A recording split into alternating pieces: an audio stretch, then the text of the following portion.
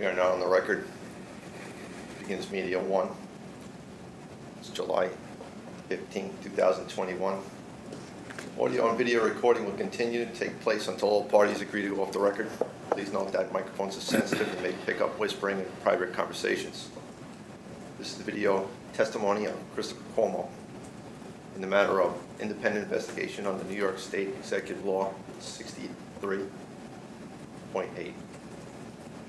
This deposition is being held at Cleary Gottlieb, located at 1 Liberty Plaza, New York. My name is Chris Padone. I'm the legal video specialist on behalf of U.S. Legal Support. Certified stenographer Patricia Bidonde on behalf of U.S. Legal Support. I'm not related to any party in this action, nor am I financially interested in the outcome. Counsel will state their appearances for the record, after which the certified stenographer will swear in the witness. Good morning. I'm Jennifer Kennedy Park. I've been appointed a special deputy by the New York Attorney General for purposes of this matter, but normally I'm a partner at the law firm Cleary Gottlieb, Steen & Hamilton. I'm Ann Clark. I'm with the law firm of Harassment, Clark, but I'm here today also as a special deputy. I'm June Kim, also a partner at Cleary Gottlieb, but for today I'm a special deputy for the first Deputy Attorney General of the State of New York. Good morning, I'm Hayat Mustafa. I'm an associate at Cleary Gottlieb, and today I'm serving as special assistant to the special deputies. Appearing on behalf of Mr. Cuomo, Isabel Kirshner, the law firm of Clayman and Rosenberg. Charles Clayman, representing Mr. Cuomo for Clayman and Rosenberg. I'm Hennessy Pinella. I am a paralegal with Clayman and Rosenberg.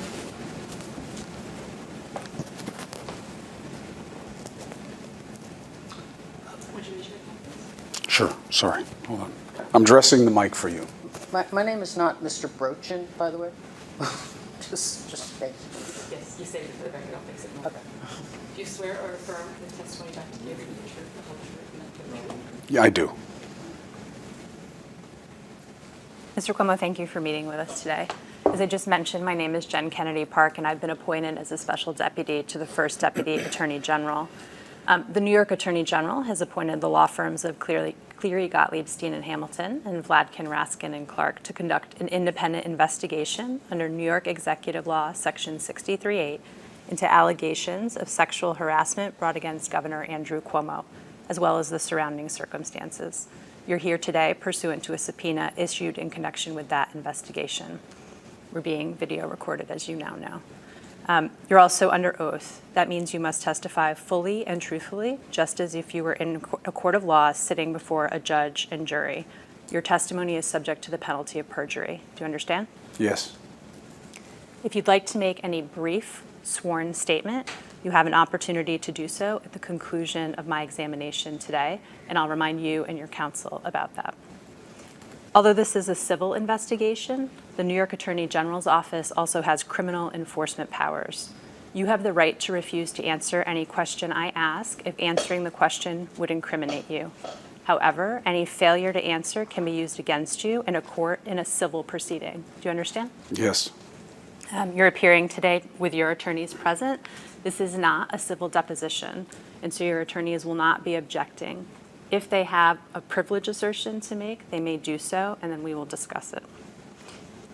We have a court reporter present. As you can see, she needs to take down my questions and your answers, and so we have a clean record. Just make sure you give verbal answers. Do you understand? Yes. If at any time today you want to clarify an answer that you've given me previously, you should just let me know, and we'll take an opportunity to do so, okay? Yes. If you don't understand a question that I've asked, you should let me know, and I'll try to ask a better question, all right? Okay. I'll be asking you today about names and specific dates and other specific information. Even if you don't remember a specific name or a specific date, I'd ask you to give me your best approximation, all right? Yes. If you need a break at any point, you should just let me know. If I've asked a question, I would just ask that you answer it before we take the break, all right? Yes. Can you confirm that you're not using any technology to make a recording of today's proceedings? Yes. Can your counsel confirm that as well? Yes. And that, can you please confirm that you aren't and will not communicate with anyone in real time or during breaks about the substance of your testimony? Other than counsel? Other than counsel. Yes. And counsel, can you confirm that as well? Yes. Okay. Executive Law Section 63, under which we're doing this investigation, prohibits you and your counsel from revealing the substance of your testimony or the questions that we ask you to anyone else. It makes it a misdemeanor to make those disclosures. Do you understand? Yes. If anyone asks you to disclose any such information, we would ask that you let us know. All right? Okay. Are you taking any medication or drugs that might make it difficult for you to understand my questions today? No. Have you had any alcohol today? No. Is there any reason you can't fully and truthfully answer my questions today? No. Okay. Can you please state your full name, your date of birth, your current home, and business addresses?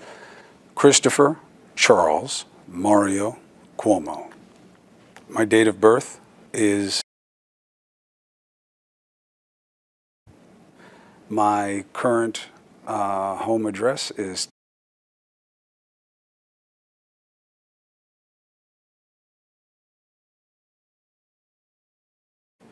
My business address would be CNN. It is currently in. Have you ever given testimony before? No. Does anyone else other than your attorneys know that you're giving testimony to us today? Yes. Who? My family. Who in your family? My immediate family. Who in your immediate family? Everyone. When you say immediate family, who do you mean? My wife. My siblings. When you say your siblings, does that include Governor Cuomo? Yes. And how did Governor Cuomo become aware that you were giving testimony today? I told him Okay. When did you tell him? when I was subpoenaed. Does that also include your sister? I have 3 sisters. Or do all your sisters know that you're giving testimony today? Generally. What do you mean by generally? They may not know it's exactly today, but they knew that it was this week. Okay. Other than your sisters and Governor Cuomo, who else knows that you're giving testimony today? Maybe my producer. I haven't been clear about which day it was going to be, just that this week I'd be Okay. The producer at your dealing with this. employer? Yes. Okay. Anyone else? Not that I'm aware of.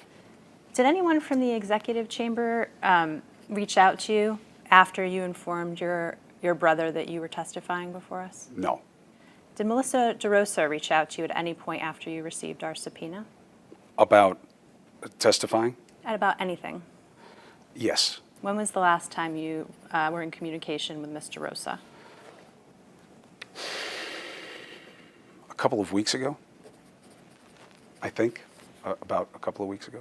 Does that mean sometime in June? Yes. Can you tell us what the substance of those communications were? My brother was visiting me, and she was asking about what we were doing.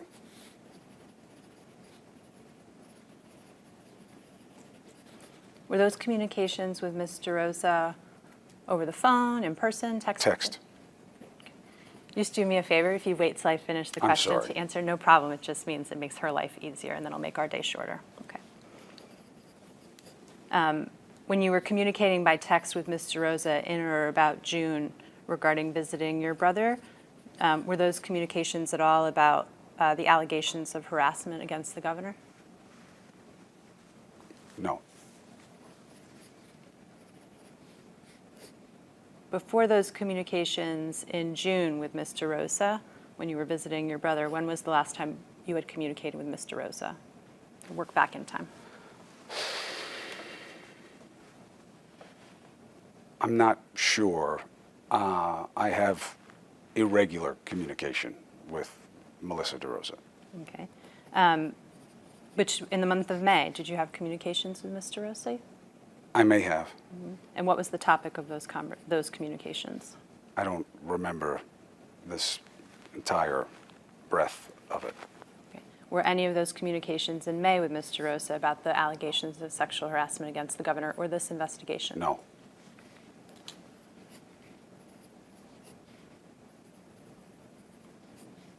And what were those communications, by text as well?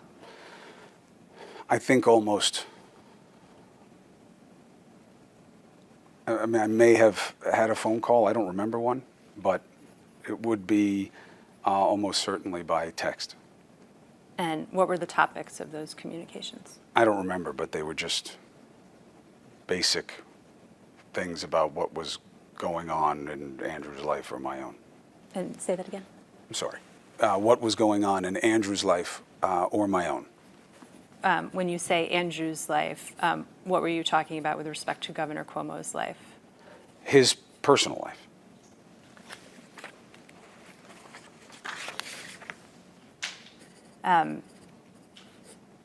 After you received your subpoena, did you communicate with anyone else in the executive chamber? About? Anyone else about anything?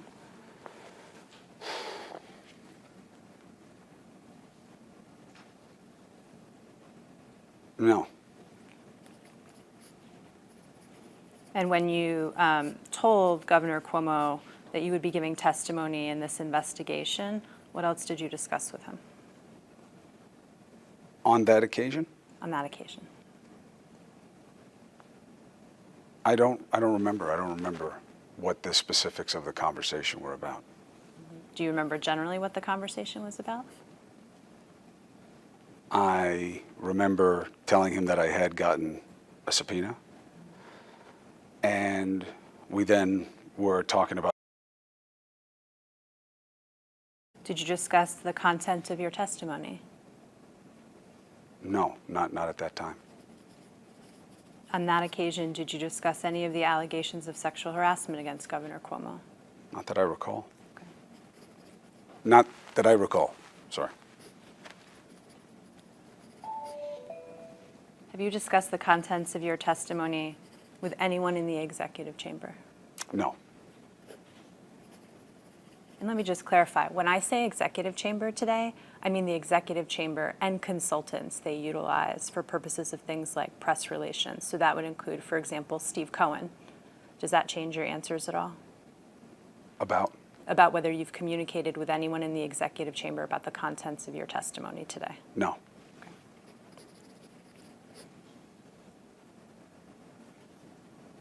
What did you do to prepare for your testimony? I met with counsel. Anything else? I reviewed documents. What documents did you review? Documents supplied by counsel. And what were those documents? Objection. That's privilege. Do you know how your counsel obtained those documents? No.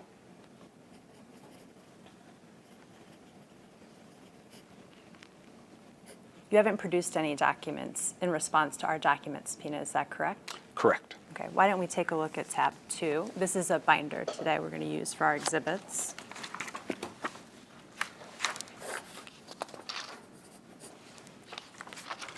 And if you open up to tab 2, and you should take a look at the full exhibit, and then when you're ready to proceed answering questions about it, just let me know. This is the subpoena that was sent? I'll ask you a question in a minute. Why don't you take a look, and then I'll ask you. Okay, I'm ready. Okay. Do you recognize this as the subpoena for documents that you were sent as part of this investigation? Yes. Okay. And what did you do to comply with this subpoena? I went through my phone and looked for communications. Okay. You just pointed to the phone that's sitting next to you. Is that an iPhone? It is. Do you have any other electronic communication devices other than that iPhone? No. And how many email addresses do you have? I don't know. You talking about that he controls? Oh, I'm sorry. I'm Yeah, sorry. Your Can you email addresses, yeah. Oh, my own. Your email addresses. I think one that would be relevant to any communications here, I have 2 email addresses. One is a CNN address, one is a Gmail address. Okay. So your only 2 email addresses are your work address at CNN and then Yes. the Gmail account, is that right? Yes, I have an old Gmail account, but I don't use it. Okay. So maybe 2 Gmail accounts. Right. Okay. And how many phone numbers do you have? I have 2 cell phone numbers that are on the same device, 2 SIM cards on the same iPhone. So that iPhone has 2 SIM cards right there? Yes, Okay. Do you use social media accounts? I do. Which ones? Various. Can you tell me which ones? Twitter, Okay. Instagram,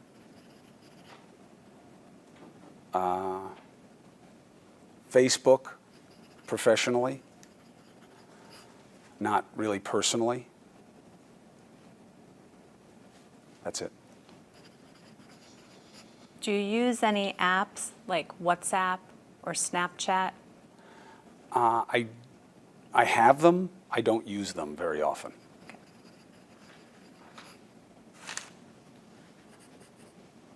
Do you have a personal computer? I have several, How many? 2 or 3.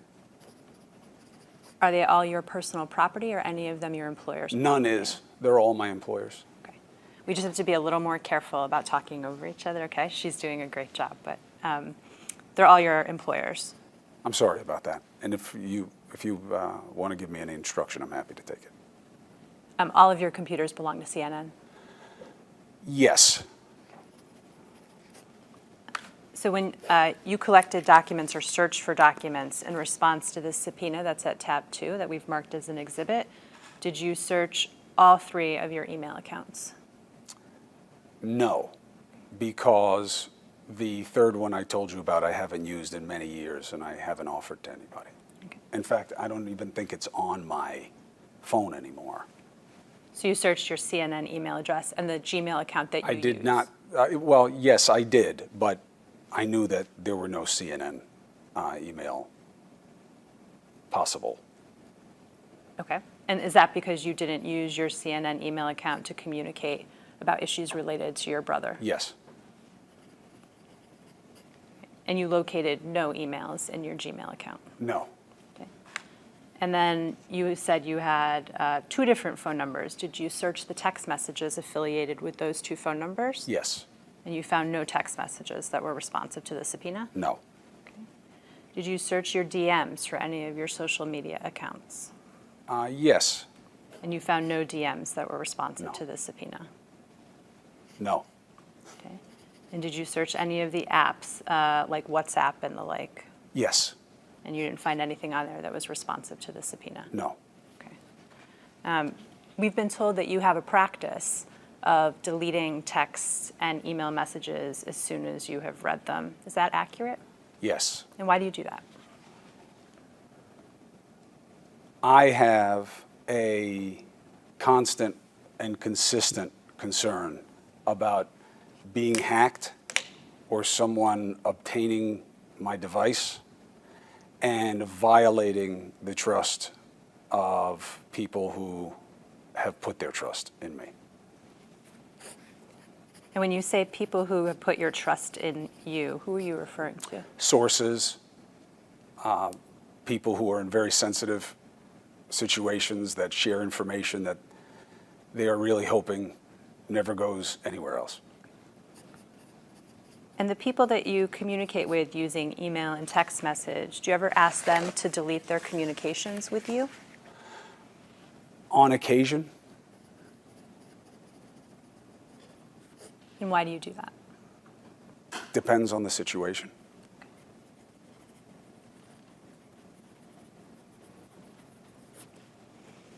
Why don't you turn to tab 1 of that binder?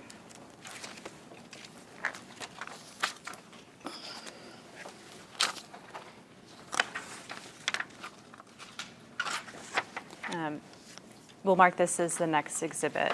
Have you seen this document before today? Tab 1.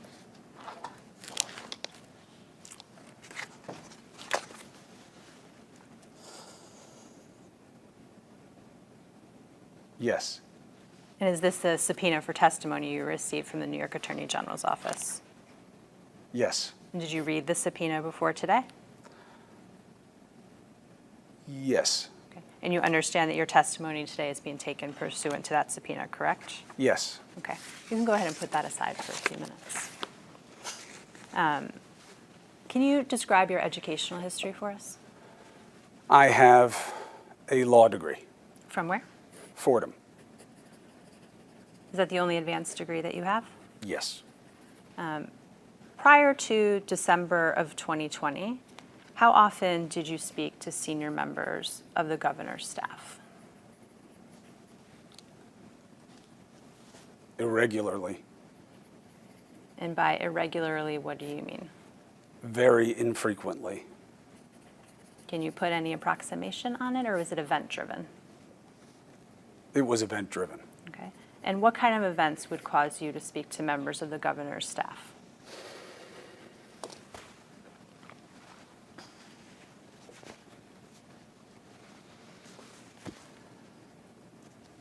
Occasions that they were giving me information about or passing along things that had happened in the administration. You know, generally, that's what it would be. Can you give me an example prior to December of 2020? Here is information about the Cuomo Bridge or a request for whether or not I would be coming to an event at the mansion for holidays. So, Almost always personal in nature, and what do you mean by personal in nature? about family and what was happening on a personal affairs level. And who within the governor's senior staff are you communicating about things that are personal in nature? Usually the administrative staff, And by that, whom do you mean? Stephanie Benton.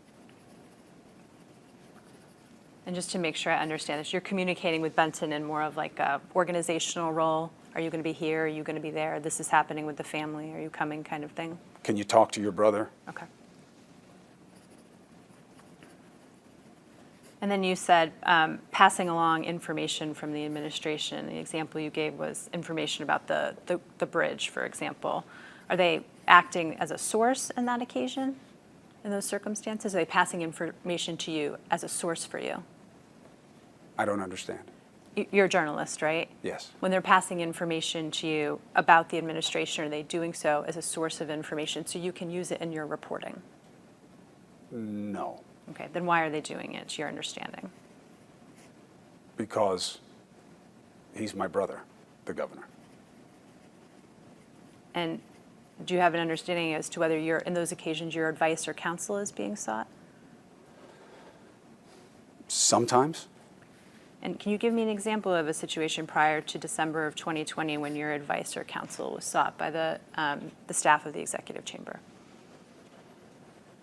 Discussions about initiatives with the pandemic and messaging from the governor about different aspects of how he was handling the COVID crisis. Is it fair to say that they're, in those circumstances, looking to you for your expertise in communications? Maybe. How did you view your role? I'm the governor's brother. Did you view this as providing guidance or counsel or advice? Generally, And when you're talking about infrequently communicating with members of the governor's staff, other than Ms. Benton, who are you communicating with? Melissa DeRosa.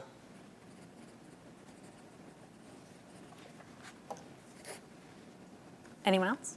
Primarily, it would be Melissa DeRosa. Are there occasions in which you communicate with anyone else in the executive chamber prior to December of 2020, other than Ms. DeRosa and Ms. Benton? Maybe, but not that I recall specifically. Okay. Why don't we talk about some specific people and see if that helps your recollection? Prior to December of 2020, did you communicate with Peter Ajamian? Not that I recall. Do you know who Peter Ajamian is? Yes, in terms, I know that he has something to do with the press, media, communications apparatus.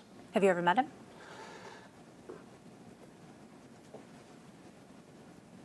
I probably have met him. I don't know him well. I don't know that I would recognize him until it was connected for me that that's who he was. Okay. What about Rich Azzopardi? You communicate with him prior to December of 2020? Maybe, not anything I remember specifically. And have you met Mr. Azzopardi? Again, probably, but not in any way that is very memorable to me outside being in an event where they are. What do you understand Mr. Azzopardi's role is in the chamber? Same as Mr. Ajemian, that they're part of the communications apparatus. What about Larry Schwartz? Did you communicate with Mr. Schwartz prior to December of 2020? Yes. What did you communicate with Mr. Schwartz about? Over the years, different things. Most recently, COVID-related acquisitions. How often do you communicate with Mr. Schwartz? Very rarely. Can you put a number on that? Not easily. When was the last time you communicated with Mr. Schwartz?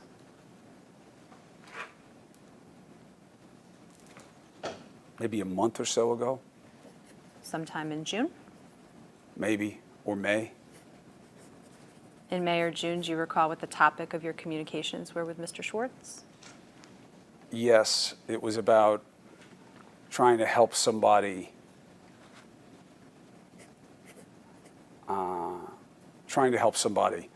who had suffered a personal loss.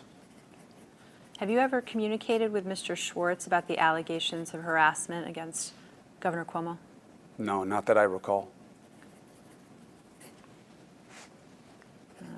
What about Linda Lacewell? Prior to December of 2020, did you communicate with Ms. Lacewell?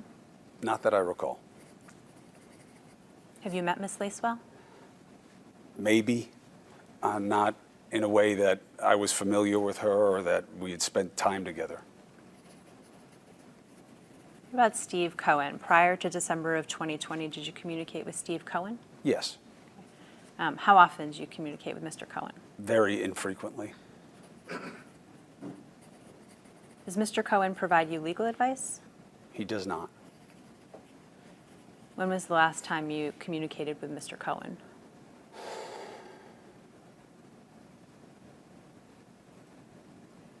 I'm not sure.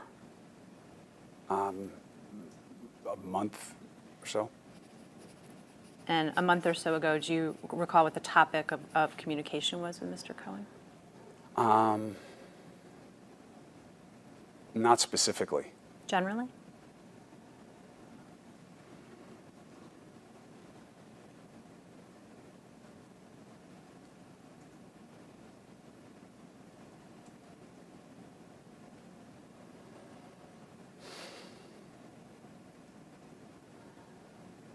I think we were talking about the timing of this process, like how long this would be and what would happen politically. What prompted the communication with Mr. Cohen about the timing of this process? I don't remember. Was it just you and Mr. Cohen speaking? Yes. And what do you remember about what was communicated between the two of you about the timing of this process? I remember not really getting any better understanding from him of it. It was just speculation. Were you trying to get an understanding from Mr. Cohen? Was that the purpose of the conversation? I suppose. And why were you trying to get an understanding of the timing of the process, this process? To understand what would happen next and when. Did you share whatever you discussed with Mr. Cohen with anyone? Not that I can remember. Not your brother? No. Prior to that communication with Mr. Cohen about the timing of this process, do you recall when before that you had communicated with him? No. Have you ever communicated with Mr. Cohen about the allegations of sexual harassment against Governor Cuomo? Yes. Okay. What's your relationship with the Kivett firm? None. I'm not familiar with it. Do you know who Maggie Moran is? No. Do you know Josh Vlasto? Yes. Do you know what Josh Vlasto's role with respect to the executive chamber is? None. Do you know where he's currently employed? No.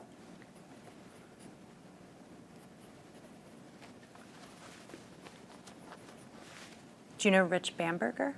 Yes. How do you know Mr. Bamberger? From his work with the governor. And do you know where he's currently employed? Not specifically. Generally? I think he's at a PR firm. I should have asked you, how do you know Mr. Vlasto? From his work with the governor. Do you know, do you have a relationship with the Global Strategy Group? No. You're not a client of theirs. No. Do you know Jeff Pollock? Yes. How do you know Mr. Pollock? From his work in politics.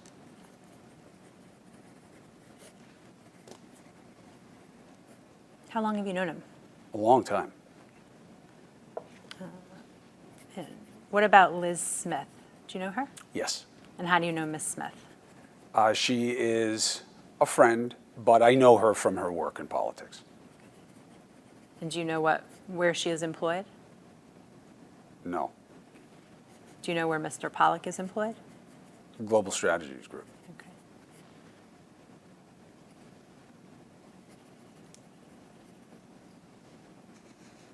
We've talked about your communications with members of the executive chamber staff, sort of frequency and topics.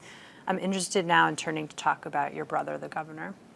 How often do you speak to the governor about the business of the state, not personal things, but state business? Infrequently. Can you put any numbers around that? It's event-driven. Event-driven. Can you give me some examples prior to December of 2020 of what events would drive you to discuss state business with your brother? The pandemic. Okay. Prior to the pandemic, what kind of events would cause you to speak to your brother about state business?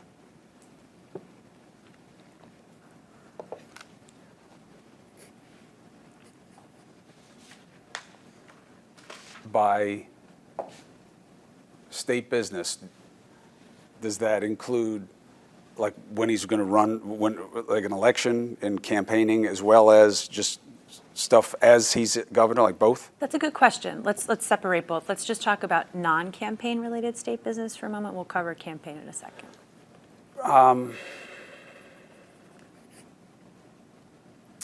He would reach out to me about ideas, about areas of potential policy moves that were a reaction or part of what was happening in the news at the time.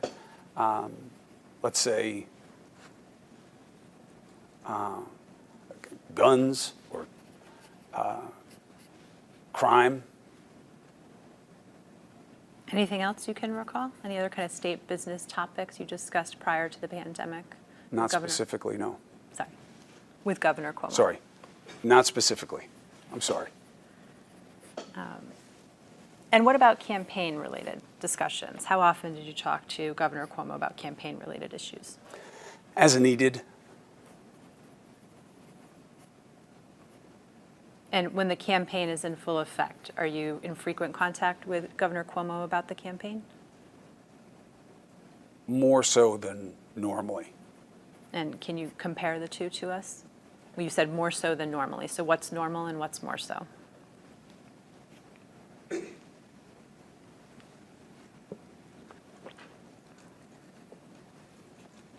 I'm not sure how to answer the question. I hear more from my brother when he is in a particular time of need of my take on what's happening. Have you ever talked to your brother about the Me Too movement? Yes. And tell us what you've discussed with Governor Cuomo about the Me Too movement.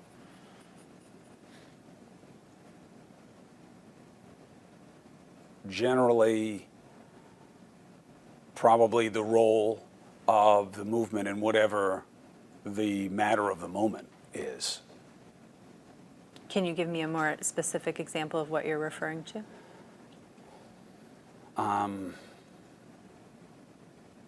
What was happening in the news with respect to advancing the interests of Me Too, and on occasion where he was in terms of what was happening with someone else somewhere else and what that would mean. I'm not sure I followed that last sentence. You said what was happening in the news with respect to advancing the interests of Me Too. What does that mean? What the dynamic was in a certain situation that was being covered at the time, and how Me Too was relevant and how it was affecting the situation. Oh, so with respect to particular people, for example, is that what you're saying? Yes.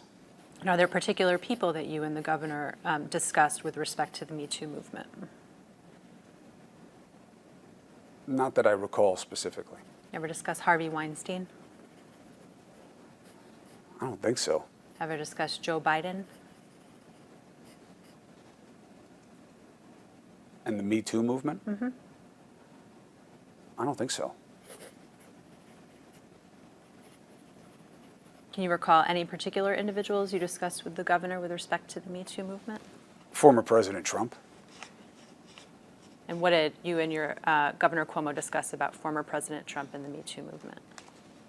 The nature of what was resonating and what wasn't, and why, and what that meant about what was happening in society and the media.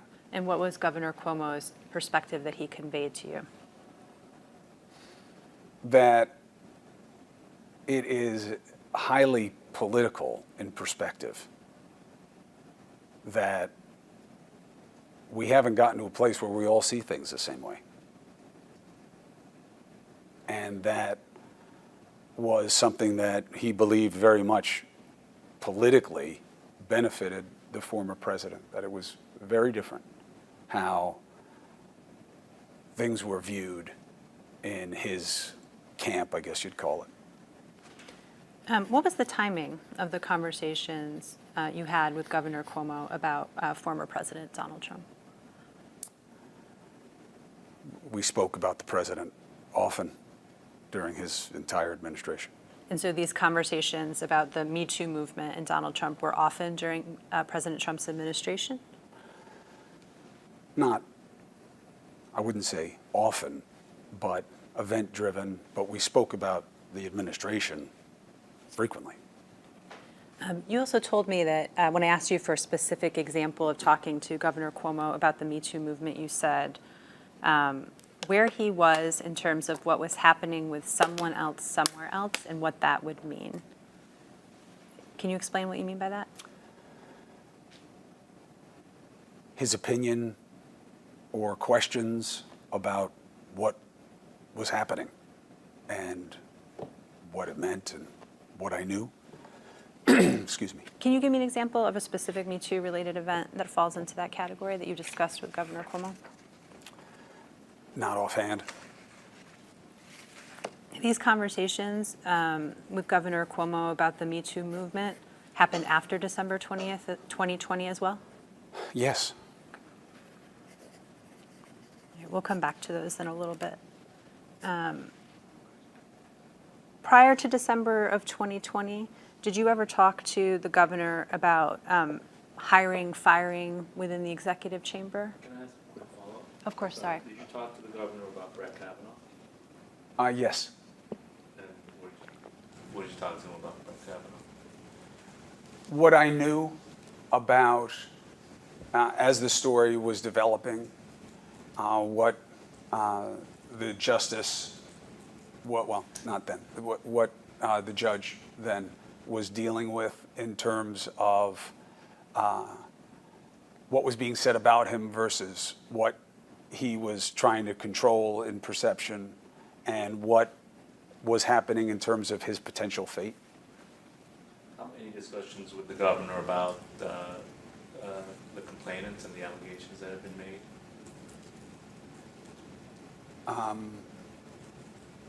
Multiple. What was his view of the complainants? That you're talking about in his situation. In Justice Kavanaugh? Oh, I'm sorry. Yeah. I didn't understand the question. Sorry. Discussions with the governor about the accusers in Justice Kavanaugh's. Well, I remember only discussing one accuser with His court. with my brother, yes. What's your question? And what did he say about it? I don't remember specifically, but he was following the situation with interest like everybody else. Did he express a view as to whether she should be believed? I don't remember him specifically talking to me about that, no. Did he express a view about how she was being treated?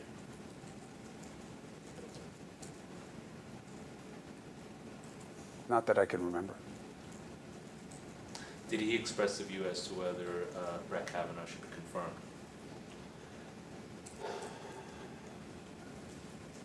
I don't remember a conclusion, but I remember him believing that Kavanaugh was in a lot of trouble.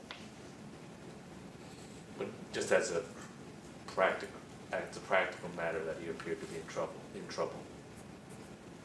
Yes. Did he express a view at all whether he should be confirmed?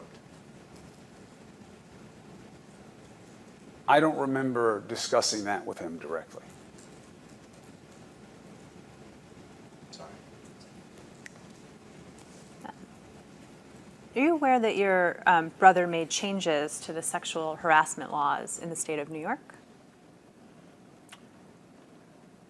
Vaguely. And what's your vague knowledge of, or vague understanding of those changes? I don't have one. Did you understand that the changes to the laws of sexual harassment in New York were such that it was easier for someone to prove an allegation or establish an allegation of sexual harassment?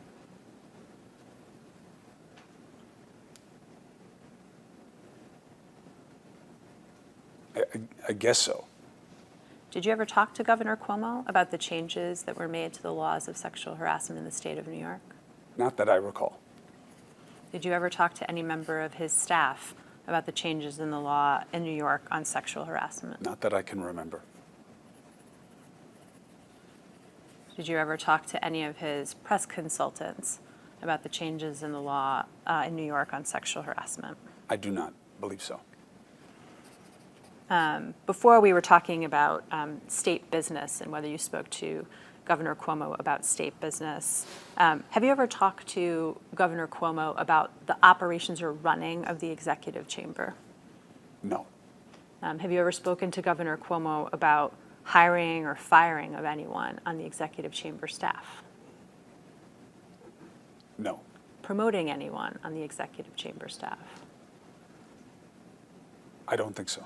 Did you ever speak to Governor Cuomo about the promotion of Melissa DeRosa to the position of secretary to the governor?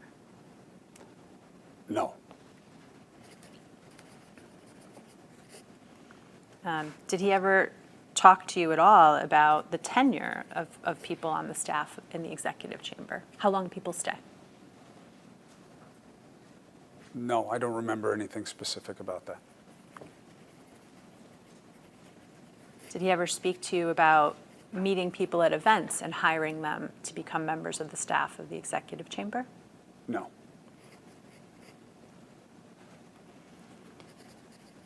Has the governor ever spoken to you about his interactions with the PSU, the Protective Services Unit? No. Excuse me, no. Has he ever complained to you or vented to you about his interactions with any member of the PSU? No. I don't know what the PSU is. Sure, that's a good question. So the PSU is the unit of state troopers that protect Oh. Governor Cuomo. Oh. Okay, so maybe I'll ask the questions again. So has the governor ever spoken to you about his interactions with the PSU? No, not specifically. Generally? I can't believe that I was the governor's son for 12 years and the brother of the governor for now 12, almost 12 years, and I never heard that before, PSU. Anyway. You learn something Learn new every something. day. I'm sorry, I wasn't trying to be evasive. No, that's okay. And I I'd should never- clarify when I say Governor Cuomo, No, I'm it's talking not. about Andrew It's got to Cuomo. be on me. I'd never heard it. I'm Okay, sorry. no worries. Please tell me your question again. Sure. Has Governor Cuomo ever spoken to you about his interactions with members of the PSU? I remember him talking about him having a bond with some of his troopers, making jokes when I would see them with him about how physically superior they were to me, and that type of stuff. Okay. And which troopers did he talk to you about having a bond with? I don't remember names, with all due respect. I don't remember names that well if I'm not in constant contact with them. But he seemed to have a core group, and they moved, and so when I would see him, he would talk to me with them and talk about them. That was my exposure to that kind of conversation and his thoughts. Okay. Did he ever, in your presence, talk to any member of the PSU about their personal life? I believe so. Okay, and tell us about that. Family questions. I remember, I remember he would often discuss timing with them about when we would be back and when they needed to be back, or if anything like that, when it was on weekends. Okay. And when you say that you heard the governor speak to members of the PSU about family questions, did you ever hear him talk to any member of the PSU about getting married? No, not specifically. Generally? No, I don't remember that ever being discussed. Any topic of marriage coming up with the PSU? I don't remember him ever talking about getting married with any members of the PSU. Okay. Do you remember Governor Cuomo ever discussing the topic of marriage generally in front of members of the PSU or with members of the PSU? No. Did you ever hear the governor discuss with any members of the PSU their sex lives No. or his sex life? No. Did you ever hear or observe the governor comment on the appearance of any member of the PSU? Yes. Tell us about that. Look how much bigger this guy is than you. Other than comparing the size of a trooper to your size, No. Mr. Cuomo, did you hear the governor comment on the appearance of any members of the PSU? No.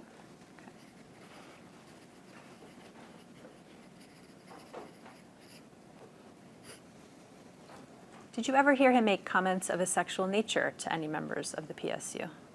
No. You said you heard him joke. Other than the joke about comparing your physical appearance to their physical appearance, what other kinds of jokes did you hear the governor engage with members of the PSU? There was a consistent theme of the governor being better than I am at whatever we were engaged in at the time. Did you ever see the governor touch any member of the PSU? Yes. Okay, and tell us about that. Handshakes.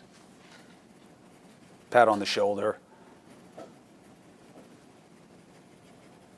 What about hugs? Not that I remember. It very well could have happened. Specific response, I don't remember actually seeing it. What about kisses? No.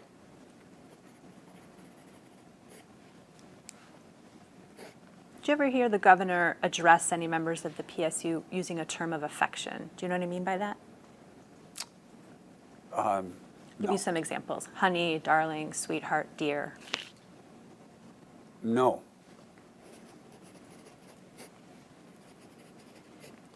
I'm going to move They on. were all men, by the way. Well, that's a good question. Have you ever seen a member of the PSU that was a woman?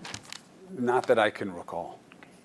And Jen, before you move on, just, did you ever see your brother, the governor, get angry with any, or upset with any of the members of the PSU for anything they did or didn't do? No, ma'am. Did your brother ever? Also, just in case, again, I don't want any suggestion. I'm not giving him the most.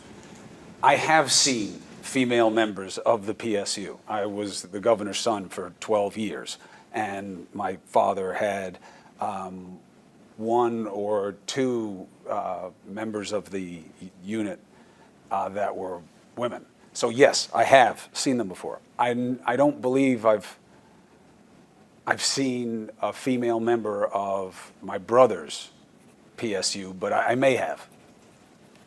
That's a very fair and important observation. And as I'm asking questions today, when I'm talking about Governor Cuomo, I'm talking about Andrew Cuomo, unless I tell you otherwise. Okay. So that I understand the situation that you're in. That could be confusing. Has Governor Cuomo ever complained to you about any action taken by the PSU? Action taken? I'll give you an example. Ever complained about their driving No, not in a serious way. in a non-serious way? Again, my brother likes to joke.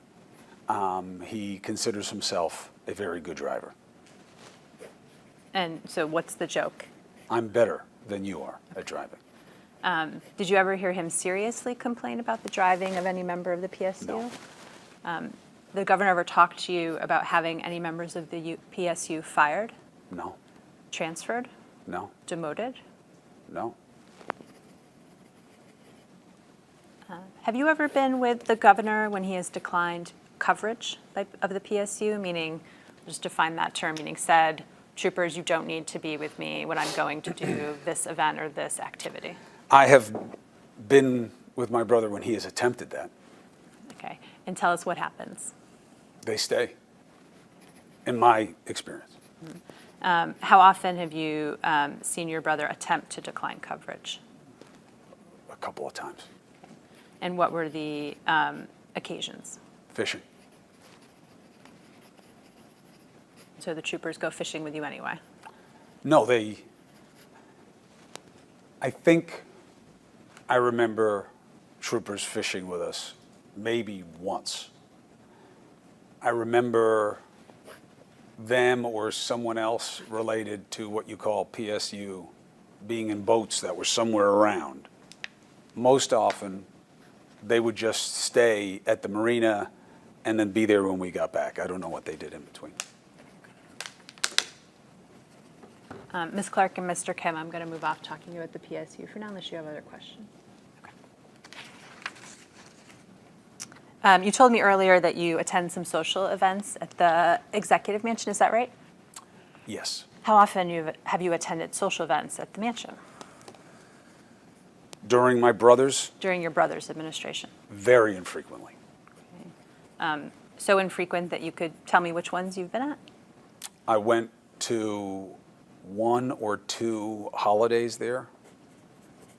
I went to the unveiling of my father's photo. That's all I can remember. Have you attended any social events for the executive chamber outside of the Executive Mansion? I don't think so. Have you ever attended a Super Bowl party? Yes, And when was that? I think I went to 2 of them. but some years ago. Can you ballpark what years it was? No. 2015, 2016, 2017, or before that? Maybe before that, or one of those. Do you recall where either of the two Super Bowl parties were? Yes, Where were they? they were both, I think they were both, certainly one was at this bar, restaurant on the east side of Manhattan What's- in the 70s or 80s. I don't remember the specific name. But I don't remember the specific name. On either of those Super Bowl party events, were other members of your family present? Yes. Let's start, if you can, tell us which family members were, which of the two, or if you I can't remember tell my us- sister Madeline. Okay. Maybe she was the only one, actually. Maybe she may have been the only one. I don't remember any of the other. Was Madeline Cuomo at both of the Super Bowl parties you remember being at, or just one? I remember one. I'm not sure. Okay. At the Super Bowl parties that you attended, did you see the governor interacting with members of his senior staff? I remember him interacting with a lot of people. I don't specifically remember who. How many people were at each of these Super Bowl parties? Dozens and dozens, So 50 ballpark, maybe more. maybe more? I think certainly more. Okay. At either of the occasions for these Super Bowl parties, did you or any member of your family raise any concern about interactions between Governor Cuomo and members of his senior staff? Not that I'm aware of. Did you or any members of your family observe the governor dancing with any members of his senior staff? Not that I'm aware of. Did No, I did not. Okay. Did you hear about that? No. At either of these Super Bowl parties, did you observe anyone sitting on your brother's lap? No. Did anyone tell you that that had happened at either of these Super Bowl parties? I think at one of the Super Bowl parties was with me and was all over for some period of it, just to be complete. Putting aside, did you ever hear anything or observe anything about either of these Super Bowl parties of a member of staff sitting on your brother's lap Not that I can remember. or being too close to your brother No. or learning that your sister had complained about that? I've never heard anything about that.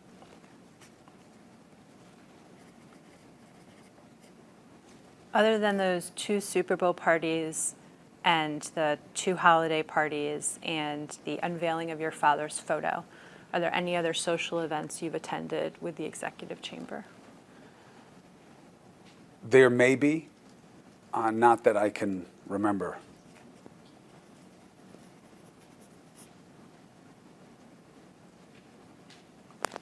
On any occasion, whether at these events or some other event, have you observed the governor touching members of his staff? Yes. What kind of touching?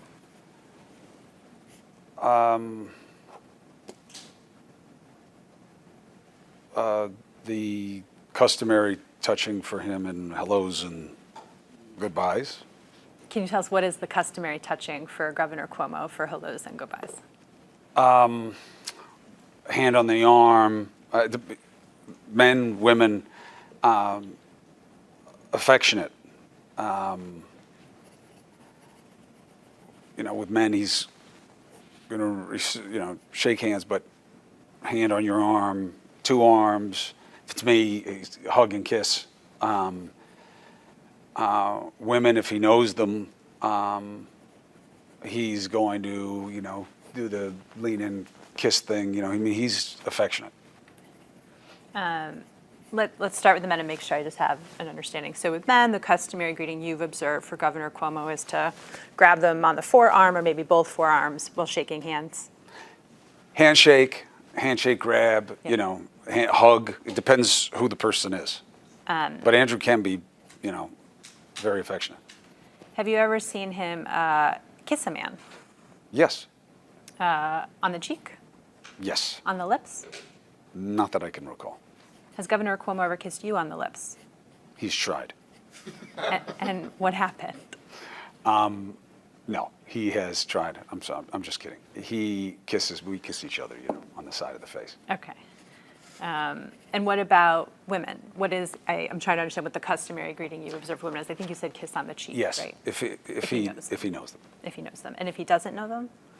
I mean, I've seen him just be, polite, And by polite, what kind of physical contact is he having with women? shake hands, Okay. maybe a hand on the shoulder or something like that if he's consoling somebody. It depends. Other than members of your family, have you seen Governor Cuomo kiss a woman on the lips? Yes, Other than Miss Lee, have you seen Governor Cuomo kiss a woman on the lips? yes. Who? The various women who have been in his life over the years. When you say the various women who have been in his life, are you talking about girlfriends? Girlfriends, wife, Have you ever seen him kiss a member of his staff on the lips? no.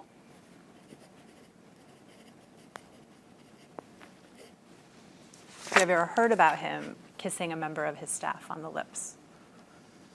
Yes. What did you hear about that? What's been in the media about the allegations? Prior to December of 2020, had you heard about the governor kissing members of staff on the lips? No.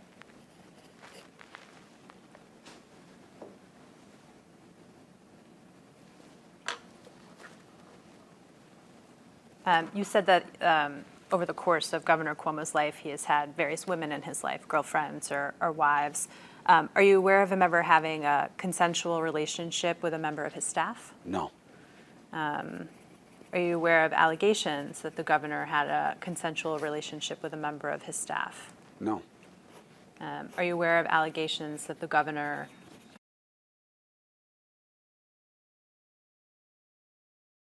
Yes. Okay. And what do you know about that? Just what you just told me. And how did you come to know about that allegation? I saw it online. And the person that we're referring to, who, to your knowledge, is it? Okay. Before you saw the article online, did you speak to anybody about there being a potential article about being in close physical contact with the governor? Yes. Who did you speak to? Anyone else? I believe Josh Vlasto. What prompted that communication with? She reached out to you? Yes. And tell us what you discussed. That this was coming out and her not being happy about it and her asking how it would play. This was on a phone call? Yes. Was Mr. Vlasto on this phone call as well? I think so. Or I had had separate conversations with, no, I think he was on the phone call. I may have had separate conversations, but I remember him being part of the conversation. Okay. And tell us what you remember about what Mr. Vlasto said. He laughed it off. During that conversation, was there any discussion about whether he in fact had a relationship with Governor Cuomo? No. You didn't ask her that? No. Mr. Vlasto didn't ask her that? I don't remember. Do you remember whether she described her relationship with Governor Cuomo during that conversation? No, I've never heard her describe having a relationship with my brother. Not having I'm not saying she described having a sexual relationship. Let me ask a better question. Sure. During that conversation between you and Mr. Vlasto, did she talk at all about how she characterized her relationship with Governor Cuomo? Only to express frustration that this was going to be portrayed to mean that she had a romantic relationship with my brother. And she denied that, is what Yes. you're saying. What else did she say about the relationship? That's all I remember. What did you say on the call?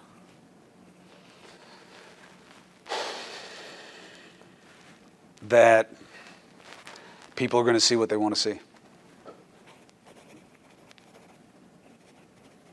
Anything else you said on the call? Not that I can remember. Did you ever discuss with the governor the article relating to? Not that I specifically remember. Generally? Not that I remember. Have you ever spoken to Governor Cuomo about his relationship with? Yes. And tell us about that.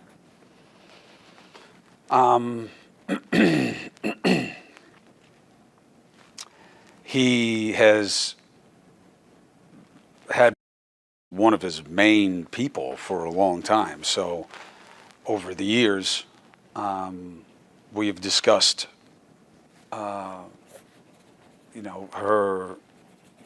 value to him.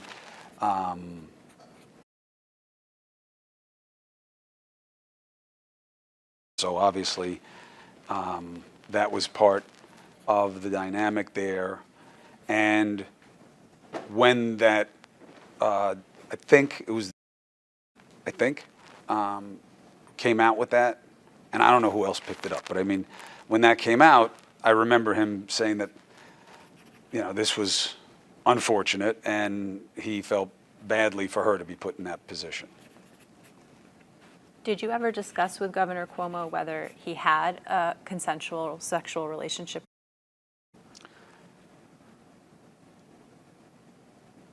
No, not in that way. I never confronted my brother or asked him about it. I mean, I've heard him say that he didn't like that suggestion. And did you take that to mean it wasn't true? Yes. Have you ever heard Governor Cuomo comment on appearance? Yes. And what have you heard him say? Flattering things Such as?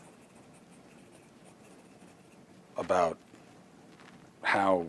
what she was wearing or how she looked in that particular moment. Can you give me an example?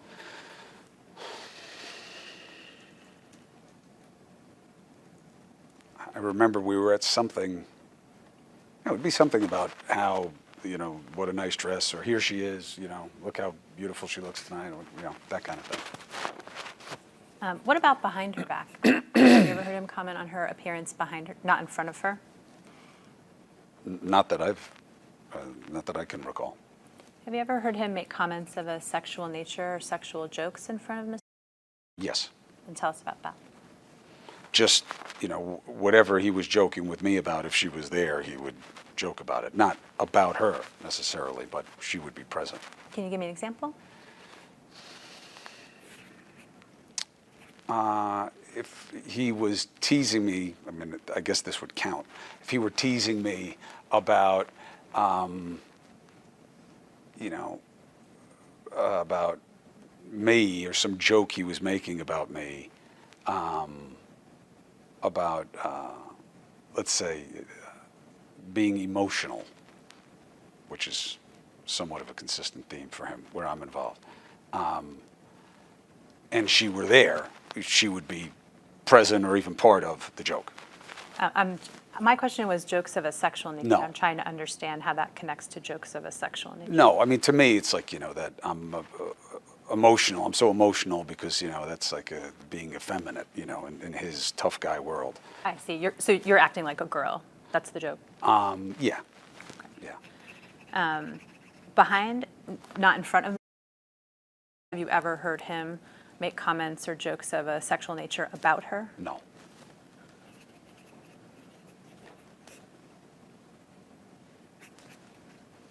You referred just a few moments ago to, you thought it was a, right? Can you turn to tab 5 in your binder?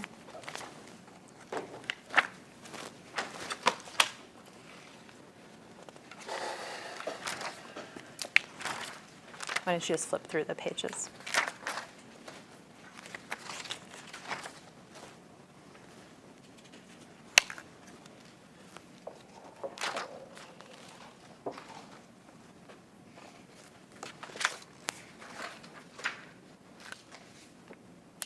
Okay? Okay. We'll mark this as the next exhibit. Is this the article that you were referring to a few moments ago? Yes. Okay. And why don't you turn to tab 4 of this binder? We'll mark this as the next exhibit.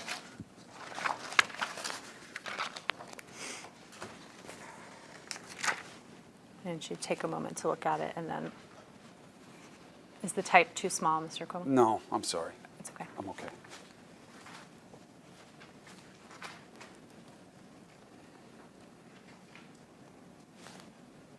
Okay. I'll just make a suggestion as we go forward, correct, that perhaps when we look at emails, you might want to start from the end and read forward. But are you ready? Thank you. Have you seen this email before? No, not that I can remember. Do you remember being asked to comment on response to the article? I remember it in the conversation that I had with her. You remember discussing her response in the conversation you had with her and perhaps with Mr. Vlasto? Yes, Okay, and tell us about what you discussed with her response to the article. that people are going to see what they want to see. Other than that, did you say anything else? I was listening. Did you talk about what she might say in response? I was listening to what they were going to put out. But again, my feeling is you can say what you want. People are going to believe what they want to believe. Do you recall being read in some or in substance the statement that's reflected in this email? No, I don't. How long did the call with and Mr. Vlasto last? Minutes? After that call with Mr. Vlasto, did you speak to anybody about the article? Yes. Who? Various people who would ask me about it. It got attention. Okay, and who are those people? Friends, colleagues, random people on the street. And did you have a standard response to people who inquired?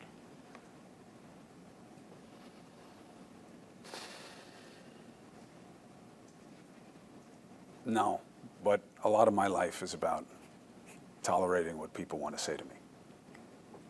I know you told us you spoke to Governor Cuomo generally about the article. Is there anyone else in the executive chamber that you spoke to about the article? I don't remember it. No, I don't remember it being a particular point of concern. Okay. Have you spoken to anyone else in the executive chamber about allegations that consensual sexual relationship with the governor? I don't remember that being a specific topic for me with somebody. Have you ever become aware of allegations that the governor has a consensual sexual relationship with other members of the executive chamber staff? No. We've been going for about an hour and 20 minutes. Would you like to take a break? No. Take a break? Okay. I don't want to, if anybody wants to take it, I'm okay. But You're the witness. You're in charge. Prior to June of 2020, were you aware of any allegations of sexual harassment against the governor? no, Had you ever talked to the governor about behavior that he had regretted or felt bad about? no, Even bullying behavior. Had you ever talked to the governor prior to June 2020 about bullying?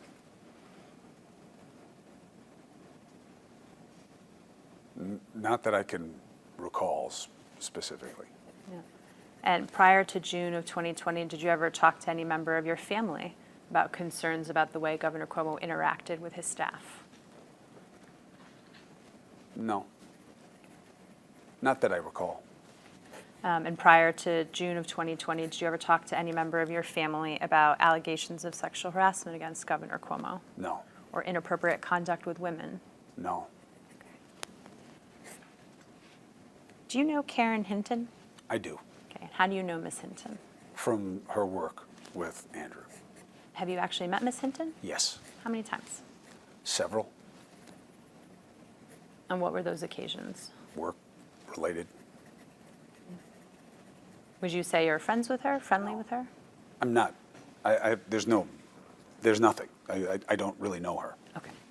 When was the last time you think you might have met her or seen her? Years and years ago.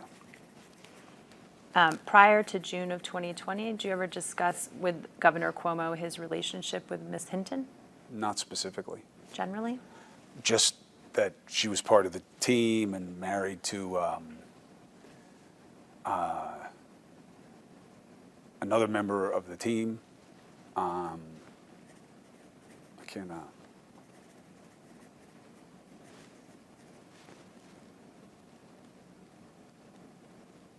Howard Glazer. Did you ever talk prior to June of 2020? Did you ever talk to Governor Cuomo about any concerns he had about his interactions with Ms. Hinton? No.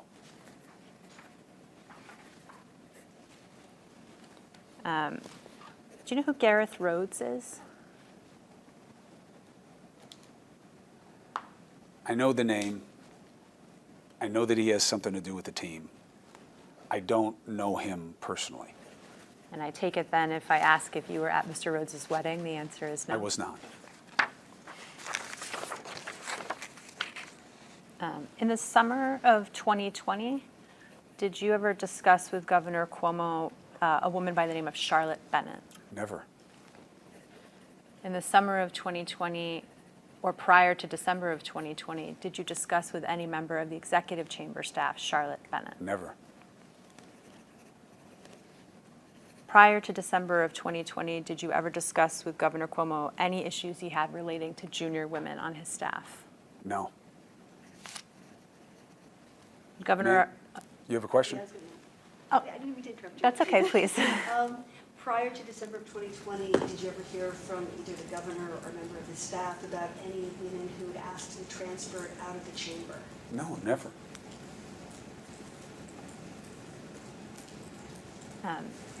Prior to December of 2020, did Governor Cuomo ever tell you a member of his staff was a sexual assault survivor? Never. Did the governor ever discuss with you prior to December of 2020 protocols for staffing him? Protocols for staffing him? What does that mean? Good question.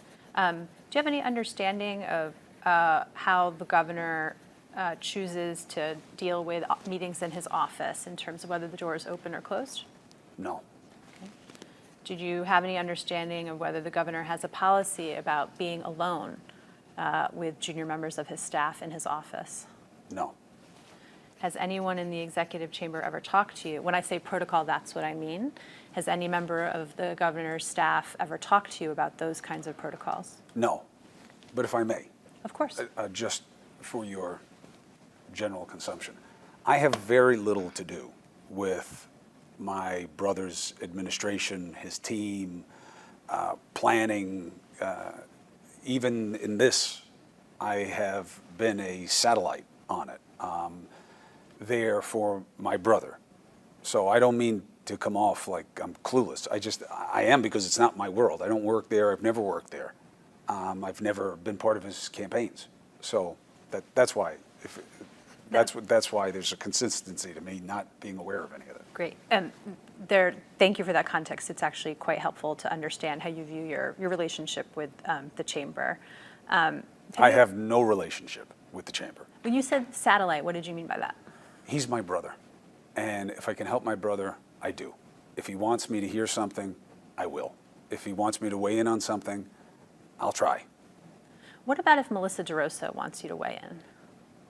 It's got to be coming from him. And if it comes from Ms. DeRosa, do you check and make sure it's coming from the governor?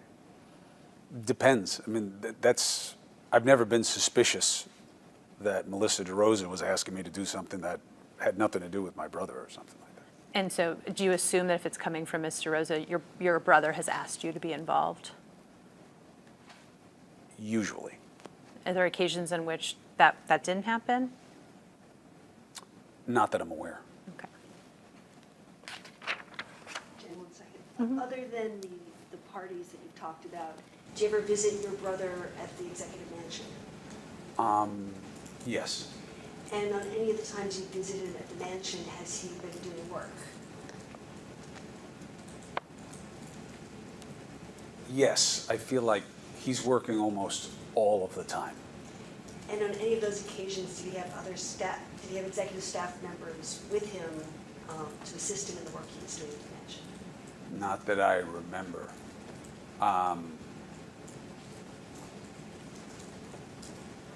Well, the last time I went to see him, Melissa DeRosa stopped by to say hello to me and to him in the morning. And I think that's it, other than the staff that works at the mansion. Have there been any occasions where he's had anyone there to, take dictation or edit documents, that sort of work?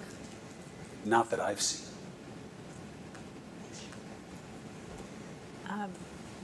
Have you ever, other than Ms. Benton, have you ever met any of the governor's executive assistants? Not that I can remember.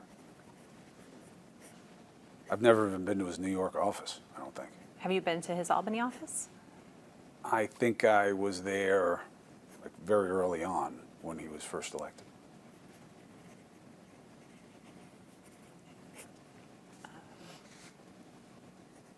Are you shifting to December of 2020? Are you aware that a woman by the name of Lindsay Boylan tweeted about Governor Cuomo? I am. Do you know Lindsay Boylan? No, Never met her? I don't think so. How did you first become aware that Ms. Boylan had tweeted about Governor Cuomo? I think that it was a close call between somebody in the media telling me or Melissa or Josh Vlasto. All of them, that all happened. And when you say that all happened, meaning you heard about it in the media and you heard about it from Ms. DeRosa and Mr. Vlasto? And is that yes? Yes, I'm sorry. That's okay. And was that in December of 2020? Yes. Okay. And when I say Ms. Boylan's tweets, what do you remember the tweets saying? I just remember the gist, And what was the gist? that she was accusing Andrew of inappropriate conduct. Do you recall hearing that Ms. Boylan had tweeted that the governor had sexually harassed her? Yes. I don't know if that's what I heard in the first instance or when Ms. Boylan asserted that later. By later, do you mean, were you aware that Ms. Boylan had several tweets in relation to Governor Cuomo? Yes, and an article. Okay. And were you following the tweets in real time? No. Right. I don't believe that I follow Ms. Boylan. Okay. That doesn't mean I couldn't be following the tweets, but no, I was not. Let me look at the tweets and see which are the tweets that you recall Which, becoming aware to. So let's start with tab 6. We'll mark this as the next exhibit. okay? Okay. So this is a tweet on December 5th, 2020, where an individual by the name of Jerry tweeted, "Name the worst job you've ever had." And Ms. Boylan tweeted, among other things, "Most toxic team environment, working for at New York Gov Cuomo." Do you see that? Yes, ma'am. Do you remember seeing this tweet? No, ma'am. Do you remember hearing about this tweet?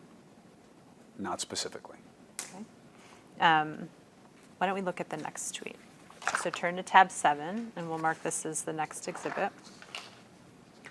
This is a series of tweets from Ms. Boylan that occurred on December 8th of 2020. And among other things, she says, responding to the news world finally waking up about the whispers they have heard about at New York Gov Cuomo over the years, and she goes on. Do you recall seeing these tweets? Not specifically. Generally? I remember being made aware of what the thread was about. Okay. Can you point in time to when you first became aware of Ms. Boylan's tweets? Not specifically, but I would suspect it was very close to when they were happening. And do you remember it being before she tweeted about sexual harassment, or was it not until she tweeted about sexual harassment? I'm not sure. Okay. Why don't we flip to tab 8? We'll mark this as the next exhibit. This is a series of tweets from Ms. Boylan on December 12th, where she says, among other things, there are fewer things more scary than giving this man, who exists without ethics, even more control. Do you remember seeing this tweet? No, not specifically. Okay. Do you remember discussing this tweet with anyone, including the fact that she was tweeting about Governor Cuomo potentially being a pick for President Biden's Attorney General? No. We turn to tab 9. We'll mark this as the next tweet. This is a tweet from December 13th, 2020 from Ms. Boylan. And she says, my first experience of workplace sexual harassment was when my mom got her first real job for office after graduating from college when I was in high school. And she goes on and says, yes, at New York, Governor Cuomo sexually harassed me for years. Do you remember seeing this tweet? No, not specifically. Do you remember hearing about this tweet? Yes. Okay. And tell us about your conversation, or I think you said you had a communication with Mr. Rosa about these tweets, right? Yes. And tell us about that communication. I mean, I remember it generally being about her not believing this.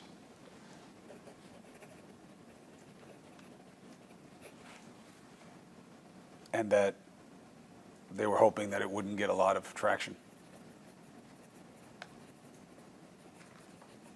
What form of communication were you having with Mr. Rosa? I remember a phone call. Was she the only person on the phone?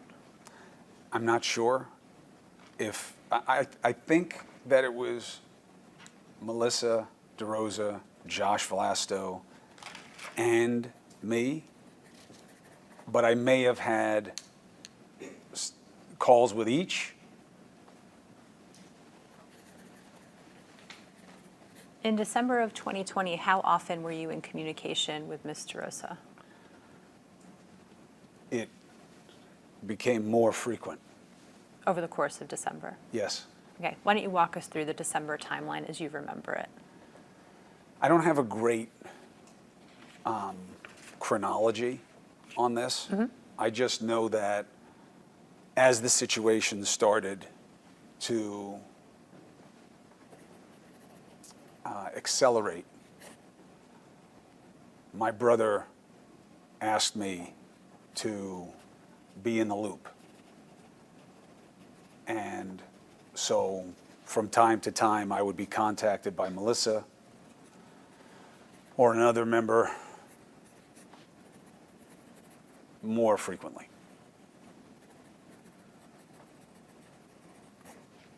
All right, let's start with the governor. You said he asked you to be in the loop. What form of communication did that happen in? Phone call? What else was said in that phone call? There were many phone calls, Counselor. The general was, I need your help. I'm sorry that you're getting pulled into this kind of thing.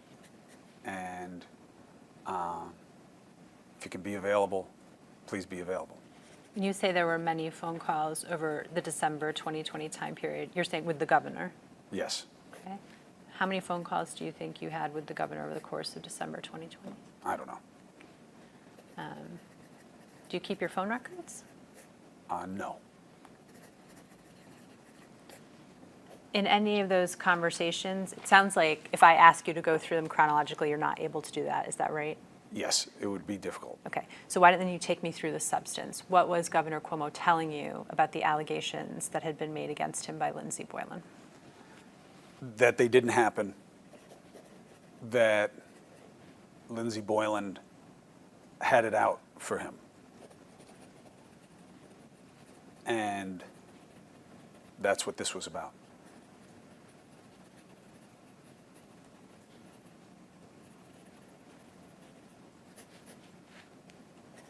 Anything else you remember? That he never harassed her or touched her in any inappropriate way.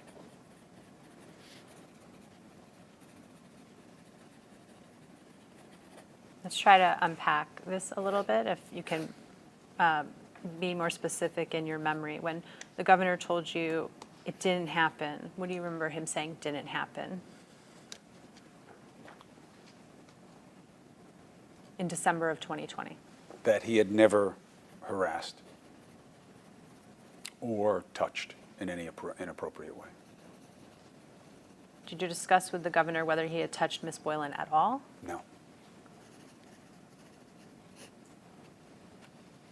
Did you discuss any of the governor's interactions with Ms. Boylan with the governor, No, not specifically. generally? Just to understand what was going on here. What was this about?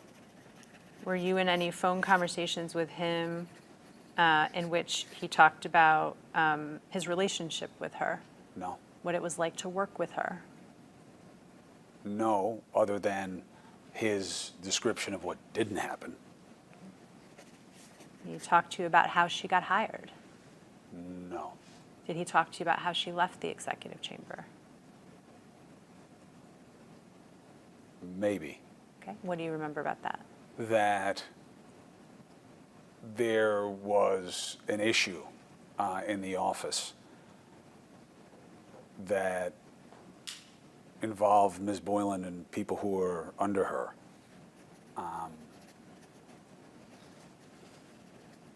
But I didn't really probe it. Like it wasn't really relevant to me. Why wasn't it relevant? Because what I'm worried about is my brother and what this means for my family. And I'm not covering it, you know what I mean? Yeah. The idea that I could ever report on my brother has always been an absurdity to me. It's never been my intention, it's never been my practice. And so look, this was just, you know, just wanted to be able to help my brother, that's it. Did he tell you what the issue was with, I think you said it was people that were under her? No, I don't remember him telling me. Okay. You said that Governor Cuomo said that Lindsey Boylan had it out for him. Yes. What did he say about that? He believes that Ms. Boylan's allegations and all that have followed are somehow connected to political animus against him and people who are looking to play to opportunity and advantage to take him down.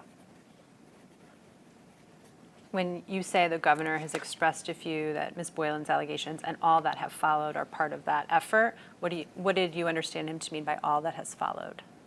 Everything. Meaning all the other complainants who have come forward, Yes. including Charlotte Bennett. Yes. That's And- not fair to him. I don't remember that being specifically said, but that is a consistent theme for him about what this is about. Every time I've asked him, this is the answer that I get. And those political, scroll back,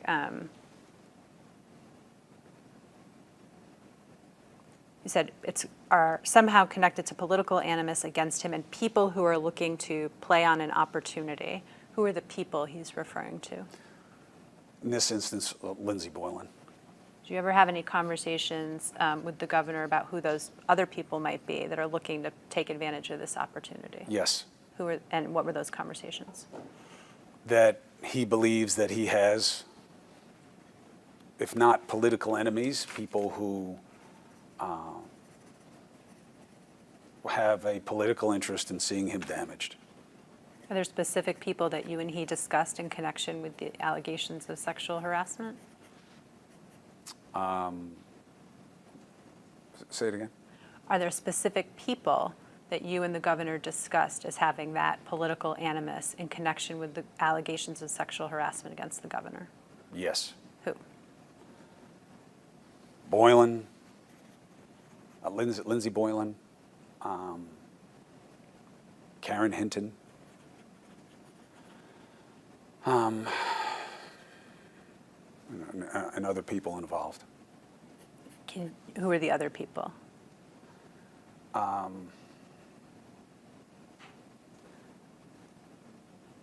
Andrew believes that there are members of the legislature who are very happy to see him or will gain or benefit from him being in a situation. And, you know, that's what it is for him. There's a universe of possibility about people being out to get him.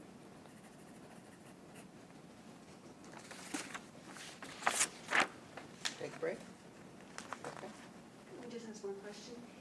In the conversations you had with Governor Cuomo in December, did he ever tell you that he was aware that Charlotte Bennett had raised concerns about interactions with him that made her uncomfortable back in June of 2020?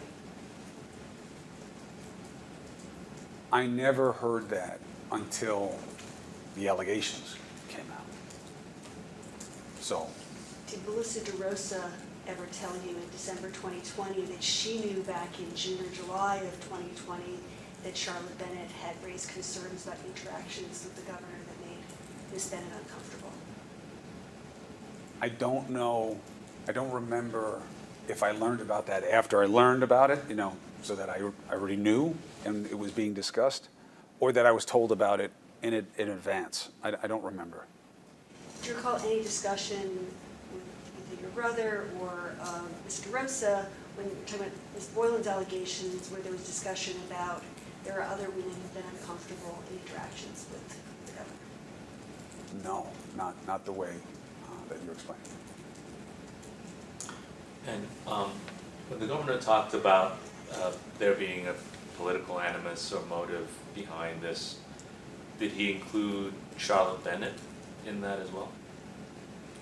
Not that I remember. Did he say anything about how he could explain Charlotte Bennett? Yes, he said a lot, Counsel.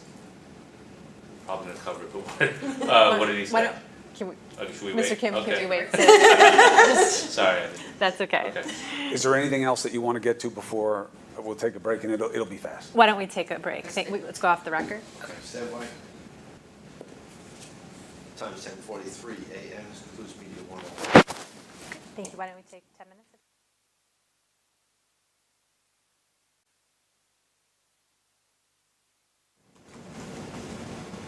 Time now is 10:58 a.m. This begins media 2 on the record. Mr. Cuomo, before the break, we were talking about conversations you had with Governor Cuomo in December of 2020 about the allegations of sexual harassment Ms. Boylan had made. You told us you also had conversations with Melissa DeRosa and Josh Vlasto about those allegations. Can you tell us about the substance of your conversations with Ms. DeRosa and Mr. Vlasto? I remember Melissa DeRosa dismissing the allegations as untrue. I remember Josh Vlasto dismissing the allegations as untrue. Anything else you remember about your conversations with Ms. DeRosa and Mr. Vlasto in December of 2020? Not by date. Forget about chronology, sort of just substance-wise, what do you remember?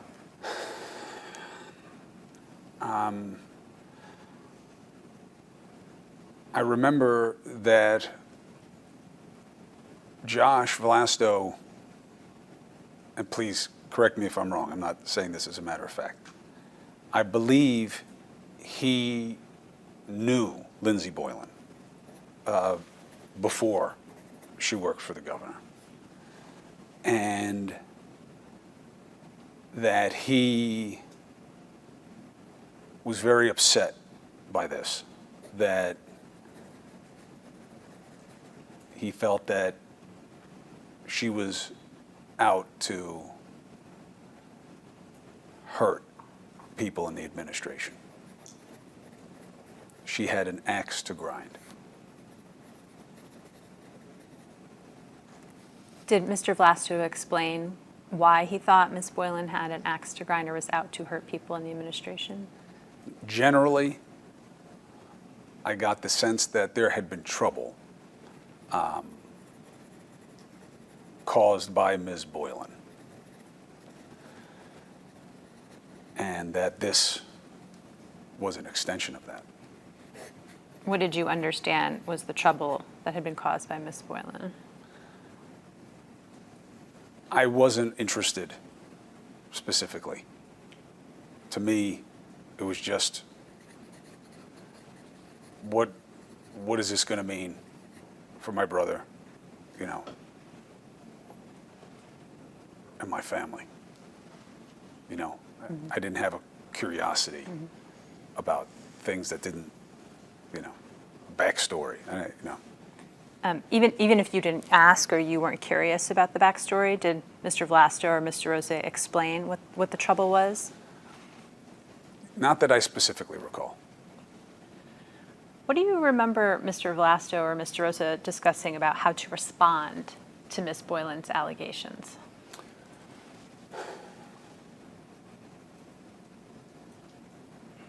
I don't remember either of them making strategy points about here's what should be done or not be done. I wasn't part of conversations like that very often. So for me, the conversation was about what this is and what they wanted me to know about it. Were you a part of any conversations in which they discussed Governor Cuomo publicly responding to Ms. Boylan's allegations? Yes, In December of 2020? I think so. I think so. Again, you know, take it for what it's worth.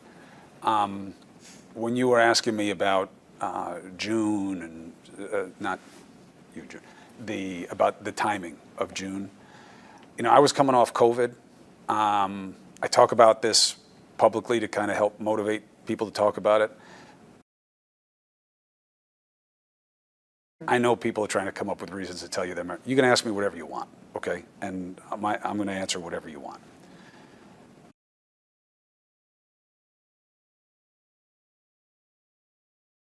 I don't know if it's just I got a fire hose in my face on a regular basis of different things, or that it is, you know,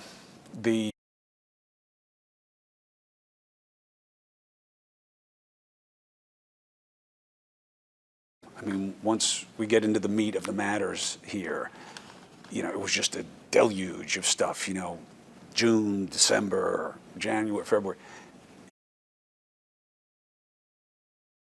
When I went back and reviewed, a lot of these dates are new to me in terms of contextualizing it. So that's what I mean. I don't remember if it was in December, right proximate to when I was told about the tweets, that I started to being looped in. My assumption is, yes, that whenever they started talking about it, they started to loop me in to talking about it. And I absolutely said yes to my brother.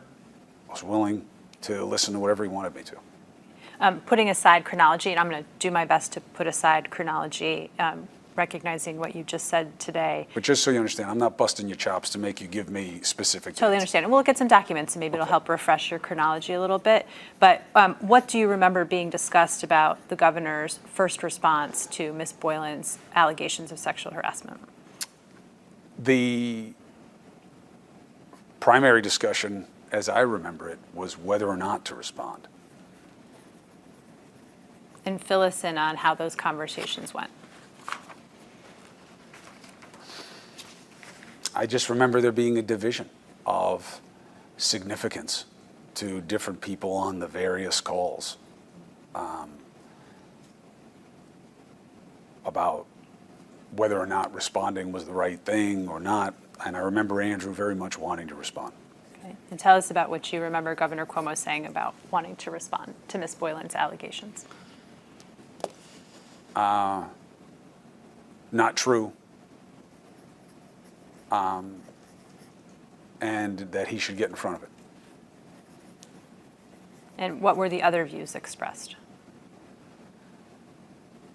If you get in front of it, then you continue it.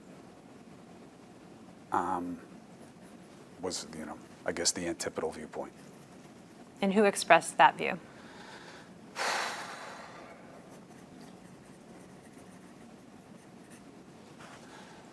I was asked, I'm pretty sure by Andrew, and I don't remember if it was like before a conversation or not, but I said to him, and I said consistently all the way through, you tell the truth and you tell it now.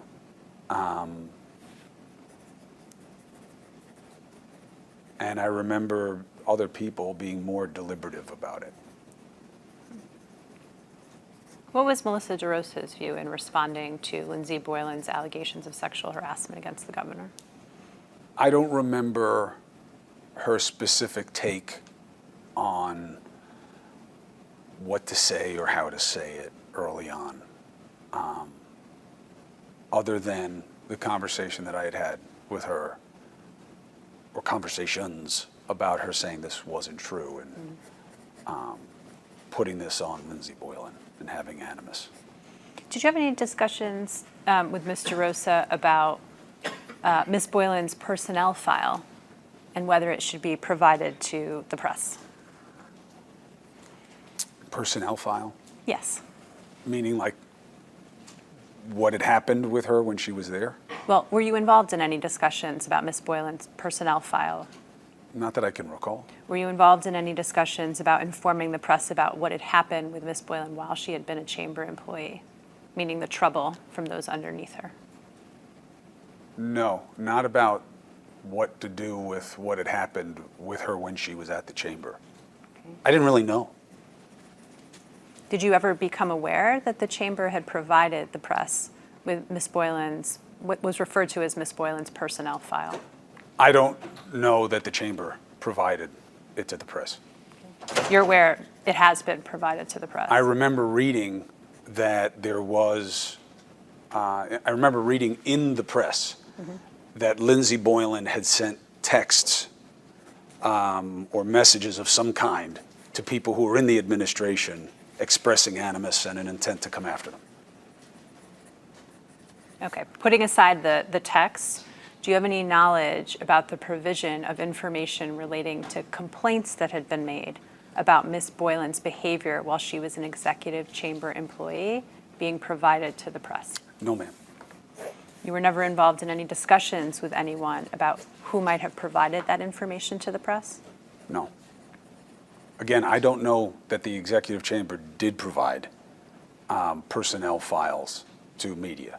I don't know that. Were you aware of a draft letter that was prepared regarding Ms. Boylan and her allegations of sexual harassment and her time at the executive chamber? I don't remember a draft about Lindsey Boylan specifically. You remember any discussions about preparing a draft of an op-ed or a letter that would discuss Ms. Boylan? Ms. Boylan specifically, no, but yes is the answer to the question generally. I remember many, but not specific to Ms. Boylan, I don't. Do you remember any discussions with Governor Cuomo about having people write an op-ed about Lindsey Boylan? No, I don't. I don't recall that. In the December time period, I know you don't have a good handle on the chronology, but were you aware of any efforts by the executive chamber to reach out to former members of the executive chamber staff? No. I wasn't part of any effort like that. Were you aware of any effort like that? No. Were you involved in any conversations with the governor, Ms. DeRosa, or Mr. Vlasto, where it became clear that they were getting information from former members of the executive chamber staff? I don't remember that specifically being a dynamic.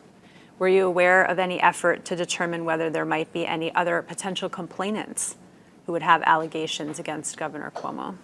No.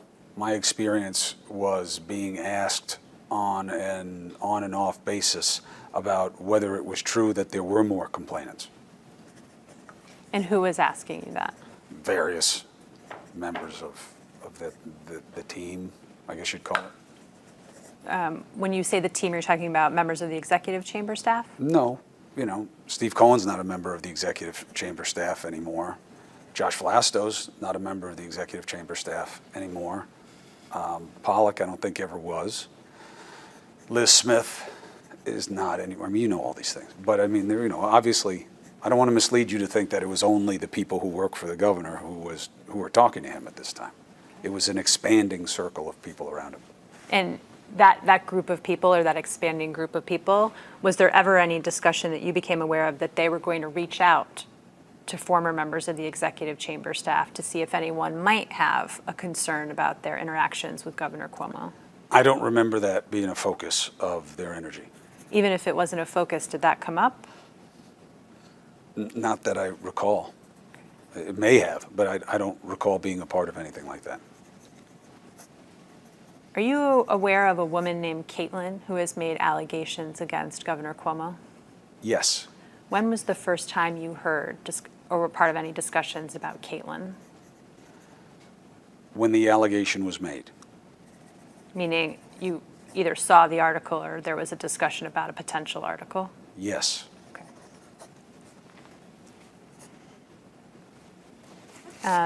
Why don't we turn to, just staying with Lindsey Boylan for a few more moments, tab 24. Oh, sorry, I apologize. It's not tab 24, it's tab 10. Excuse me.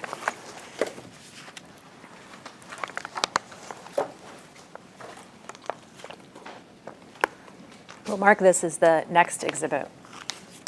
Do you recognize this as the Medium piece Miss Boylan published regarding her experiences with Governor Cuomo? No, because I don't remember ever seeing it, in this layout. But that's, I see her name there, and I see what the headline is. Why don't you page through the substance real quick? Yes, I recognize that that's what this is. Okay. And how did this first come to your attention? I think that I was either told by people in the media or by someone in the governor's ambit of this development. Before you were told, did you have any advanced knowledge that this might be happening? Ms. Not Boylan? that I recall.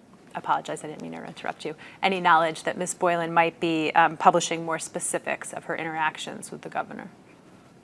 No, I was surprised by this. Were you at the executive mansion the day this piece was published? I don't think so. So after this is published, what happens next from your perspective?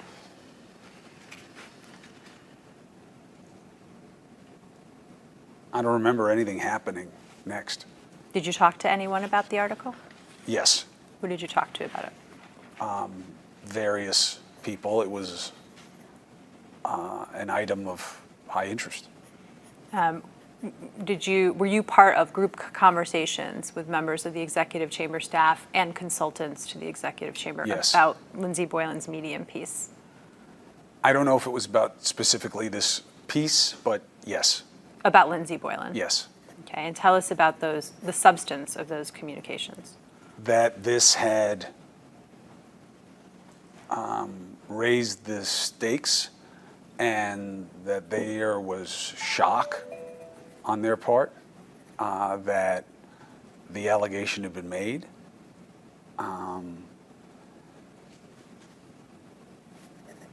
Was there any discussion about whether any of the contents of Ms. Lindsey Boylan's allegations were true? No, the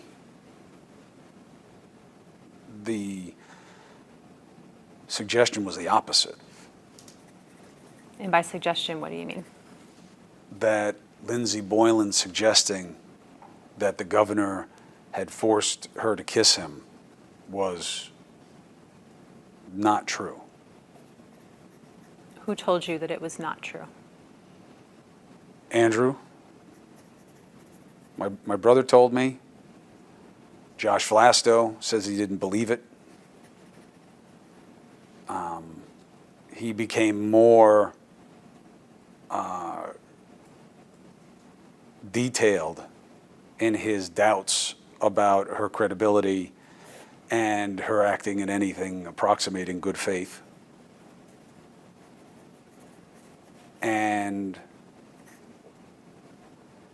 that he had regret because, and again, I could be wrong, but I remember him feeling like he somehow was connected to how she got hired or something like that, that he knew her or something like that, and that he felt guilty that somebody that he had brought in,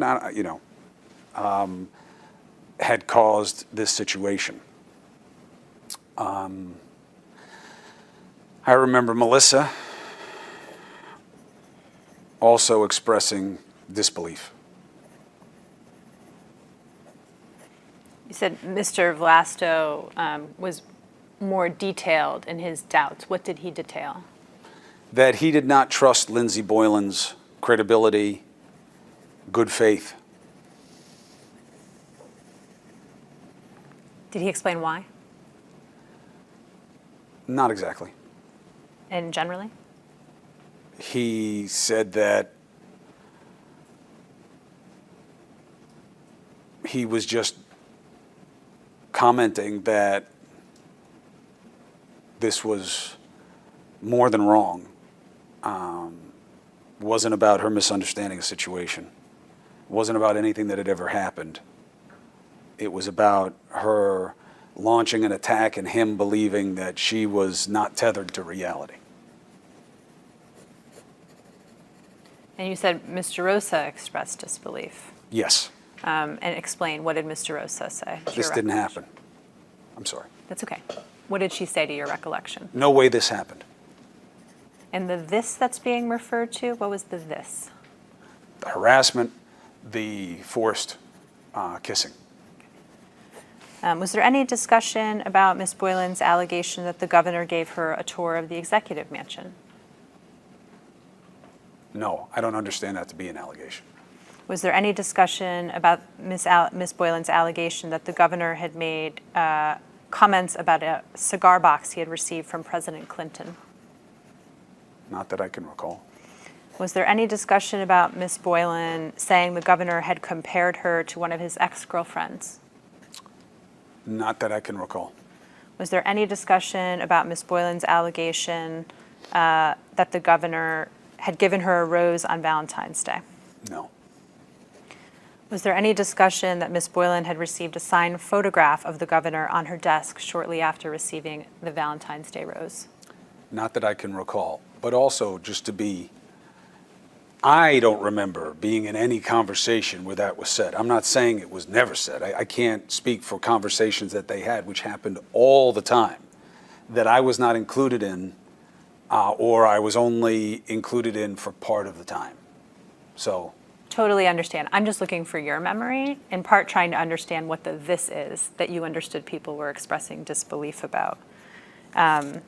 Was there any discussion about Ms. Boylan's allegation that the governor had made a comment about playing strip poker? Not that I can recall. I don't remember anybody validating anything that Lindsey Boylan said. But other than the kiss, you don't remember them discussing any of the allegations? No, not specifically. Okay. And when the kiss was discussed, you said that both the governor denied that he had forcibly kissed Ms. Boylan. Did the governor ever say he had kissed her not forcibly? No. Were you part of any conversation in which any of the governor's physical interactions with Ms. Boylan were discussed? Maybe, in terms of how his customary greetings or whatever may have been an aspect of what Boylan was talking about, and I remember that being rejected heavily. I may have even suggested it at some point. I didn't talk so much early on. And I may have said, I remember thinking at least, could she have gotten something wrong? I mean, people can misconstrue things all the time in good faith. And I remember it just being dismissed out of hand that any of this was about confusion or not understanding something as it was intended. That this was all intentional. She was making it up, and she was doing it to hurt Andrew. And nobody was surprised that she was doing that. So the entire premise of the discussion was she had made everything up. Yes.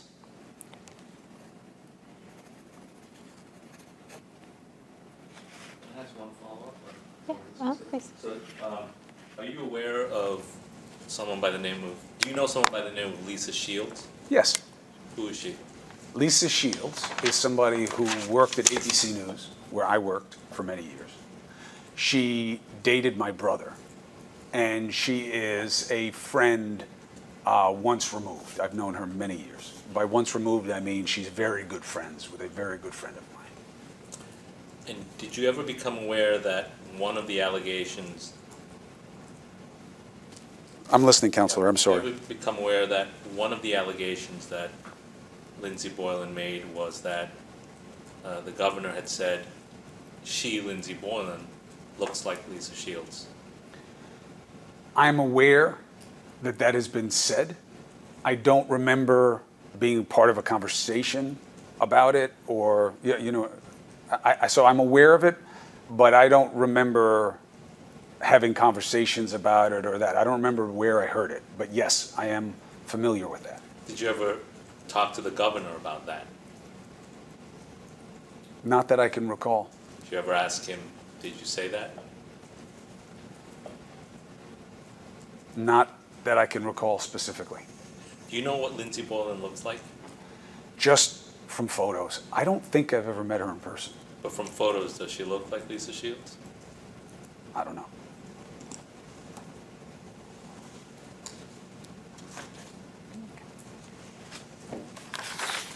You've told us what you recall the governor saying about Ms. Boylan, Mr. Vlasto, and Ms. DeRosa. Do you recall anything anyone else said that was part of the team about Ms. Boylan? Not individually. Collectively? I just remember that there was abject rejection of what Lindsey Boylan was putting out, that there was a general feeling that she was not coming in good faith, and that this was designed to hurt the administration. Were you part of any conversations about doing opposition research on Ms. Boylan or research on Ms. Boylan? No, never. Were you part of any conversations in which her campaign contributors were discussed? No, not that I recall. Were you part of any conversations in which it was clear that members of her staff had been spoken to? No, Her campaign staff, I mean. no, not that I can recall. Jen, if I could. Please. Did your brother, the governor, discuss with you why he was looping in people like Steve Cohen and Josh Blasto, who no longer worked in the administration? No, not specifically. Did he speak to you generally about that? No. Did you have any understanding as to why he was including people like Steve Cohen and Josh Blasto, who no longer worked in the administration? Yes, What was your understanding? they are still advisors of his. And what do you understand that they advised him about other than these allegations? Everything. Everything and anything. There's a good chance that the governor will reach out to one or both of them. Is there anyone else that falls into that category that the governor reaches out to about everything as an advisor who's not an employee of the executive chamber?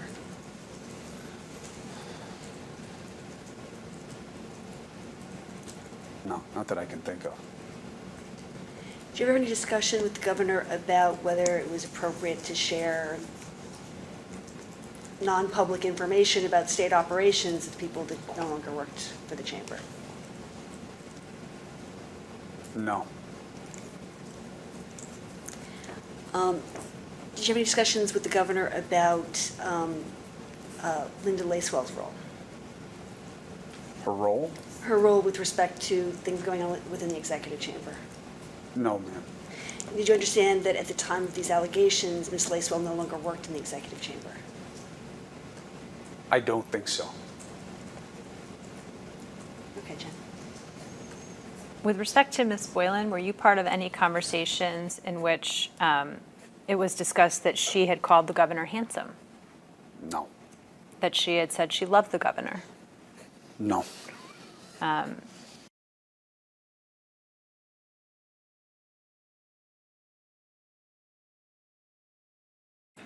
Not that I recall. Okay. Tell us what you remember about the response to Ms. Boylan's Medium post. What was discussed?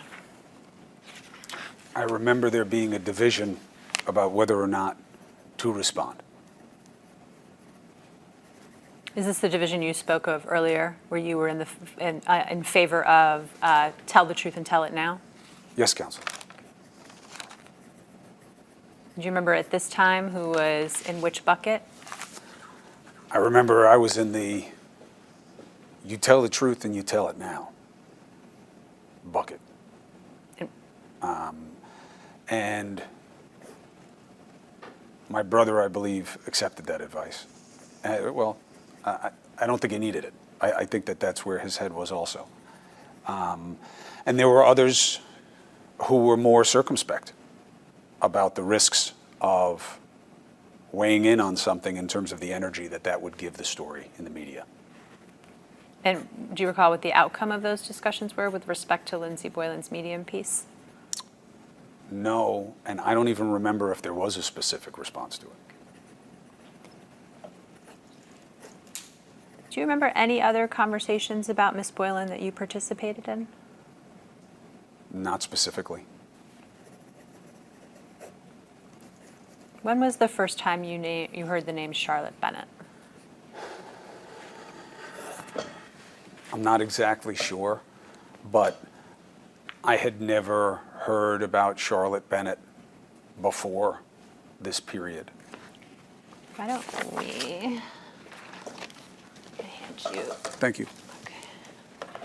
Counselors, do you have a binder over there that looks like this? No, we only have one. Okay.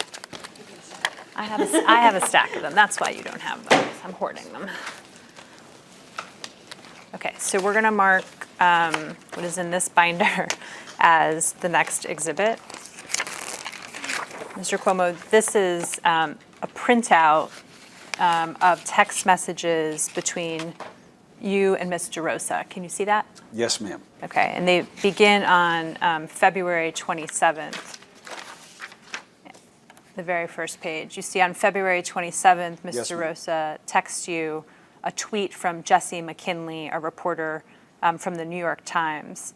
In response to that tweet, did you learn that the article was going to be about Ms. Bennett?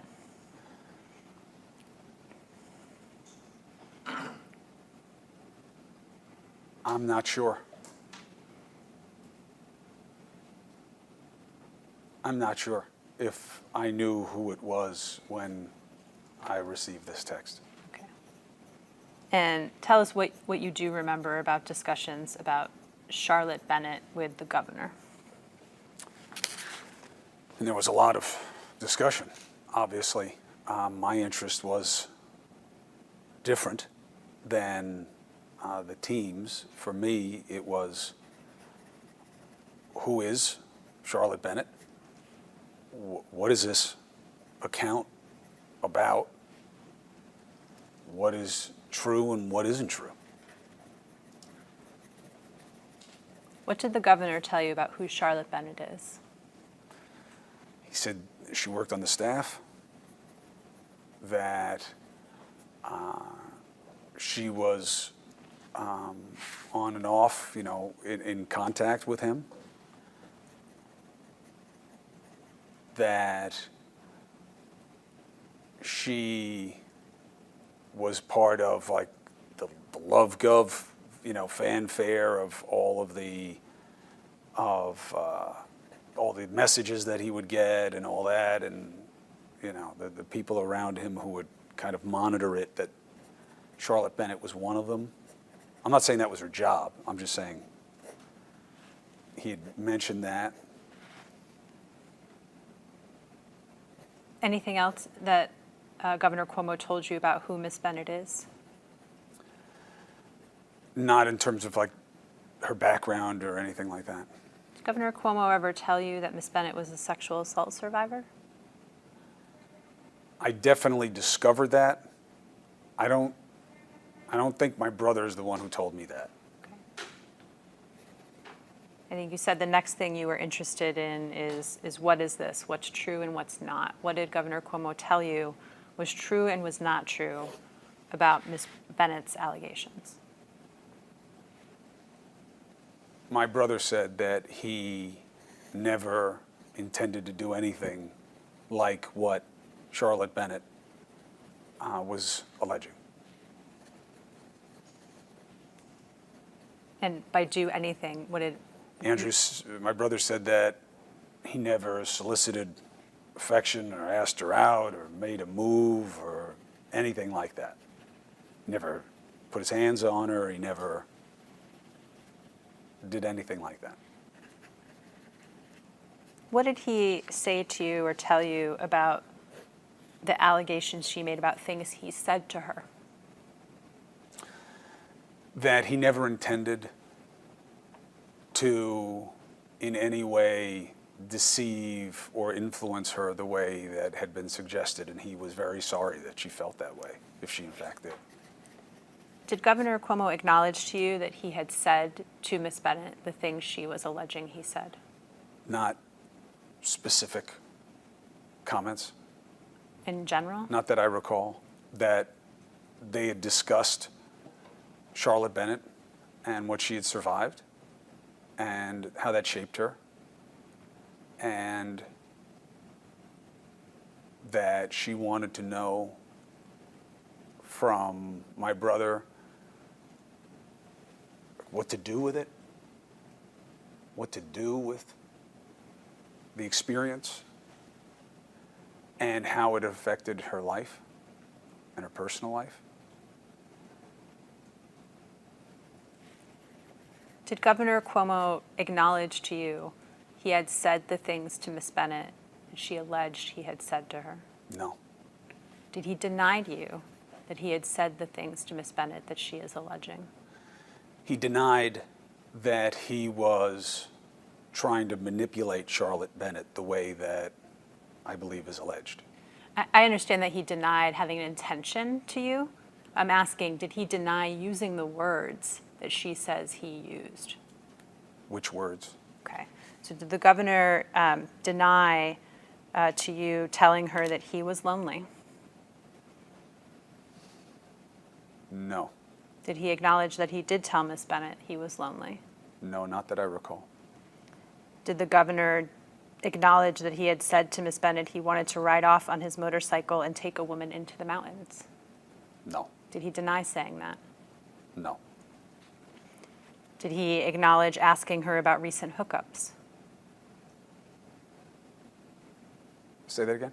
Did the governor deny asking Miss Bennett about recent hookups? No. I don't remember ever discussing any of these statements with him specifically. That's why I'm saying I don't remember him acknowledging them or denying them, because I don't remember discussing them with him. Okay, and so then help me understand what was discussed. So I understand he denied having an intent, right? You said he denied trying to manipulate her. Was the tenor of the discussion that the conversations Miss Bennett was describing had in fact occurred? The tenor of the conversation was, what were you doing talking to her about these things? Why did any of this happen? That was coming from me. Mm-hmm. And what did Governor Cuomo say in response? He thought he could help. He thought he understood. He thought he was being helpful. So he didn't deny talking to her about the things? No. In any conversation that you were a part of, did Governor Cuomo deny talking to Miss Bennett about the things she alleged they discussed? I don't remember it being couched that way, Counselor. I remember it not being a matter of fact, like were these things said or not. It was about what the dynamic was. Why was this conversation happening? It wasn't about denying that Charlotte Bennett had said what had happened in her past, or that Andrew discussed that with her often, but that the way in which it was discussed was intended to be helpful because of what he had lived through in his own life and what he knew about the lives of those around him and what he understands about this dynamic from being in this, world in public space for 4 decades. But nothing that even approximates the idea of it being seductive or grooming. He was disgusted by that idea. Did the governor tell you he was trying to be helpful when he asked Miss Bennett if she could find him a girlfriend? He never mentioned that he asked her to find him a girlfriend. What I was told was that Charlotte Bennett used to talk about culling that Love Gov parade and looking for women as a joke. Not that she ever meant it as any kind of actual solicitation or, just to be clear. And who told you that Miss Bennett had discussed culling the, I need to understand, what is the Love Gov parade that you're talking about? Andrew, at some point, became a focus of national attention. And he started to get a lot of attention, a lot of praise, and a lot of playfulness about his personal life. And messages would come in, emails, social media, of men, but I believe mostly women, saying nice things about him. And it was my understanding that Charlotte Bennett thought that was very funny, and that she would go through the messages and had said to him, hey, I'm going to find you a good woman in this, here, from this. That's what I was told. Who told you that? I don't remember specifically. I don't remember specifically. I don't remember specifically. Do you remember being a part of a conversation in which someone reported on what Charlotte Bennett had told senior staff in the chamber about her conversations with the governor before she left? I don't know that I was part of a conversation, but I remember being told that Charlotte Bennett did go in and met with senior staff. Okay. And who told you that? I don't remember if someone told me or I was asked to listen in on a conversation where that was being discussed. Okay, and what do you remember about that conversation where Miss Bennett's meetings with senior staff were discussed? Just that there had been meetings. And was the substance of those meetings relayed? Not that I recall. Did Governor Cuomo tell you he was trying to be helpful when he asked Miss Bennett how old someone had to be for him to date her? I don't remember discussing him saying that. Did the governor tell you he was trying to be helpful when he told Miss Bennett she should put a tattoo she wanted to get on her chest or her butt? I don't remember ever discussing that with him. Did Governor Cuomo tell you he was trying to be helpful to Miss Bennett when he called her Daisy Duke? I don't know that he ever said that. Did you ever discuss that with Governor Cuomo? No. Except to the extent that my brother told me he never engaged in conversation with her that he thought was inappropriate or that was wrong. But I didn't drill him like this about the specifics of what was said and why it was said. Did anyone in any of the conversations you were part of drill him like this? Not that I can recall, but again, there are a lot of conversations that I wasn't a part of. I'm not a great source for insight into the inner workings of the governor's team during this time. Right, I'm just asking whether you were part of any conversations in which anyone asked the governor whether he had in fact said to Miss Bennett the things she was alleging he had said. Sorry, I jumped the question. It's okay. And no, I don't remember that. And so the premise of the conversations that you were a part of was that he may have said these things, but it was not his intention to make a move or solicit her. The second part of that is my understanding. What he said, what he didn't say, I don't remember being a part of any real detailed discussion about that. And I'm going to move on to talking about the response, unless Ms. Clark. Just a few questions. Were you part of any discussions when they were talking about what Ms. Bennett shared with senior staffers earlier? Was there discussion that Ms. Bennett's specific allegations in terms of some of the conversation that was later reported was shared with the senior staffers months earlier?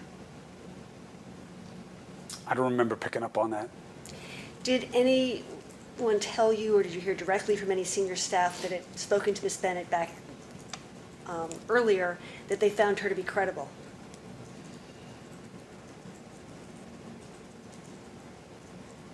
I don't remember that being said or that she wasn't credible. I don't remember anybody saying that to me. And then I'm not going to scroll back to see your exact words, but I think the gist of what you said, you were asking your brother was, how did this happen? Was that because when you heard the allegations, it struck you as something that was not appropriate in an employer-employee relationship? Yes. And other than saying his intention was as you described, did your brother say anything else about whether he thought it was appropriate for the workplace? No. Did the governor tell you whether he had similar conversations with any other employees? No, ma'am. Sorry, and you had read the New York Times article, right? Reporting on what Charlotte Bennett said. I was probably aware of it, Counselor. I don't know that I perused it or read every word of it. Did you watch her on CBS? No. You I didn't? think I read the transcript. And so today's not the first time you're hearing of, some of the things that she said, he said, right? No. Counselor, I am aware of pretty much everything I've been told. Maybe not everything, but again, my perspective here is no disrespect to any of the people putting forward allegations. This is my brother, and I'm trying to help my brother through a situation where he has told me he did nothing wrong. And that's it for me.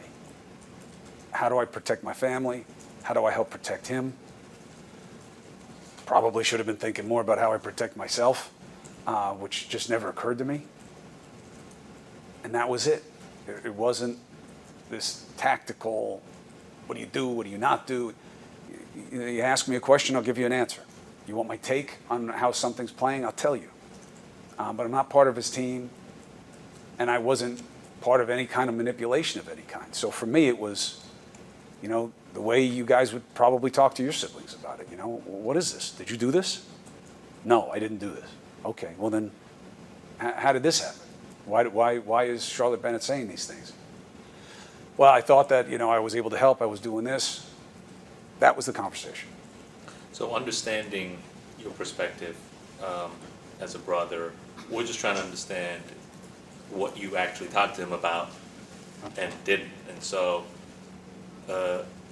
knowing at the time some of the allegations that she was making from whatever source, New York Times or transcript of the CBS, and him saying, I was just trying to be helpful, the question is, did you ever ask him, well, she's saying, you said, I'm comfortable with anyone as young as 22. Did you say that? No. Okay. Did you ever ask him, how is that consistent with being helpful to a sex assault victim? No, not that I recall. Did that cross your mind? Yes, Okay. But you just didn't ask him. not that I recall.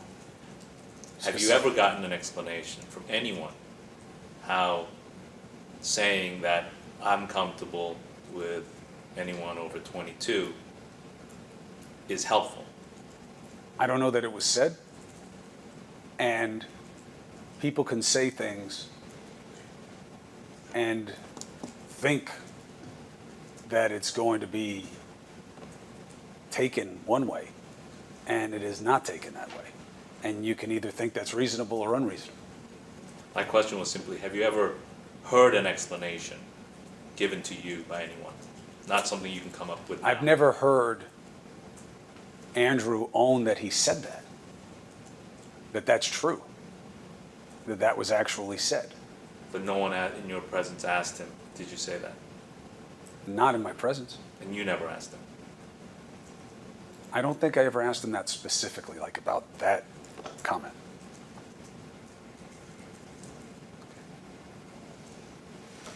Did you tell Governor Cuomo that it struck you that Ms. Bennett's allegations, the conversations he had with Ms. Bennett were not appropriate in an employee-employer relationship?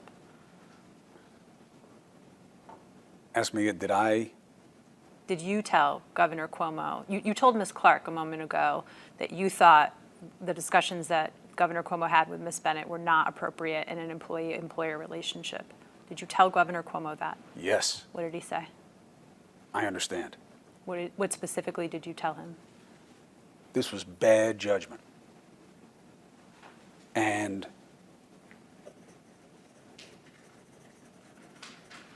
shouldn't have happened. And all he said in response was, I understand? He was embarrassed. Did he say that? He didn't have to. What do you mean he didn't have to? I can tell how my brother feels about things and how he doesn't.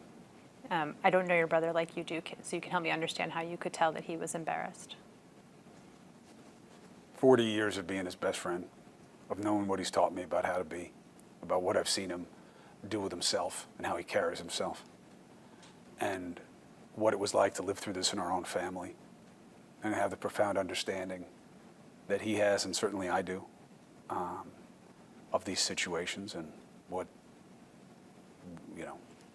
what they are and what they're not. And that this had wound up being the opposite of what he says he was trying to do. What advice did you give him? I don't remember giving him advice. I don't remember. I didn't give him advice about what to do or not do in a situation like this. Did you make any suggestions about what he should or shouldn't do? No. Suggest that he should apologize? Always. Always. I believe, no matter what your intentions were, I know this doesn't play well in cancel culture, and I know that this doesn't play well in the court of law, and it certainly wouldn't play well in this room. But if somebody is offended by something that you did, if somebody thought it was wrong, you should apologize, because even if you didn't intend it that way, you should care about what their response was and how they experienced it. So I always advise that to anybody in any situation. Did you advise that to Governor Cuomo in this situation with respect to Ms. Bennett? Yes. And what did he say? I don't remember him saying anything. I think that was understood. And what do you mean by He was understood? upset that Charlotte Bennett was upset. He expressed being upset. Yes. Did you advise him that he should personally apologize to her? Yes. And what did he say? I don't remember specifically, but it was understood that was going to happen. That he was personally going to apologize to her? Yes. To your knowledge, has that happened? Yes, I believe that his statement was apologetic, and I think I just went past one. It is absolutely my understanding that Andrew's response to what happened there was that there's regret. I see. So his public statement expressing that Yes. he was sorry. If you're asking me, do I know that he has reached out to Charlotte Bennett personally to apologize? I do not know that. So you advised the governor that he should say he was sorry. You advised the governor it should be a personal sorry, meaning specific to Ms. Bennett. Is that fair? Yes. Okay. What other advice did you give to the governor about how to respond to Ms. Bennett's allegations? I don't remember specifically going through it with him. I was part of a lot of conversations where this was being discussed. Okay. Why don't you take us through the other conversations that you were? Yeah. Sorry, Paul. You mentioned earlier that you knew, in understanding him, you knew what he and his family had gone through. What did you mean by that? I mean that Andrew has experience and knowledge about sexual assault and how it affects people. And what is that experience and knowledge? He has personal experience with it in our family and in the circle of people that he cares about, and on occasions where people have come to him for help. So So you mean family members who were themselves subject to sexual assault? Yes. How many members of his family have come to him as victims of sexual assault? It's not for me to discuss. The number? Yeah. These are very personal things. And I don't know that it's my place to discuss other people's experiences, except unless they are specifically relevant to what you guys are investigating. I don't think that's fair to them, with all due respect, counsel. Did the governor tell you that he had spoken to Ms. Bennett about any specific family members who experienced sexual assault? Yes. What did he tell you with respect to that? I believe that he had discussed what had happened with his. And did he tell you any of the details that he discussed with Ms. Bennett about what happened with? No, ma'am. And did he tell you why he discussed any particulars about Ms. Bennett? To help her understand that he could relate to what she was experiencing.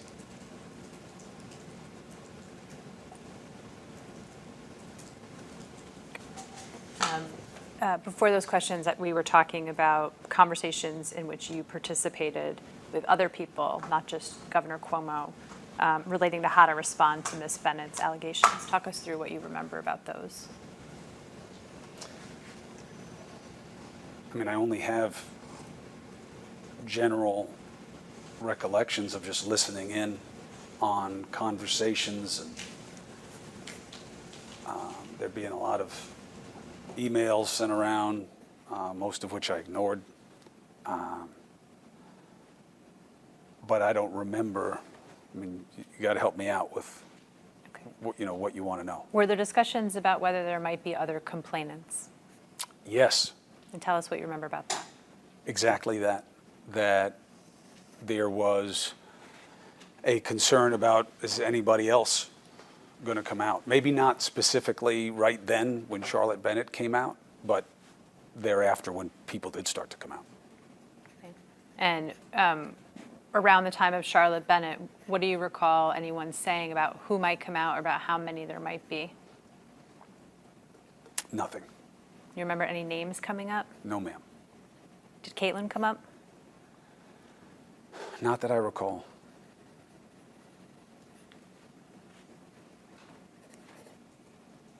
Did you? One second. Go ahead. You've said with respect to Ms. Boylan that various people ascribed evil motives to her, that she was out to get the governor, things along those lines. Did anyone say anything along those lines with regard to Charlotte Bennett?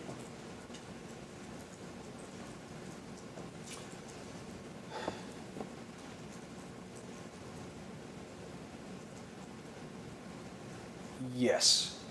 I'm just trying to think about, I'm trying to be more helpful to you about who.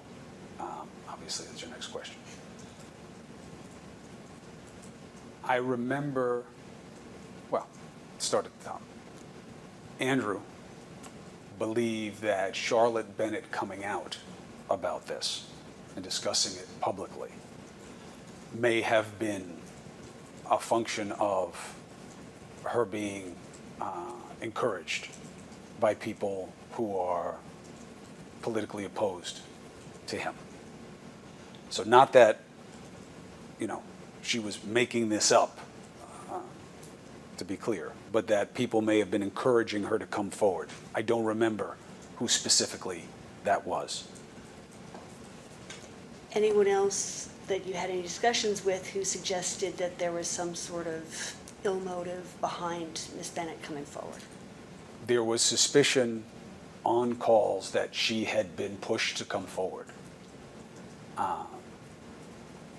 And I remember there being discussion that Lindsay Boylan may have had, or Karen Hinton may have had, some kind of tangential personal connection to her or who wound up representing her, but nothing specific and nothing that I found particularly interesting. It didn't really matter to me. And on the calls, do you recall who was making these comments Not about, spe- I'm sorry. about suppositions that Ms. Bennett might have a relationship with Ms. Hinton or Ms. Boylan? Or I'm sorry, Counselor, I didn't mean to jump your that's question. okay. No, not specifically. Do you recall whether Ms. DeRosa ever ascribed any motives either to Ms. Bennett or to suggested there might be people putting her up to it?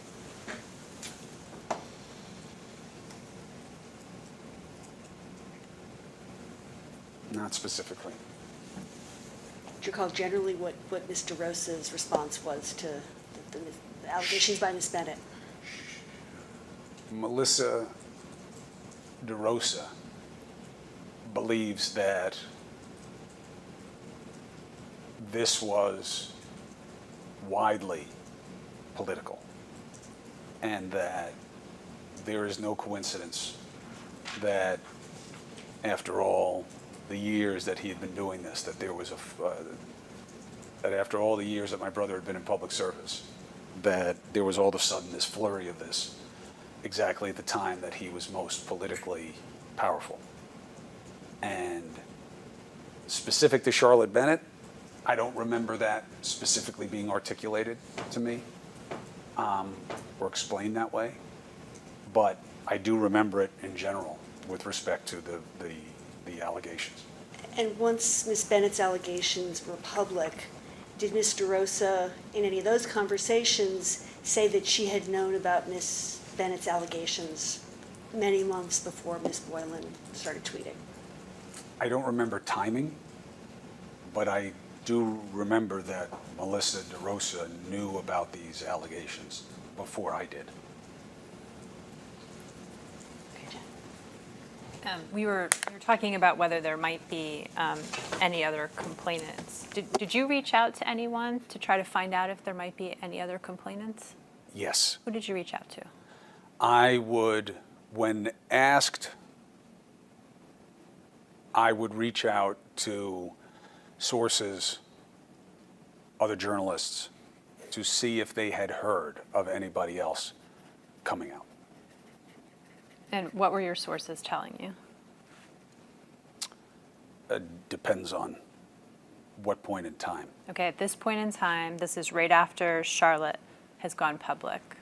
I don't remember asking anybody at that time. Okay, what's the first time you recall asking anyone about whether there might be any other women? I'd have to review these, but I remember Melissa asking me at some point that either they wanted to know if I knew or could find out if more were coming, or that she had heard that one or maybe two more were coming, and could I find out?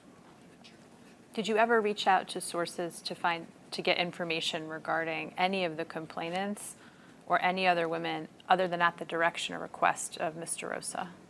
Did you do it on your own? No.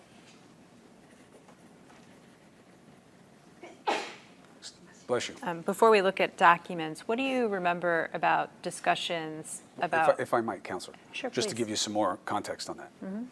I would never do oppo research on anybody alleging anything like this. I'm not in the oppo research business. I don't tolerate a lot of oppo research on any level.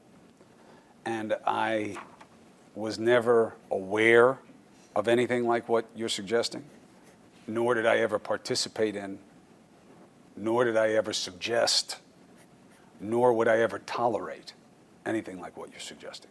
Okay. When you say oppo research, what do you mean? The idea of trying to find ways to disparage people who come forward with allegations like this is not what I'm about. Do you recall at some point that you received a complaint related to Hamilton College? No. Okay. We'll come to that in a minute then. I understand you're saying you didn't do any opposition research on any of the women who have. I don't even know of any opposition research being done. That's what I was just going And to I don't even know that I would call it that if that's what was happening. What about research or opposition research on individuals who might have done an investigation of the allegations of harassment against the governor? I never heard anything about that. Were you involved in any of that? No. You never heard anything about that? No. No one asked you to do any research on Mr. Kim, No. on Ms. Clark? No. You were never in any discussions where Mr. Kim or Ms. Clark were discussed? Yes, Okay, tell us about those discussions. that you guys were going to be doing the investigation. And, you know, what that meant about how long this would take and, you know, the nature of the process. Was there any discussion about either negative information or information that could be used to undermine the credibility of Mr. Kim or Ms. Clark? No. There was discussion about whether or not Andrew and some of his advisors felt that it was fair that you two were looking into this. And tell us about those discussions. I mean, I was peripheral and not involved in a lot of them. But there was a sense expressed that having someone who litigates plaintiffs' Me Too claims and having somebody who had actively investigated Andrew for years did not bode that well for what the outcome of the process would be. Any other things that were discussed about Mr. Kim or Ms. Clark? Just what they represented as political aspects to this process. And the political aspect was that Mr. Kim has previously been involved in an investigation into Mr. Cuomo. Among other things, yes. What are the other things? That, and remember, June, it's not coming from me. I didn't know you before all this, all right? But that, you know, Counselor Kim is obviously very close to Preet Bharara, and you know, that they had been part of an investigation of my brother, and now he was going to be investigating him again, and that was appeared to them to be a fairly obvious conflict.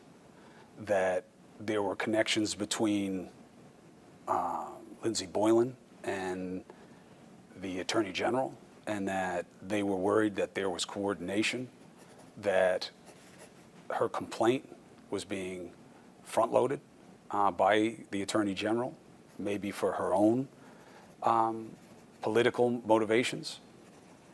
And they were worried about it. They were worried that this was going to look like one thing, but be a very different thing. When you say that there were discussions about the connections between Ms. Boylan and the Attorney General, what were those connections that were discussed? I'm not the best person to ask. And again, with all due respect, I know the work you do. I know the work you've done. I was not particularly interested in the two of you. Somebody was going to investigate it.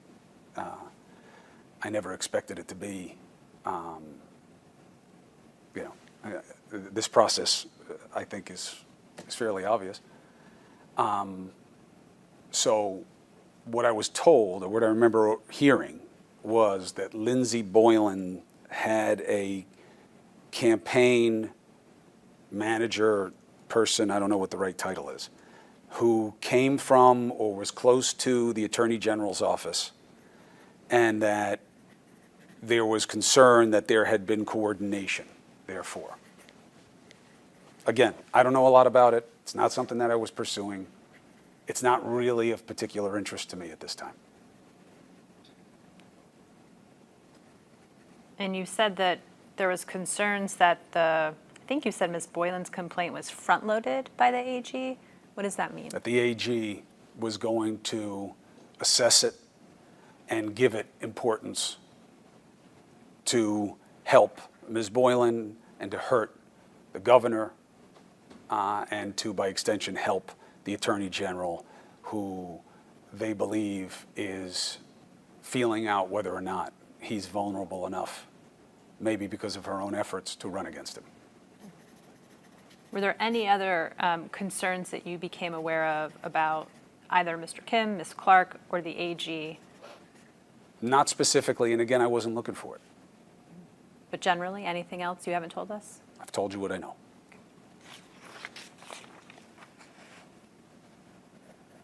prior to Mr. Kim and Ms. Clark being appointed, were you involved in any discussions about the need for an outside review of the allegations of harassment against Governor Cuomo? Only to the extent that I told my brother on many occasions, you tell the truth, you get out in front of this and you do that. You do not go against anybody who's accused you of anything. You ask for process.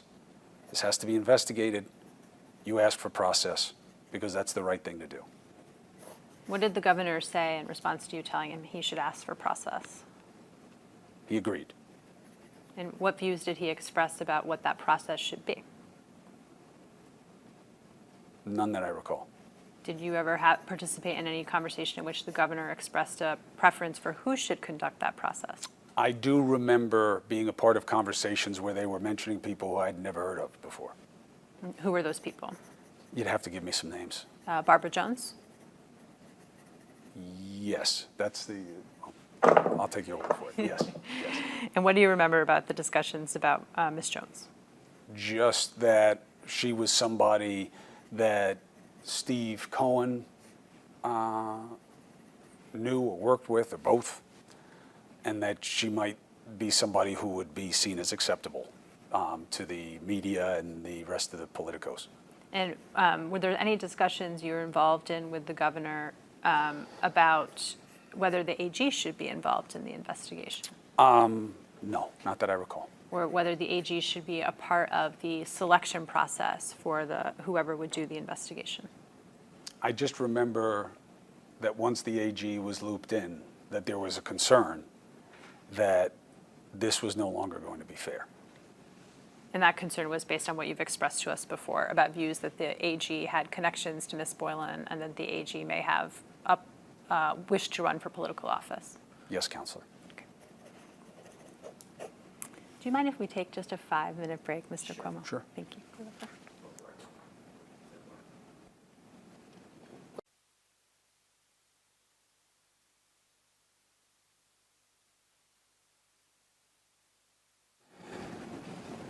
Time now is 12:25 p.m. This begins Media 3 on the record.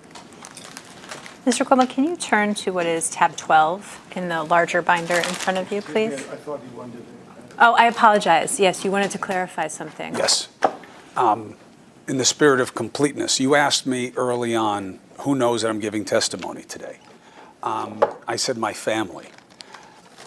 That's a little bit of an expansive term for me. I've tried to be quiet about the fact that I'm coming in. I didn't think it did me any favors, and frankly, I don't know that it does you guys any favors. So my agent knows, these are all people who are intimates to me. I've tried to be cagey about it. My team knows that something's up. They knew, most of them know that I got a subpoena, my senior staff. But I just want to be fully complete on it. It's not just my wife and my siblings. But I've tried to be discreet about this. When you say your team, who do you mean? My executive producer, I don't think any of my senior producers, my direct producer has an idea that I've been getting ready for this and there's something weird because I'm telling her, leave me alone, I'll call you later. So I know it doesn't really matter, but just for the spirit of completeness. Okay, I appreciate the clarification. Okay. Thank you. If there's anything else you want to clarify throughout the day, just let me know. Thank you, Counselor. Why don't we turn to tab 12 Okay. in the larger binder. And we'll look at tab 12 and tab 13 together.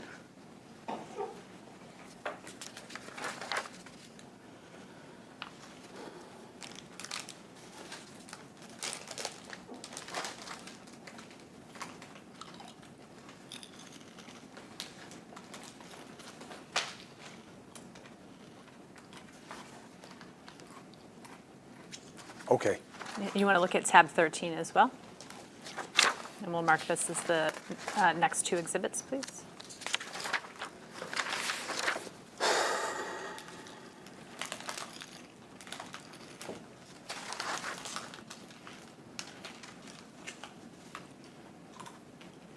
Okay.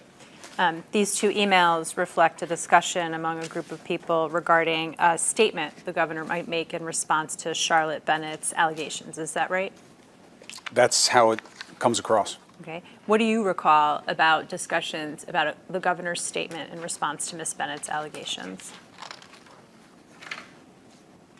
I don't specifically recall discussing what the statement would be. With anyone? No, not specifically. I mean, I am on this email. I don't even remember seeing the emails. Did you discuss with Governor Cuomo what his statement should be in response to Ms. Bennett's allegations? Yes, I believe so. And what did you discuss with Governor Cuomo? That he should tell the truth, that he should not have to be coaxed to come out about it, and that he should own aspects of the allegations. What did you mean by shouldn't have to be coaxed? Don't have people chasing after you in my business about this allegation. And what did you mean by he should own aspects of the allegations? That you said things that you shouldn't have said, and he should own it. And what were the things you told Governor Cuomo he shouldn't have said? I wasn't specific. In your own mind, what were the things Governor Cuomo should not have said to Ms. Bennett? I don't think that it was a good judgment to believe that no matter how sincere the request for his help or how much he cared about trying to help, that he should have engaged in this kind of dialogue with somebody in Charlotte Bennett's stated position. And when you say this kind of dialogue, what dialogue are you talking about? About being sexually assaulted, about what that meant for her personal life, about how that should be handled going forward. What about the governor's discussion with Ms. Bennett of his own personal life and dating life? What did you say to him about that? I don't remember that being a specific concern for me. You didn't think that was inappropriate? My focus is on the fact that Charlotte Bennett is somebody whom I believe, suffered. And that demands a respect that may wind up demanding restraint. And that wasn't exercised here. That's my concern. Yes, he's my brother. And I love him to death, no matter what. I only got one. But I have a lot of feeling for what I learned about Charlotte Bennett and where this was coming from. Very different than anything else I had to learn about in this process. And I'm very sensitive to that. What did the governor say after you told him he should own some of the allegations that Ms. Bennett had made? I knew it would come with a division of opinion on his team. I mean, obviously, I don't have to tell you guys you're a bunch of lawyers. You know, being in the acknowledgement business isn't great when you're being investigated.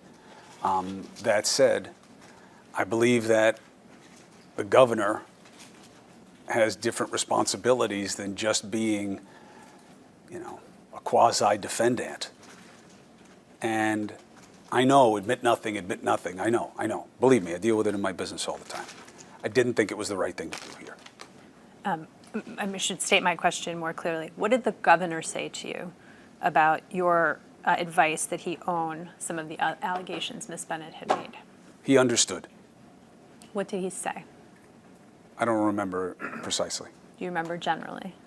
I remember that he listened, he understood what I was saying, and he accepted it. And did he agree? I believe so. When this statement that you see here in the drafts, which is on tabs 12 and tabs 13, it's the first email in the chain in both. What is your understanding of how this was prepared? Nothing specific, other than it was part of this collaborative effort that they have there as a pretty usual dynamic, I think, in most shops. Do you know if the first draft was prepared by the governor? I do not. There's a debate in these emails, as you can see, about use of the word paternalistic. You see that? I do. What do you recall about a debate over the use of the word paternalistic in the governor's statement regarding Ms. Bennett's allegations? I don't. You don't recall any discussion about use of the word paternalistic? I know what's here. I don't remember being part of any such discussion, and I wasn't in this thread. Did the governor describe his interactions with Ms. Bennett as being paternalistic to you? My brother told me that he thought that he was helpful, that she looked to him for advice, and that she respected and trusted what he was telling her. Did he describe himself as being paternalistic towards I don't her? remember the word. I'm sorry. I don't remember the word. Do you remember him describing himself as acting in a fatherly way? I remember that being said. I don't know if it was from my brother directly. Do you remember any discussion or debate about whether, in fact, how Governor Cuomo spoke to Ms. Bennett was fatherly? No.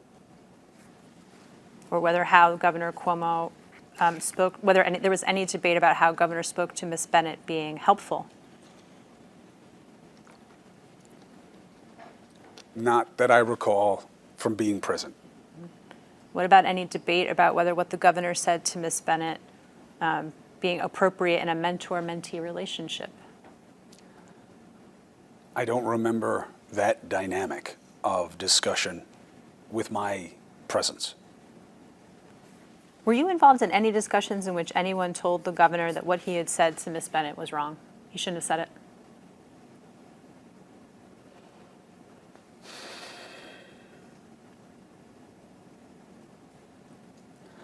I'm not sure I was part of the conversation, but I am aware that he was told by people around him that this was bad judgment. Who are those people who said that? I already told you I am. Members of my family. And I'm not sure about which members of his team. Can you recall any member of the governor's staff or any of the consultants who work with the governor's staff telling the governor that what he said to Ms. Bennett was either bad judgment or inappropriate, or words to that effect? With the context that I think that was general knowledge, I know that Melissa DeRosa absolutely felt like that. How do you know that Melissa DeRosa absolutely felt like that? I discussed it with her. What did she say? This was bad judgment. Anything else? Not that I recall. Did you discuss the substance of what Ms. Bennett had alleged the governor said with Ms. DeRosa? I was never anxious to go through the details of anything that was alleged, Why is that? because it makes me uncomfortable, Why is that? because I don't like what's being alleged. It should make you uncomfortable. Like it made Ms. Bennett uncomfortable. That's for her to say. Did the governor ever tell you he had a conversation with Ms. DeRosa one-on-one about Ms. Bennett's allegations? No, but I would assume, that's not fair. No. Did he ever tell you Ms. DeRosa had become upset with him as a result of Ms. Bennett's allegations? Maybe. And what do you remember about that? People were upset at him about this. And who expressed being upset at him that was a member of his staff? I think Melissa DeRosa did, but I don't want to limit it to her because That's not fair to anybody else who felt that way. I just don't have their name in my recollection. And I don't remember being there where somebody was going, well, not going at, but talking to Andrew about that specifically. But I'm not saying it didn't happen. Okay. Do you remember any conversation you had with Governor Cuomo in which he told you that members of his staff had told him that they were upset with him? Yes. And what did he say? That That's- that people were not happy about this, And and that it had been bad judgment. My brother never relayed that anybody thought that he had done things and said things the way they were being alleged, but that this was something that should have never happened. And who were the people who he said on his staff had said that they were? I mean, other than Melissa DeRosa, maybe it was Stephanie Benton, or maybe it was also the officials who met with Charlotte Bennett. But again, I don't want to state as a matter of certainty that I know that. I just remember getting that sense from the conversations. Did the governor ever express to you concern that Mr. Rosa may quit?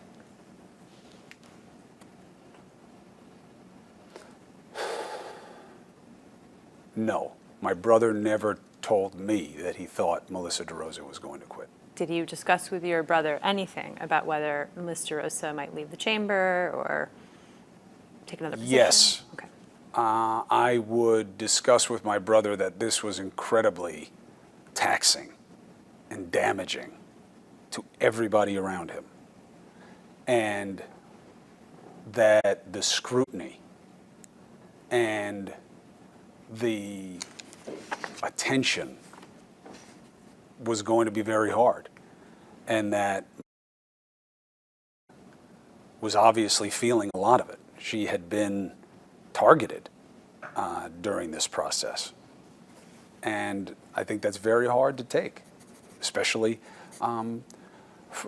as she has expressed as a woman in her position. When you say has been targeted in this process, what do you mean? That people have scrutinized her and criticized her and tried to connect her to my brother as either some type of go-between or enabler or lover or a menu of items that are insulting and hurtful. Let's go back to the emails that are in front of you. There's a recitation in these emails about a clause coming out, and that clause is, nor did I ever think that I was... What page you on? Oh, so you can pick a page, but I'm on tab 13, the second page at the very top. Yes, See that? Counselor, I'm there. Yep. Nor did I ever think that I was acting in any way that was inappropriate. What do you remember about discussions about that clause coming out of Governor Cuomo's statement regarding Ms. Bennett? Nothing. You don't recall anyone talking about whether the governor should not say that he never thought he was acting in any way that was inappropriate? I don't. Did you ever talk to the governor about whether he should say that he never thought he was acting in any way that was inappropriate? No. Did you ever talk to the governor about whether he thought that he was acting inappropriately? Yes. And what did he say? No. Let's turn to tab 14.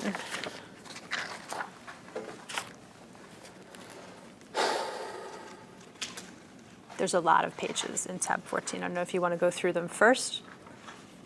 Whatever you'd like, Counselor. Well, why don't you page through them?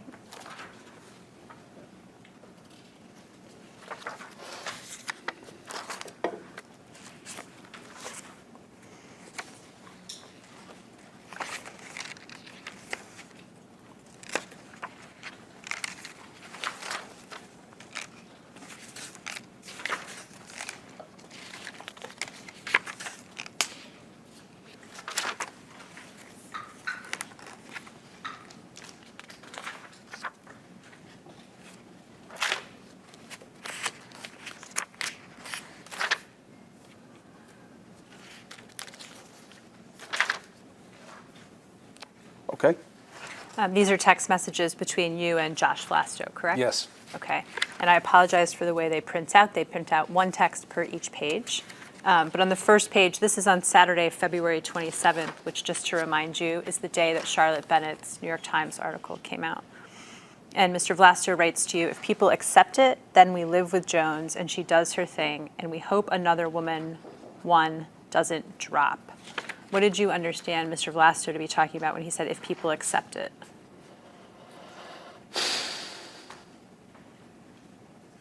I don't remember specifically at the time, but in a reading right now, if people accept it means if the choice of Jones, who I believe would be Barbara Jones, as the investigator is acceptable. Do you recall whether you were on the phone with other people while you were texting Mr. Vlasto? Meaning, was I talking to some people and texting with him? Correct. I don't remember that here. I don't remember that here. Okay, why don't we look through it if it refreshes your memory, let me know. And it said, we hope another woman doesn't drop. Does this refresh your recollection about any conversations that were had about another complainant potentially coming forward? I don't remember that at this time they knew another allegation may come. And at this time, did you understand anyone to be making any efforts to determine whether there might be another complainant? No. If you look at the next message, it says, if they don't, then Tish jumps in and get a special prosecutor. And then it's a tougher situation, but still survivable. What did you understand Vlasto to mean by that? The plain reading that if Barbara Jones wasn't the investigator, then the Attorney General may take initiative to own this situation. And there was concern about that. Josh Vlasto was one of the few who was not concerned about it. He believed that that the Attorney General was not going to run, and that wasn't her interest here, and that was a minority opinion. And the reference to survivable, what did you understand him to mean by that? That Andrew would be alive at the end of it. Did you understand that to mean that he would still be the governor at the end? I think it was pretty unclear at that time. Was there any discussion about steps that the governor should take in addition to requesting that an investigation be done? I don't know what you mean by additional steps. So, for example, was there any discussion about whether the governor should seek counseling? Not that I can recall. Was there any discussion about whether an HR function should be established for the executive chamber? An HR function? Mm-hmm. What does that mean? Human resources function. A human resources part I get. But what do you mean by a function? An office for human resources within the executive chamber. No, my understanding was there was. Okay. Was there any discussion like that about steps that should be taken in light of the fact that allegations of sexual harassment had been made to improve the executive chamber? Sorry, Councilor. Sure. Yes. What were those discussions? I remember that there was a big push from Andrew to be remedial in advance. And that some were saying, no, wait till you're told what to do. And he didn't think that was right. He thought that he could see what needed to change here in terms of the culture and the maintaining or maintenance of that culture, and that it should be done in advance. And what things, remedial things, were being tabled? Having somebody come in and assess how things were handled in the office, how these were handled, how they should be handled, how things can be handled differently or better, and that should be instituted. Any other remedial measures that were discussed? Not that I can recall. That was about the chamber. Were there any remedial measures discussed that were specific to the governor? Not that I recall. And the people who took the position that the remedial measures should wait, what did they want to wait for? For process. The conclusion of this process. I don't know about the conclusion, but that they should just wait. Until? I don't know exactly. Okay. And who was in which camp? All I know is that Andrew was in the let's make changes now. Okay. To your understanding, what changes have been made? I don't know. Did you ever talk to Governor Cuomo about whether he was making the changes he thought should be made? I have not. My scope of interest is in my brother, trying to help him with my head and my heart any way I can, and trying to insulate my family from this in terms of the animus and the toxicity of it. How many times can you remember Governor Cuomo discussing taking remedial measures after the allegations by Ms. Bennett came out? Several. Can you remember any other remedial measures other than hiring someone to come in and do an assessment of how things are handled in the chamber? I think my brother seemed to understand that holistically, that whatever somebody, who knew what were the best practices said should be put into practice. And when you say best practices, do you mean best practices with respect to sexual harassment? I think office culture was seen as being a little bit more broad than that. Did you have conversations with Governor Cuomo about his perspective on the office culture of the executive chamber? Not that I recall specifically, no. Generally? No, I don't remember it being something that we discussed. But there was a discussion that something about the culture had to be changed or assessed, right? Yes, that came from him. And what was he saying needed to be changed or assessed? Well, he didn't say specifically. He said we should bring somebody in, or he should bring somebody in, and have them do an assessment of everything that was done here and how it's done, and whatever fixes that they recommend we should do. That's the way he framed it. Yeah, I remember there being more to it than that. I don't remember specifically what it was. If you continue in the text message chain, Mr. Vlasto writes, but the leaders have weighed in, so no quick push to resign. What did you understand him to mean by leaders?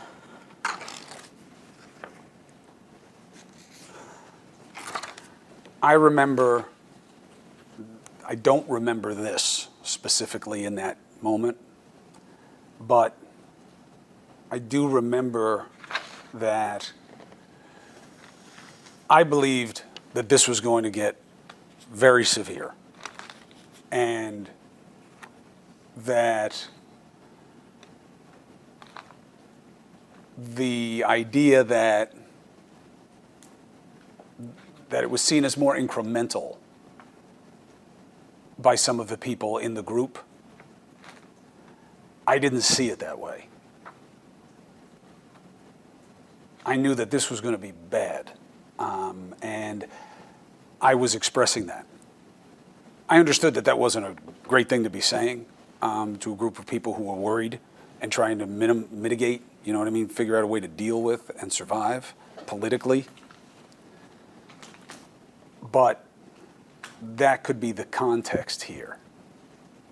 Josh's assessment was that all of this was survivable politically, including this process and what will happen afterwards with the state legislature, that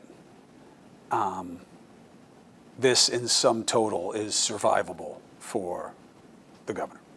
At this point, there had been two complainants who had come forward, Ms. Right. Boylan and Ms. Bennett. Was it, you said that your expectation was this was going to, I think you said, get bad. Were you expecting there to be more complainants? My word is severe. No, I had no expectation that there would be more. I would begin to feel that way, but I thought that this was enough, given the state of play in my brother's political party. I mean, I thought that he had a real problem on his hands, and it needed to be handled like that. If you continue through the text message, there's a discussion about Judith Kay, and then it says, wrap it up, getting loose. We just need to be focused on the details too. All fine and aggressive is good. Can you help us understand what the context for these texts are? Yes. As I stated earlier and immediately previous to these questions, I was not always popular on the phone calls.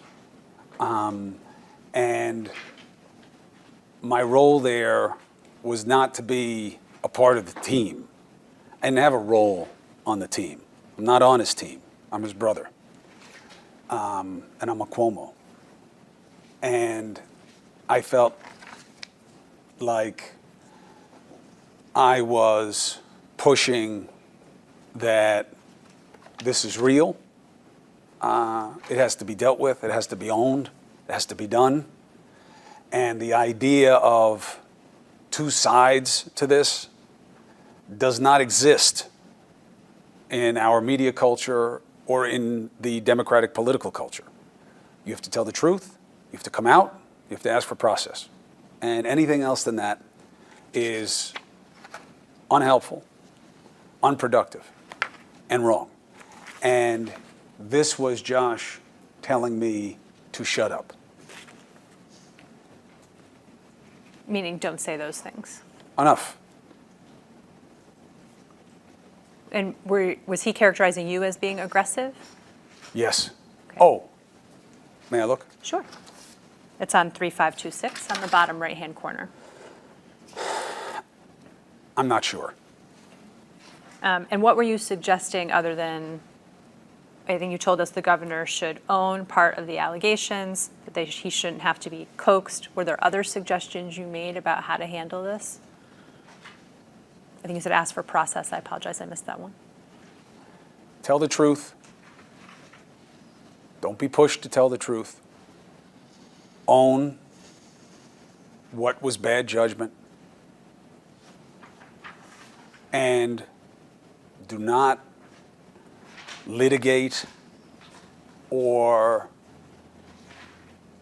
treat as a confrontation any of these allegations. You ask for process, you ask for it to be investigated. That's it. And there was a division on that. I think you've described that to us before. Why don't we turn to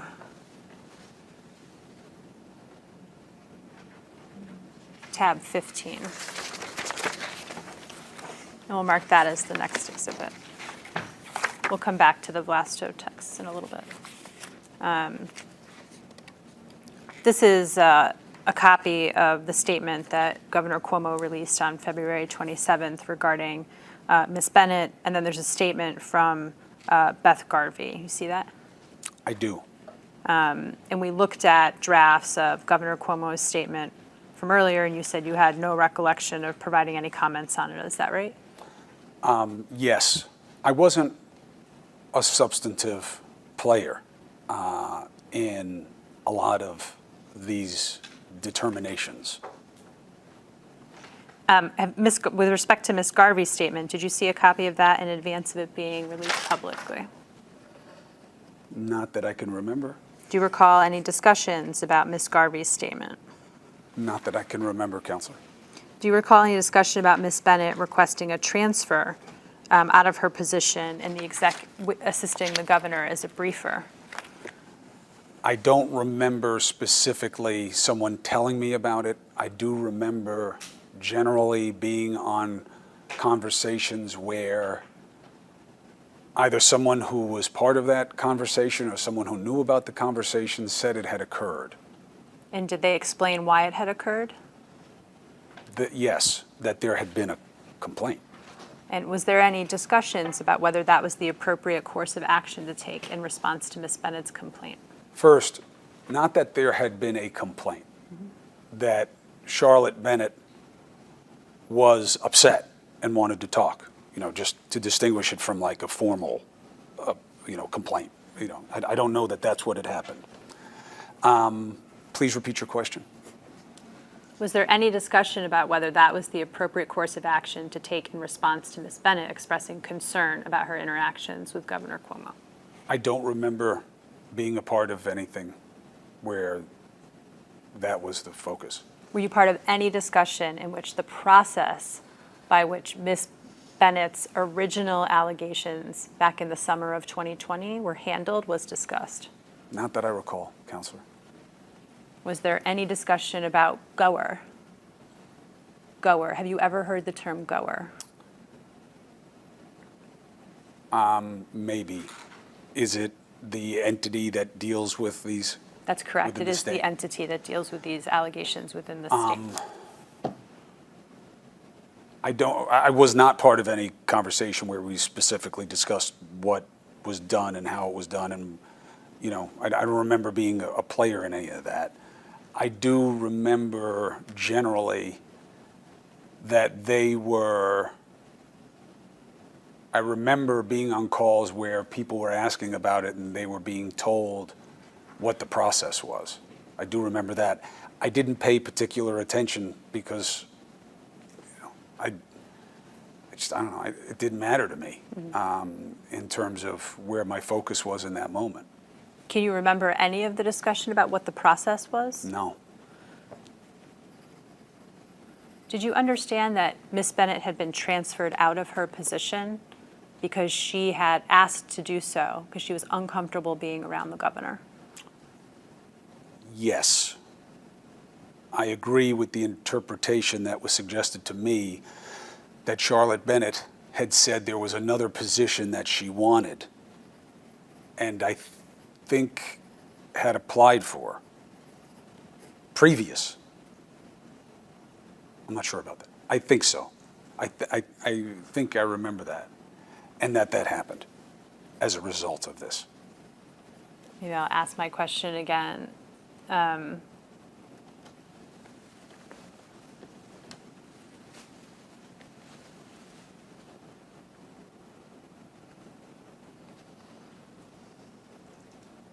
I'm sorry if I missed the question. No, that's okay. Did you understand that Ms. Bennett had been transferred out of her position because she had become uncomfortable being around the governor?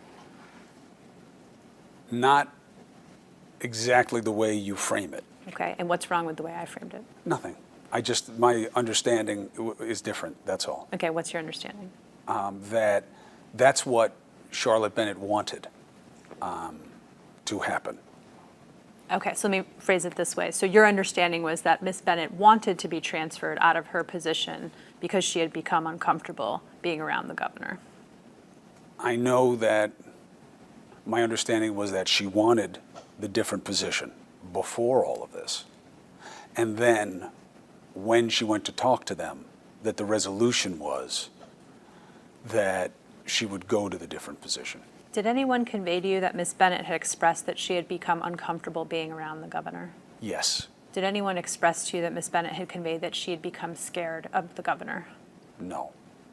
Who conveyed to you that Ms. Bennett had become uncomfortable around the governor? I may have read it. I don't remember it being specifically said to me by anyone.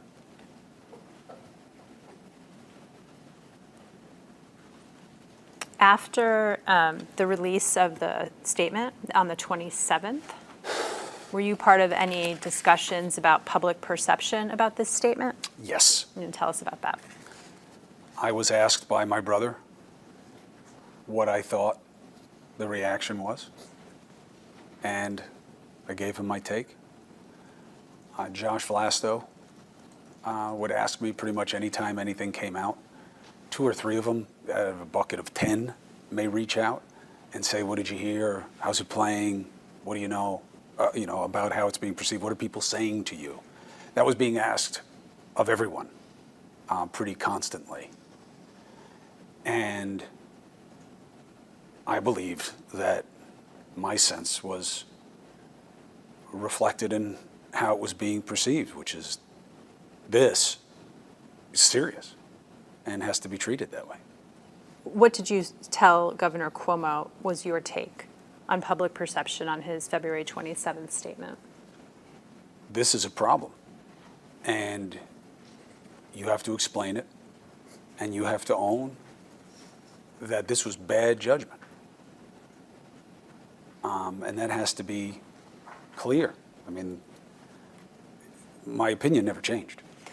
And so I guess I'm just trying to understand, was your view or take that you expressed to Governor Cuomo that this statement didn't sufficiently own it? No, but just that it was going to be a continuing concern. This wasn't a one-day story. And what did you tell him about public perception about this statement? that as a Democrat, this was not going to just go away, and he was going to have to deal with it, and that he had to assume that people in his party were going to come after him. Did you advise your brother to do anything after February 27th, after this statement was issued? With respect to, The allegations of sexual harassment against him. So the statement comes out, you have a conversation with him about your take on public perception. And sort of what's the next thing that you're involved in with respect to the allegations of sexual harassment? I mean, there were more. So, as there were more, he would ask me to listen to what was being said and help him. Were you involved in the preparation of Governor Cuomo for a press conference in early March? I was on some of the conversations about it, and it was a very frenetic process, and I just defaulted to speaking to him directly about reinforcing the points that I've made to you. Happy to repeat them if you'd like me Okay. to. But that was my mantra.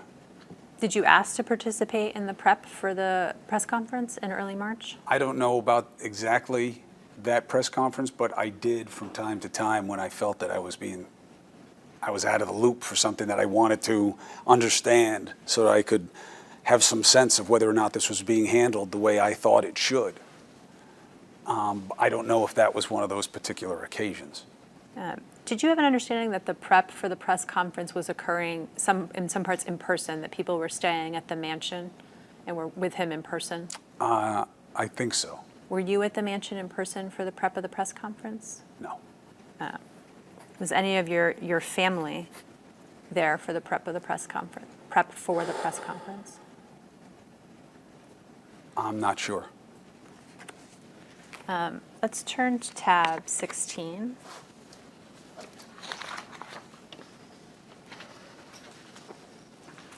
And we'll mark this as the next exhibit.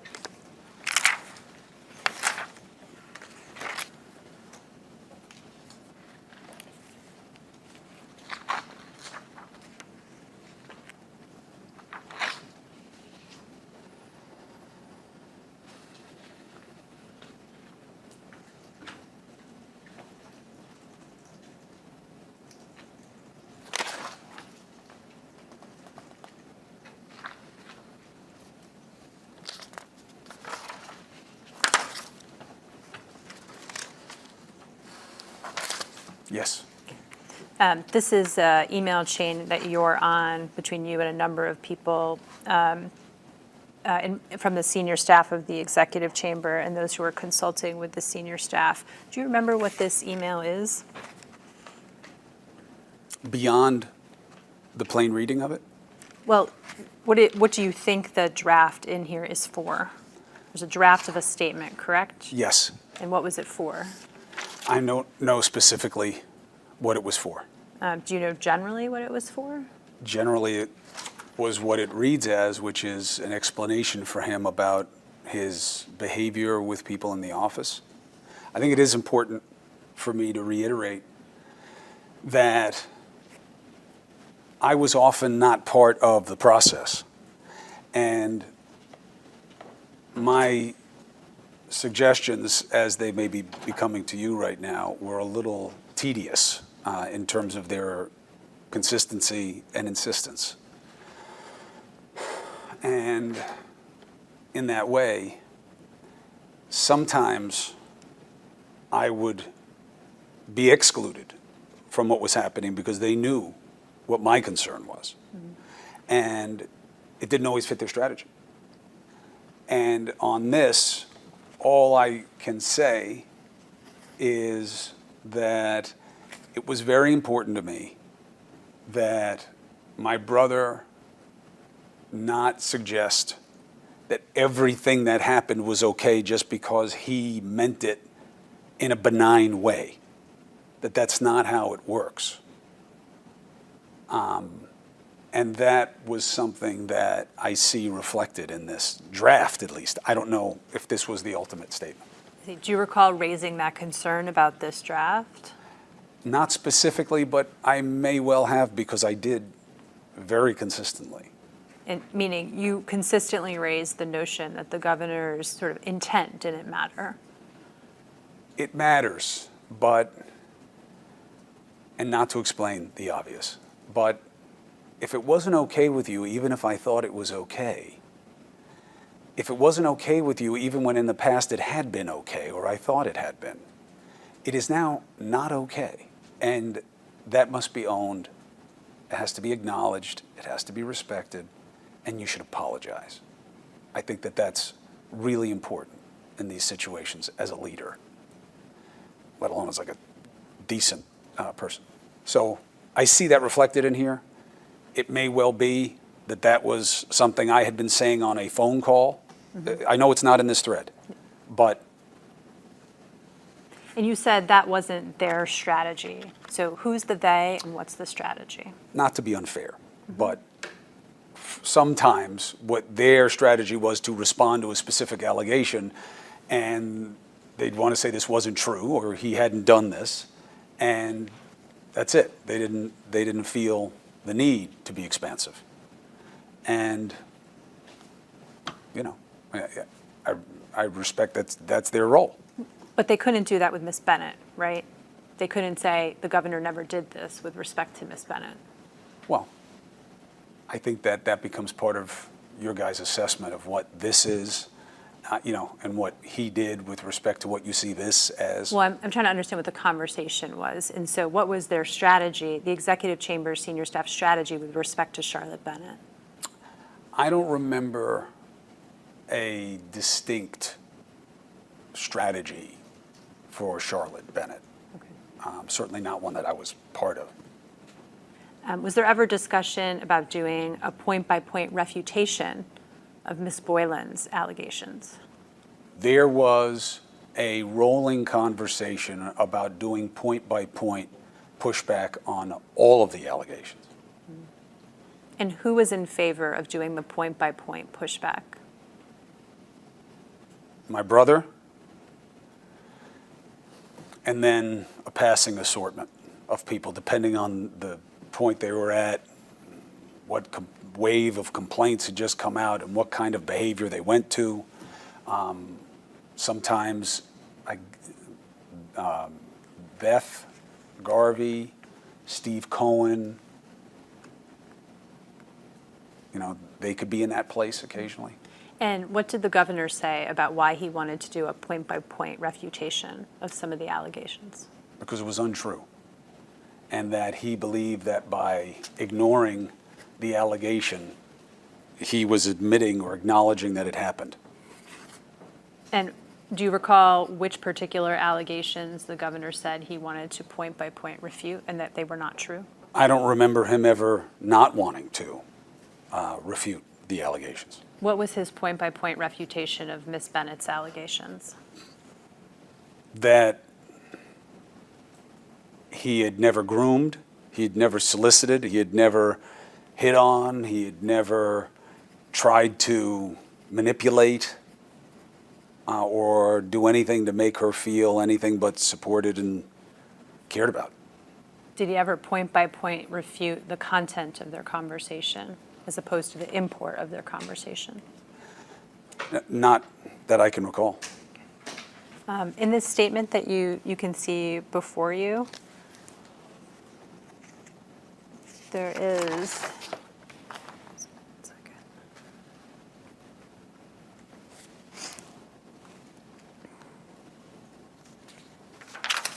there's a reference to Ms. Bennett, to the office hearing anecdotally that some people had reached out to Ms. Bennett to express displeasure about her coming forward. Do you see that? Yes. What is your understanding about whether there had been outreach to Ms. Bennett to express displeasure? I don't know anything about that. You don't know whether that was true or not true? I don't know if it were true or not true.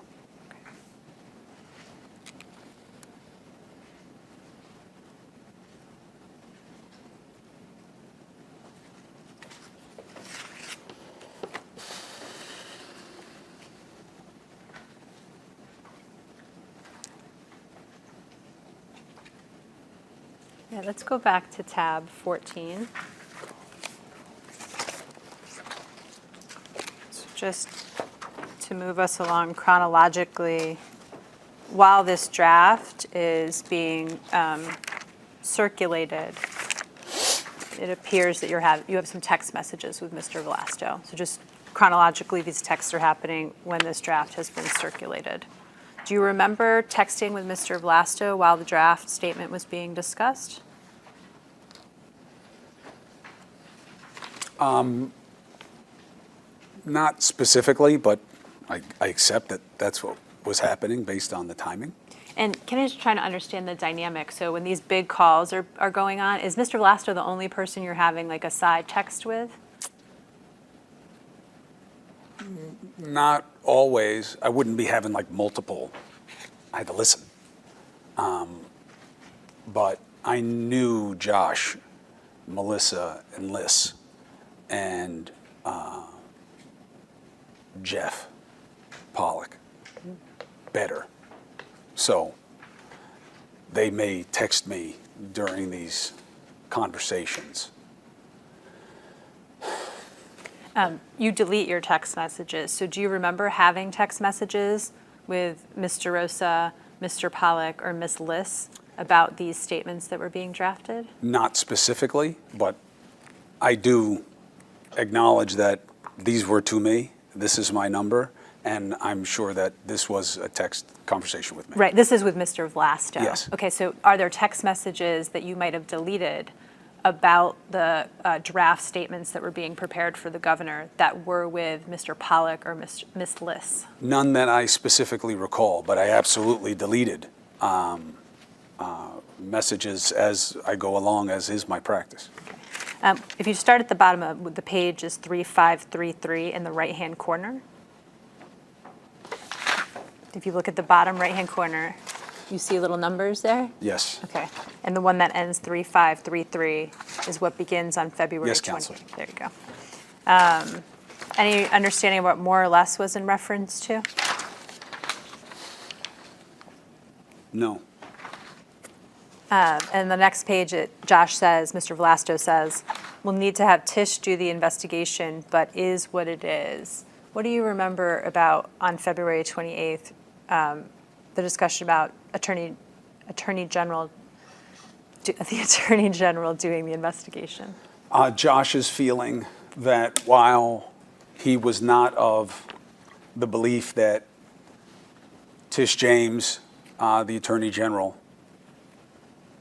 wanted this because she wanted to run against Andrew necessarily, that she wanted to do this investigation, and that once it was rejected, that it would be somebody else, that this was the likely scenario that the legislature would take it.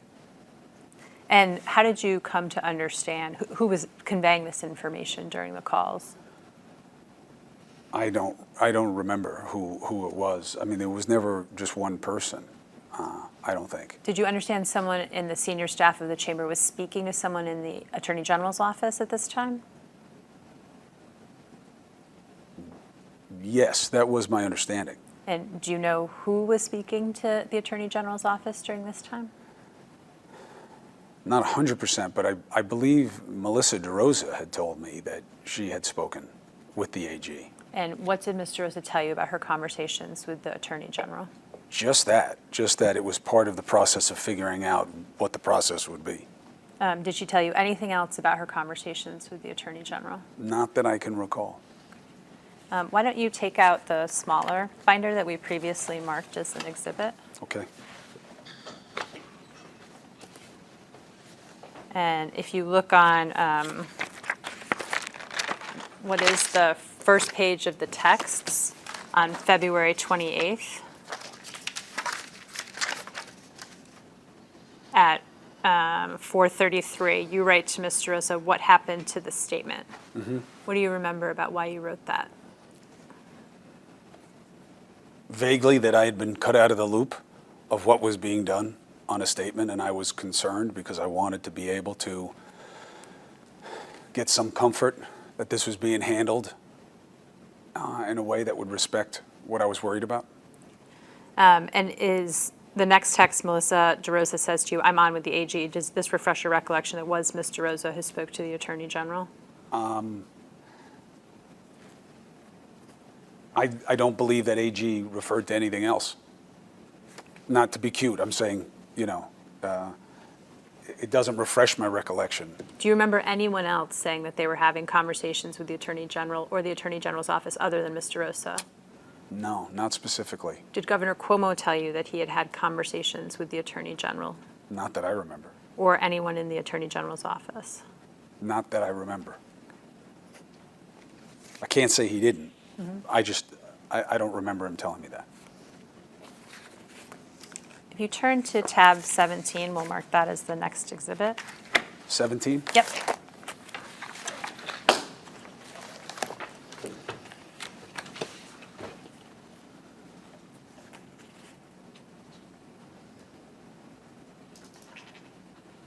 Okay. Do you recall that this is the statement that was issued by Governor Cuomo on February 28th? I accept it as that. So there was a statement issued on the 27th, and then another one gets issued on the 28th. What's your understanding of why the two statements? I don't have any recollection of why they went from one to another. Do you have any recollection of there being discussion that there needed to be another statement and why there needed to be another statement? I mean, generally, there was,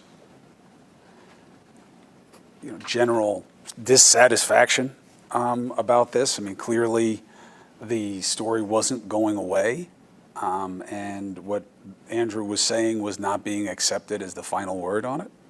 So, I know that. I'll represent to you that in an original draft and those two documents we were looking at, this statement included a line of the governor saying he was embarrassed. This final statement does not include that language. Do you remember any discussion about removing the statement about the governor being embarrassed from his public statement?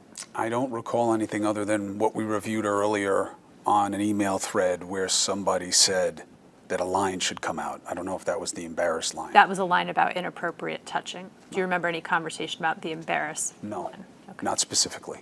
And you'll see in this final statement, it does say on the second page, to be clear, I never inappropriately touched anybody and I never propositioned anybody. You see that? Yes. Do you remember why it is that the line about I never inappropriately touched anybody ended up in the final statement? No. Was there any discussion you were a part of where the governor was asked whether he had ever inappropriately touched anyone?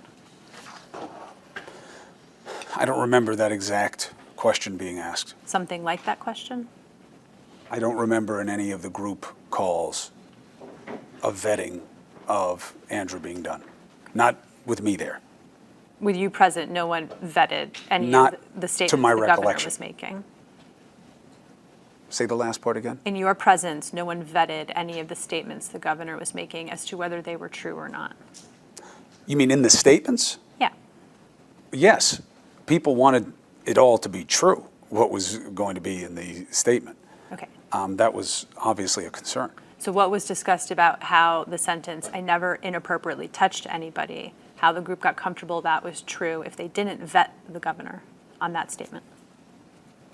I have reason to believe that people individually had spoken to the governor, and he had said that he didn't, I remember him saying that he didn't do what was alleged. I don't know how people individually got comfortable with this, though. And you said you have reason to believe that individual people spoke with the governor. What's your reason to believe that? Because he was talking to everybody all the time. One-on-one? Groups, one-on-one. And who are the people that you believe individually spoke to the governor about whether he had inappropriately touched anybody? I don't know specifically. I don't. I just wouldn't be surprised if they were happening. But you don't actually know that they were happening? I don't know, as a matter of fact, that anyone called him and asked him about what had been done and not done, other than his lawyers. At this time, so the February 27th, 28th time period, did you reach out to any of your sources? Not that I recall.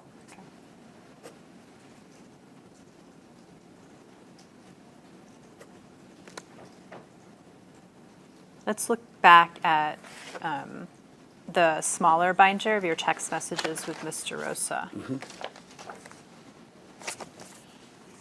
So this is on, now we're on March 1st, after the governor's statement at tab 17 has been made public, and you wrote to Mr. Rosa, here's what he should have said. I have carefully considered Ms. Bennett's statement and my own conduct. I don't dispute that our conversation was as she reports. I also do not dispute that my words and supervisory position may have created a hostile work environment. I apologize to Ms. Bennett and will promptly seek to personally communicate my apology to her. I also apologize to the people of New York State who have a right to better conduct for their governor. This will not happen again. See that? Yes, ma'am, Why did you write this? because that's what I thought he should say. And that's what he didn't say, right? It is not exactly what he said, no. Okay. And so why, after the governor had made his public statement on the 28th, did you send this to Mr. Rosa? Because I was asked about what I thought about the statement. Who asked you that? I think it maybe Melissa DeRosa or Andrew or both. Okay. Did you have a conversation with Governor Cuomo about what you thought about his February 28th statement? I can't remember a specific conversation, Counselor, but absolutely I was in contact with him at every inflection point. And what do you remember conveying to him about what you thought about his February 28th statement? You have to tell the truth. You have to not be coaxed to tell the truth. You have to own what was wrong. You have to apologize. And you have to tell people that you've learned from this as a leader. And you have to act like a leader in this situation.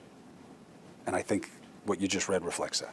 Okay. If the governor had issued the statement that you wrote, would it have been true? I don't know that this was specifically just from my head. I was often given suggestions by people about what he should have said or not said, or why wasn't it said like this, or whatever, both from inside his team and outside of his team. So I may have lifted this from one of those suggestions to me, from one of them or an earlier draft, but this does reflect what I thought he should have said, just to not take too much credit, that's all. Do you recall from whom you might have lifted this, No, not specifically. generally? I mean, it was either, one of my outside, PR friends who would unsolicited send me, everybody was commenting on this. Everybody was following it. Everybody had something to say. And there were also these divisions within his team. And I am often seen as a fair broker of who you can go to about Andrew. So I don't want to give myself too much credit, that's all. Right, I'm just trying to understand who you think might have contributed to this draft. Josh, Steve Cohen, Liz. I probably haven't mentioned her enough when it came to people who were of the school of thought of handling this the way I've suggested. That could have been the universe. When you say Liz, you mean Liz Smith? I'm sorry. Yes. That's okay, just for the court Liz report. Smith, L-I-S. Okay.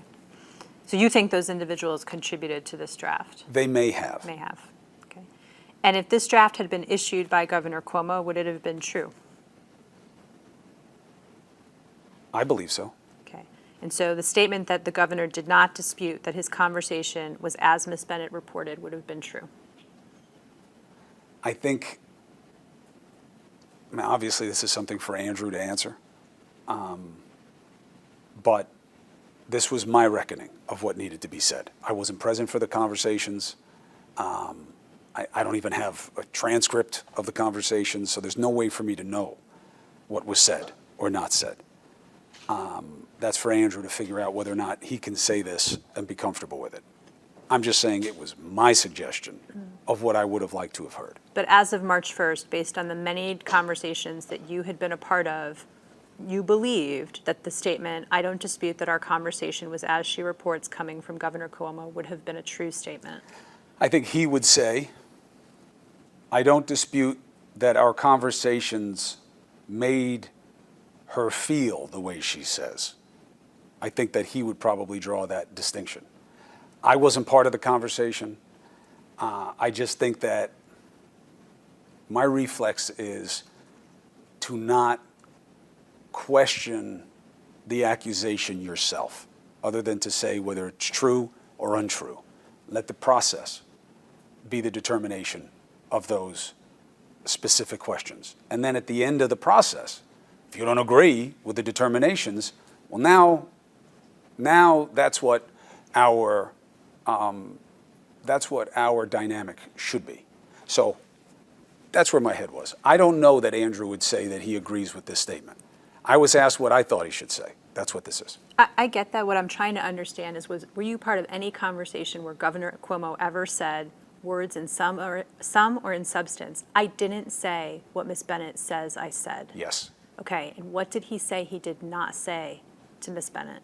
He says he never said anything about being with her or that she should be with him, nothing like that, and anything that was said like that was very jokey and never a pass. Okay, so he never said to her anything like, you should be with me or I should be with you. His suggestion was that he never said anything like that, and anything like it wasn't seriously said that way, that was never his intention, and that he thought she understood that this wasn't a romantic thing for him. I understand the intention part. What I'm trying to understand is, what did the governor say to you were the words he did not say to Ms. Bennett? I don't remember ever having that specific conversation. Okay. And then you write on the next page, if you flip it over, you annotated the statement that's reflected at tab 17. Do you see that? Yes, this goes more to what I was saying about the process of the collective. These may have been things that were passed on to me by other people. Comments other people may have passed on to you. Yes. Do you have any understanding of whether your annotations were shared with Governor Cuomo? No. You said in the annotation, you say no one says he intended to offend or harm. What he's accused of is creating a hostile work environment which is judged objectively by the natural meaning of his words and conduct, not by what he now says he intended. Did you convey in substance to Governor Cuomo that information? Yes, I don't think I wrote this actual part. I mean, it's a little bit more sophisticated than my general vernacular and thought process would be. But yes, I've had the conversation with my brother on numerous occasions that it doesn't just matter what you thought or intended. Who do you think wrote this? I'm not really sure. I don't think I've ever phrased. I've written this idea 1,000 times, in the last 25 years of journalism. This is not my normal phrasing, but I do agree with the idea, and I thought it was an important suggestion for them. Could the author of this have been anyone other than Steve Cohen, Liz Smith, Josh Vlasto, or Jeff Pollack? It's possible. Who else could it have been? I mean, he had lawyers, who were on the calls sometimes. It could have come from one of them. Were you speaking to his lawyers? Only if they were in that mix of the conference calls that from time to time I was asked to listen in on, in part or in whole. Okay. Did any of the lawyers separately reach out to you? No, Okay. Anyone else it could have been who wrote this? not that I'm aware of. Okay.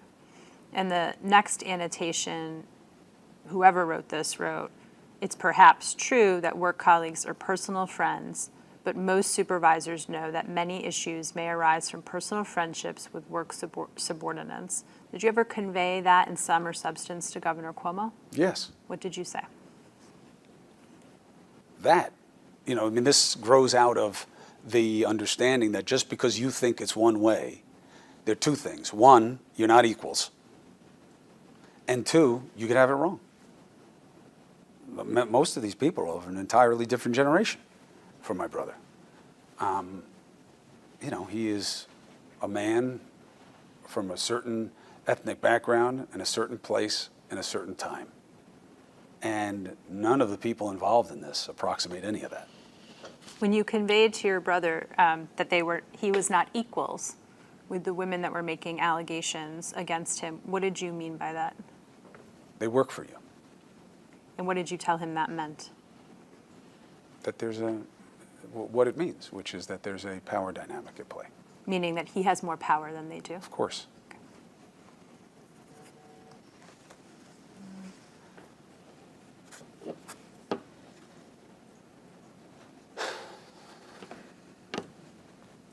Okay, let's turn to tab 18.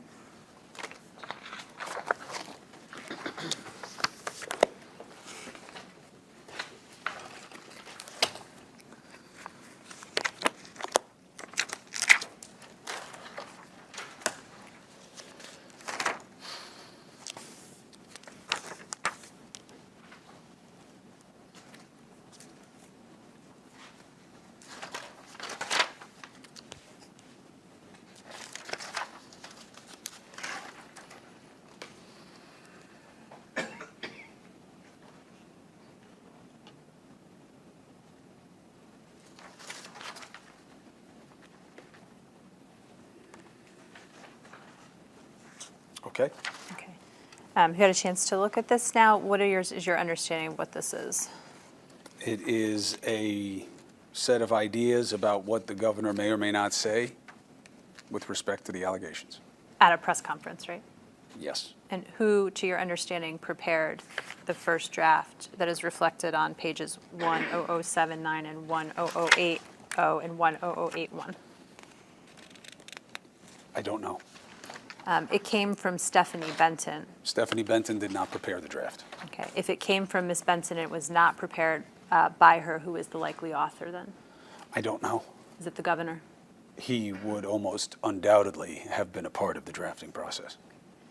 And do you recall commenting on this? I do not. Again, I was most often a peripheral figure. I'm the brother. Yes, I understand the media, but to be clear, everyone in that room understands the media. They all have media contacts. There is no division between politics and media. We all know each other. So the idea that I was there because I'm the media person is just not true. They had multiple media experts who had much closer connections to the people who are covering this than I do. You know, I mean, my beat, my show, I'm not about New York State politics. You know, I mean, I didn't even cover the mayoral race recently. You know, other people were. I got why it was somewhat germane, but, you know, this is not my world. So it shouldn't be surprising that I didn't have a heavy hand in a lot of these things, because I didn't. I understand your perspective on what your role was, but with respect to the preparation for the governor for the March 3rd press conference, did you offer any thoughts or insights, guidance, opinions about this being what he would say? I don't remember including anything in any email about this. I spoke to my brother about it. Okay, what did you tell your brother? Tell the truth.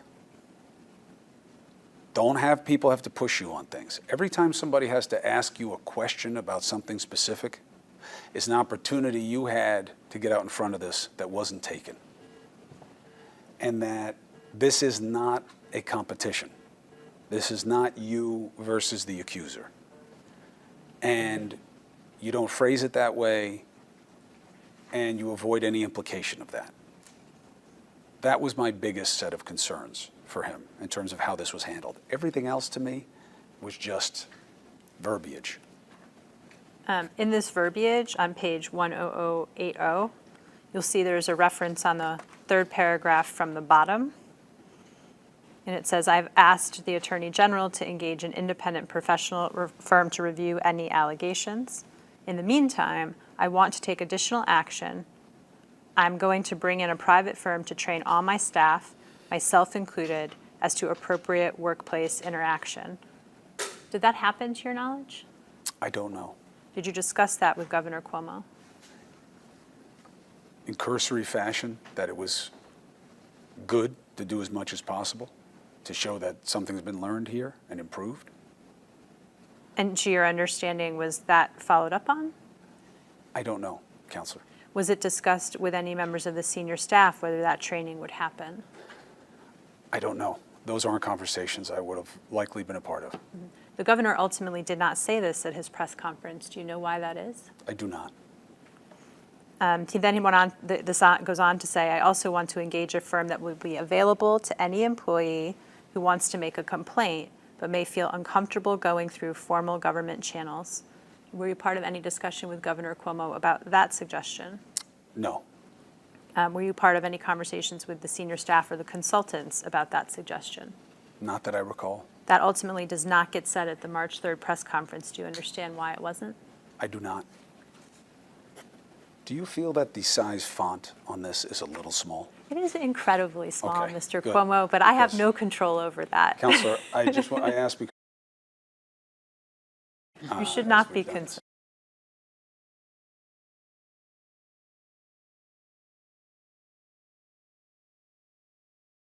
I'm glad that it's not me. If there's anything that you would like to read that you cannot read, let us know and we will figure out a way to make it more legible. Everything has been legible. Okay. At some point so this is all on March 1st. On March 1st, you went on the air on your show and made a statement regarding coverage of the allegations against your brother. Do you recall that? Yes. Okay. And what prompted you to make that statement? Noise, What do you mean by noise? media noise Noise about what? about me not covering my brother. Meaning there's questions being raised about whether you were going to cover or were not going to cover the allegations against your brother. Yes. And were there questions being raised about whether CNN was going to cover the allegations raised against your brother or not? Not legitimate ones. Okay. But those were being raised. Not legitimately. Okay. But they were being raised. And that was part of why you In went my on the air? business, Yeah. there are different kinds of questions. Sure. There are rhetorical questions. There are questions that are being asked just to be antagonistic. There are questions that are said for informational basis. And there are questions that have a concern of policy. And I don't think this checked any box other than the antagonism. CNN was always going to cover it. They had always covered my brother, for better and worse. Okay. Before you made this statement, let's turn to tab 19, and we can mark that as the next exhibit. This is Did you say 19, Counselor? I did. I don't have a 19. Well, that's fascinating. I have a 19. Apparently, I am the only. But I'm happy for you to read me what 19 is. Yeah, I don't have 19. Here's 19. Okay. We'll mark that loose sheet This of is the paper. transcript of my statement, On which you CNN. can have, which I know. Okay. Prior to making that statement, did you speak to anybody in the executive chamber about the fact that you would be making the statement? Probably. I don't remember specifically who. I'm sure I told my brother Okay. And what did you tell your brother? that I'm going to get in front of this and squash this noise because it's absurd. And what did Governor Cuomo say in that conversation? My brother has a lot of regret that I've had this negatively affect me.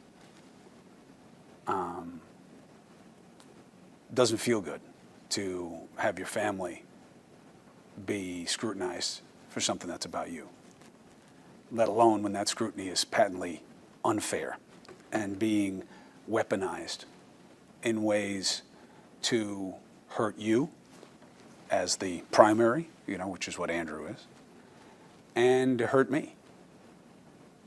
And I know he feels that, and it hurts him. And I understand that. I would never want to be in his position in many regards. But he wished I didn't have to say it. He wanted to believe that this wasn't about me, it's just about him. And sadly, it's not the case. Look where I am today. So the sum and substance of what you just described to me, that's what Governor Cuomo conveyed to you about you having to go on the air to make this statement? Yeah. Okay. And you said you maybe talked to other members of the executive chamber. Can you recall who? I wouldn't be surprised if I spoke to Josh or Liz or Melissa about this. Can you remember the substance of any of those conversations? Just that I was doing it. They too believe that this isn't really necessary, nobody really believes this, everybody gets it, but it's the nature of the game I'm in. You can go ahead and put that aside. I'm sorry, what did She I said you can go ahead and put that exhibit aside. Oh, there you go. Or I can hand it It's back aside. to me, just so I don't lose it in my you binder. decide? Thank you. So the press conference that we've been talking about occurs on March 3rd, and you said previously that you were involved in some calls where Governor Cuomo was prepared for that press conference. If you can turn to tab 20, and we'll mark this as the next exhibit.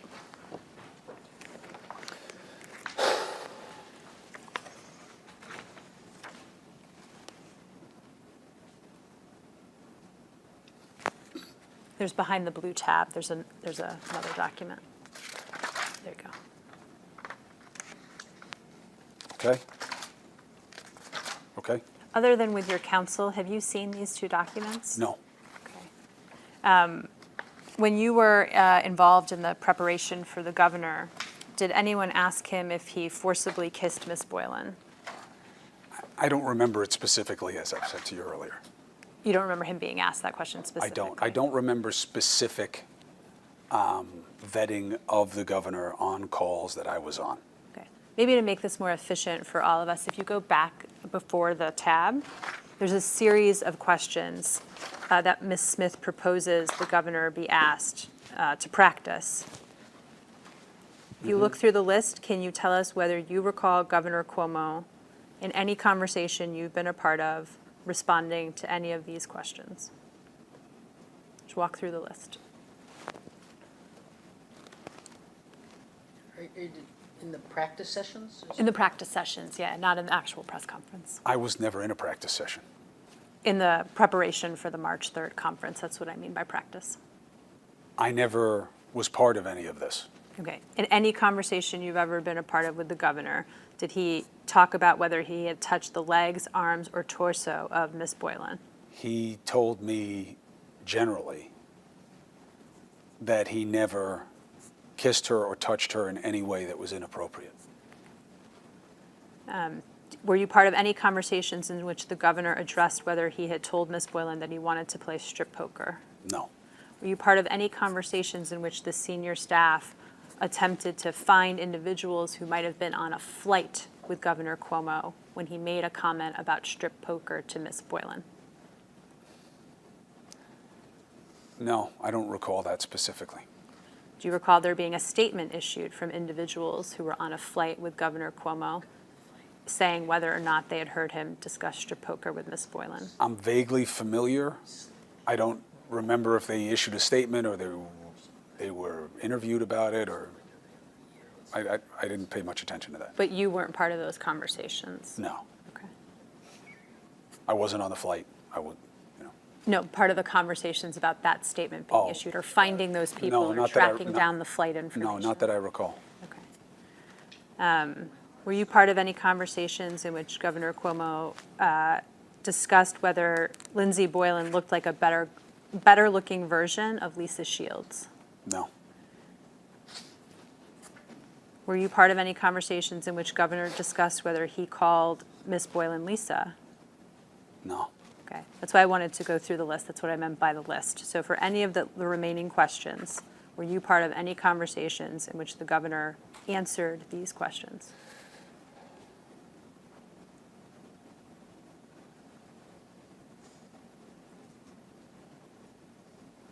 I've heard my brother speak to several of these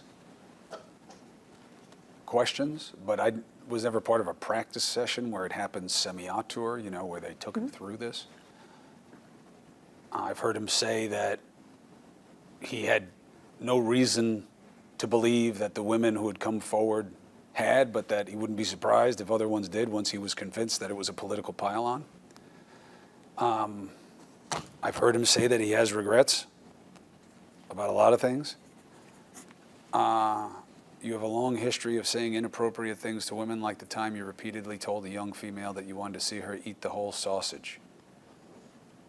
I remember him referring to that as something that he was completely flummoxed by, that it was taken so grossly out of context. But again, in his position, people hear things differently, and there's potentially different standards. So to answer your question best I can, no, I don't remember any recitation of these interrogatories. Yes, I have heard my brother address several of these. Let's go back to the one about regrets. So you said your brother's told you he has lots of regrets. I think that the topic of the question was actually regrets about the language you have used towards women in the workplace. Did you ever hear your brother talk about whether he had regrets about the language he used towards women in the workplace? Yes, And what did he say? that he had regrets. And what did he say were his regrets? That anything he said that made people feel in a way that he didn't intend was wrong. And he has to learn from it and be different. In those conversations, did the Governor Cuomo acknowledge making comments about women's appearance Not specifically. generally? I think that my understanding was that that's what he was referring to, is that anything that he had said to them about their lives or their person that came across in a way that he says he never would have intended, he regrets it. Behind the blue tab is a series of draft questions. I know you've said you've never seen this particular document. Have you ever seen any version of this or any document in which draft answers for press conference questions were prepared for Governor Cuomo for the March 3rd meeting? Not that I can recall. Okay. After the March 3rd, did you watch the March 3rd press conference? No. Did you watch it after it happened, like on tape? No. Did you speak to anybody after the press conference about how it went? Yes. Who'd you speak to? Many people from different aspects of my life. Obviously, this was something of incredible importance in terms of getting how people processed it. Okay, let's start with the governor. Did you speak to Governor Cuomo about how the press conference went? Later, Later, meaning when? after I had spoken to other people. Okay, who'd you speak to first? I mean, it's going to be hard to identify, but anybody I could. Can you give me buckets maybe then? My family, people I know in the business, other political people. You know, people were coming to me. Everybody was weighing in on all this. So you spoke to family members, you spoke to other reporters? Less so. I tried to never approach anybody who was covering the story. I didn't want to make them uncomfortable, you know. There's only one of me in the business. I'm not saying that in a bragging way. I'm saying whose brother is this, you know, big shot in politics. And I really just never wanted to make anybody feel like I was pushing up on them about something. So, you know, if they called me and they said whatever they were going to say, then that would be fine. But I was just asking people who I respected their opinions, or I was asking people in the street. You know, I mean, I was just trying to get a sense of, you know, how's this going for him? You said political people. Were you talking to any politicians? I mean, not specifically, you know what I mean? But you know, I interview them every night on my show. So the idea of somebody saying, you know, I say, you know, thank you, June Kim, for being on primetime tonight. And June Kim then says, hey, you know, tell your brother I said, you know, this or that, you know, that. Right, but were you outreaching to any No. politicians? Okay. So what did you, after No doing? offense, counselor. He's been waiting. Other than, after you had those conversations, what did you say to Governor Cuomo about the press conference? I was talking to him brother to brother, just trying to keep his head in the game. And to, you know, ironically, my message to him is try not to listen to too many people, even though I was doing the exact opposite, but I'm in a different position. And just brother to brother, I was telling him just to keep his head and listen to what he knows is right, and that this is going to be long and hard. What did you convey to him about public perception about how the press conference had gone? It's mixed, you know, like everything else. People see things in partisan politics through such colored lenses now that really it's so fractional, that like a third of the people will never go bad on you. I don't think that's as true in the Democratic side. I know that's not relevant, but a third will never be for you. And maybe you're lucky if there are a third of people with open minds on any of these issues that are willing to listen to anything. Did you give him any advice about what to do next? I don't remember specifically after the press conference doing that. Let's turn back to the texts that are in the smaller exhibit binder with Melissa DeRosa.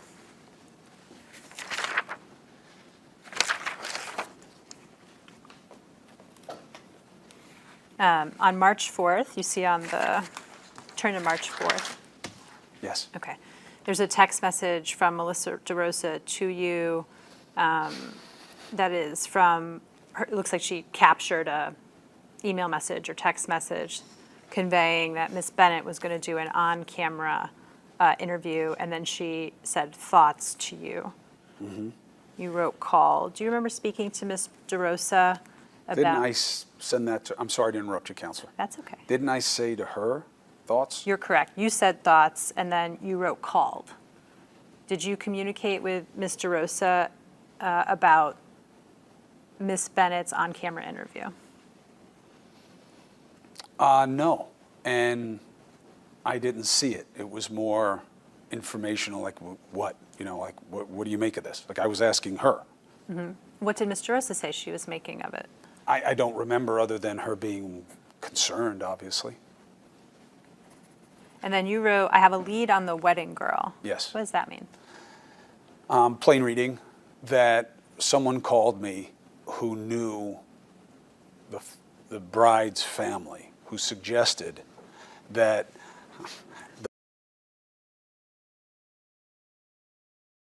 who was relevant in the situation,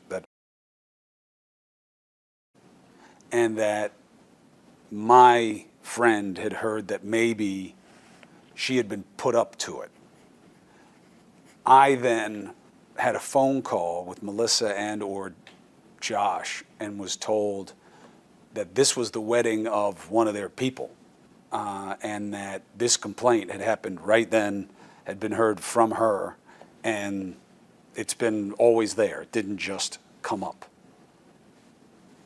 Okay, let me try to unpack that. So the woman that we're speaking about, do you recall her name is Anna Rush? Yes. Okay, and so you had heard from someone some information about Anna Rush. Who is the person you heard the information from? A source. Can you tell me who the source is? I don't know how that's relevant. Well, I'm asking because it's relevant to the credibility of the individual. So who is the person who you got the information Is this a from? journalistic source? No. Okay, so who is the information? His name is Can you, for the court reporter, can you spell the last name?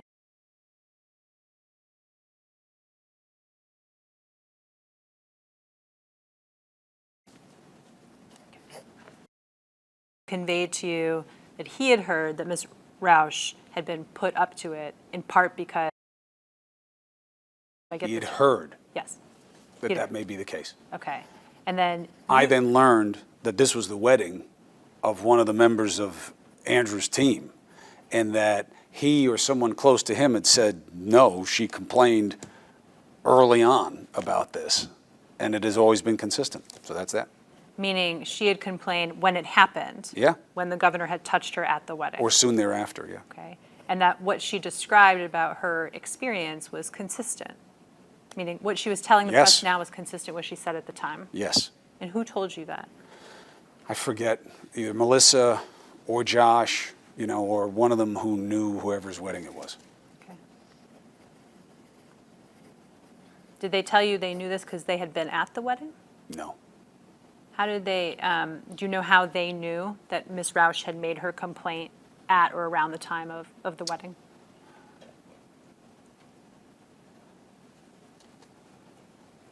I don't remember if it was, I think it was the groom was part of the team. I could be wrong. But it was from them. It was from whoever was on the team who got married, who had heard this, who told them. I see. So, Okay. And he had told them contemporaneously to the wedding, or somewhere on or around the That time. was my understanding. I gotcha. Okay. Let's turn to tab 21.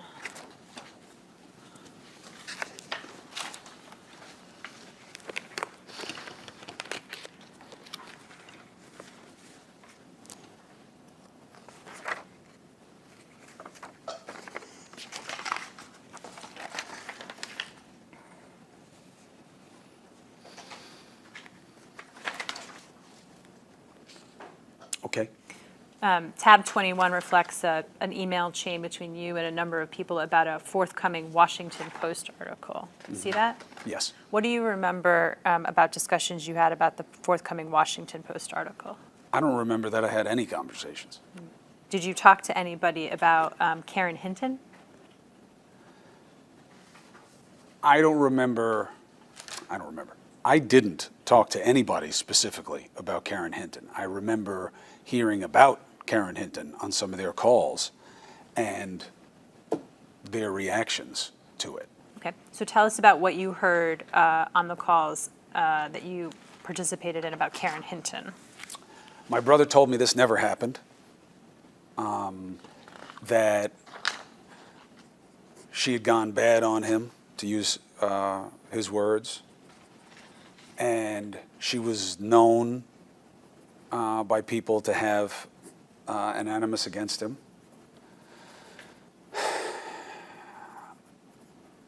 And that was echoed by, I think, Melissa, who said to me, she hasn't liked your brother for a long time.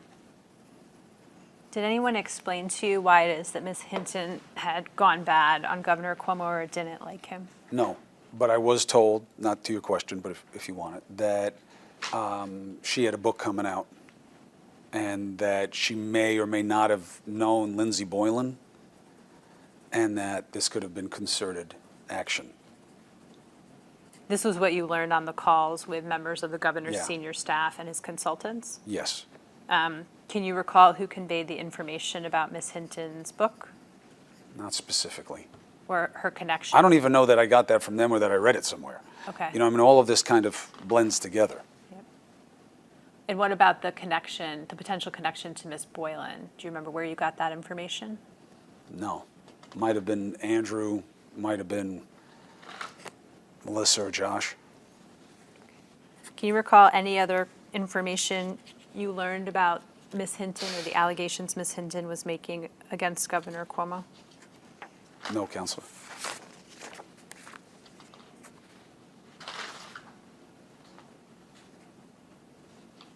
Did you discuss with anyone or were you part of any discussions relating to a response to Ms. Hinton's allegations?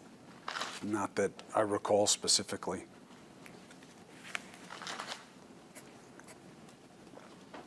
Had you been a part of any discussions where an individual by the name of Anna Liss was discussed? Yes, as long as I'm right about which allegation that is. Okay, so why don't you tell me what you're thinking of when you think of the allegations by Ms. Liss? I'm not sure. So tell me, when I said Ms. Liss, what came to your mind? I know the name. I know that she's one of the accusers. I don't know specifically which one. I know it's not the assault claim. I know, obviously, she's not the other named people that we've discussed. So she's part of that middle wave of allegations. And I don't mean in any way to diminish her or her claim. I'm just saying, you know, frankly, there are a lot of names to keep straight here. And when you say that middle wave, what do you mean by the middle wave? In March, there started to be this steady succession of complaints. And I believe she was one of those. Anna Liss was one of those. Okay. And can you remember any conversations you had with senior staff or consultants to the senior staff about Ms. Liss? No, not specifically. What about Caitlin? Can you remember during this time period any conversations you had or were a part of with senior staff or consultants about a woman named Caitlin? Yes, I remember there being discussion. I mean, there was a very serious accusation Okay, and tell us about what you remember about the conversations about the woman named Caitlin. that this was shocking to them. Stephanie Benton, I guess, is somehow connected in the office to her. Maybe she's her supervisor, or they work together, or they work for the same supervisor. I don't know how it works. But that they were shocked that she was saying this, that they thought that she had been openly supportive of the governor. I think there may have even been a suggestion that she had criticized women who had come forward, that she was a big fan of the governor and volunteered to work with him. Are you talking about the woman who made allegations that the governor groped her in the executive mansion? Yes. Okay. Do I have the wrong? You tell me, do you have an understanding that the woman who has made allegations that the governor groped her in the executive mansion, that her name is Caitlin? Yes.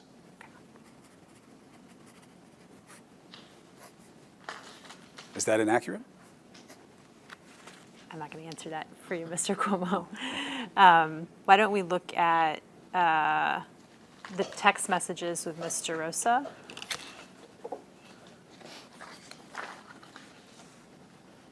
And turn to the ones on March 6th. Okay. Okay. So you see that Melissa DeRosa circulates to you the Washington Post article that we had just been referring to Yes. in the text messages? Yeah. I got it. Okay. And then you wrote back, I need all the best facts for reporters who can do it. Hello. Can you tell us why you were asking her to get all the best facts? Yes. I believed that, as is somewhat evidenced by our conversation, there's so many women and so many accusations, and that they were being blended together, and that there was confusion. And I was worried that this wasn't being handled the right way, and it's not my job to handle it. Okay, I don't work for the governor. I'm not defending him in this matter. I'm not covering it. You know, this is not what I do. I am worried about my brother. I'm worried that this is being handled the best way it can. And my feeling was that, to my basic mantra, you need to tell the truth and get in front of these if you have something to say. And if you have something to own, you need to do that as well. And I didn't see that happening. And what I meant in this text, which may well have been dictated, because I do that fairly often. And we all struggle with the whole thumbs thing and the wrong word. You need to have somebody marshal the universe of facts here and deal with reporters in a way other than, I don't like what you wrote, or you've got it wrong. That doesn't sound well to a reporter's ear. You don't like it, you're not supposed to like it. What did I get wrong? What do I have wrong? What do you have to offer me? That's the way journalism works. I didn't believe that that was happening. And I thought that Melissa needed to have the press people know the universe of facts, have this organized, be respectful to the claims, and answer them that way. And I didn't think it was happening. This was my suggestion to her about that, which we had spoken about on the phone. And what was Mr. Rosa's response to your suggestion? I get it, Did she do it? as far as I know. And so, Actually, that's not true. I have no idea. I have no idea whether she took my advice or not. did she get you the best facts? Never. Did you convey any of the facts to reporters Never. on the executive chamber's behalf? Sorry to jump the That's question. okay. Never. Or convey any facts to any reporters on the governor's behalf? Never. Okay. On the next day, you see the next text message is actually from the next day. And it says, can Tom Perez call her? Who's Tom Perez? Tom Perez was the DNC chair. Okay. And how did you come to learn, well, who's the her? I don't know. I'll be honest. And looking back, I don't remember what this was about. I know that it wasn't about Andrew. I think he had been on my show, and he was asking for something to communicate something, and he was having a hard time getting through to the office. And I forget who it was, but I don't remember it being part of this situation. Okay. And it was just me. Melissa, can get somebody through to whoever they need to talk to in the office. And the next text message is almost impossible to read. No, but I've reviewed it. Oh, you've reviewed it before? Yes. Okay. If you want to show me something, that's Well, fine. But no, I'll ask you, but you've deleted these text messages, right? yeah, it was in the preparations with the attorneys. Okay. So you know that the next text message is a statement by Hazel Dukes, is that right? Yeah, please. Sure, we'll mark this as the next exhibit so that you can Thank you. see the full text message. Ms. Clark and Mr. Kim.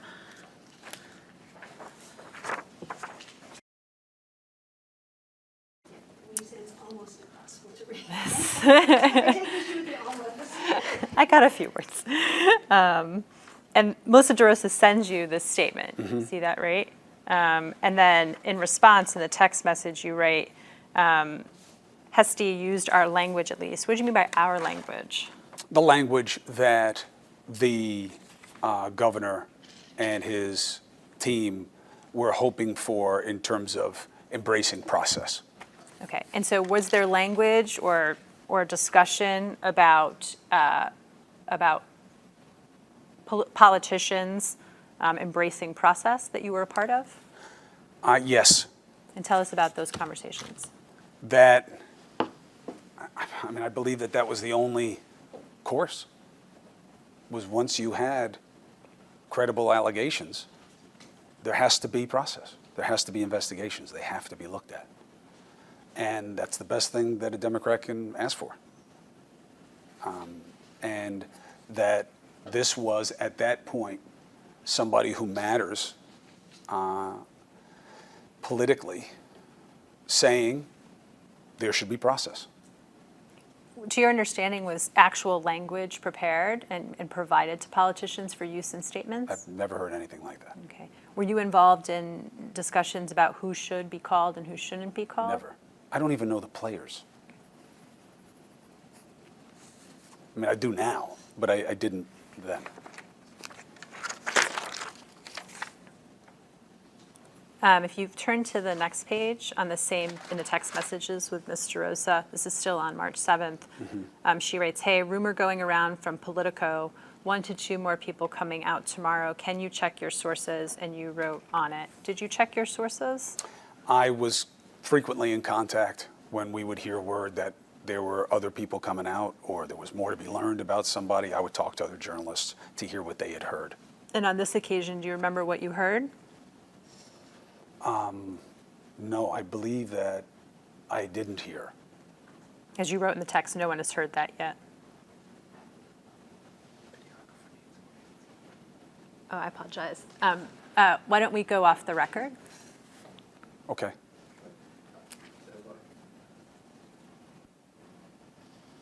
Times 2:11 p.m. includes media 3 off the record. Ms. Grimm, I didn't realize.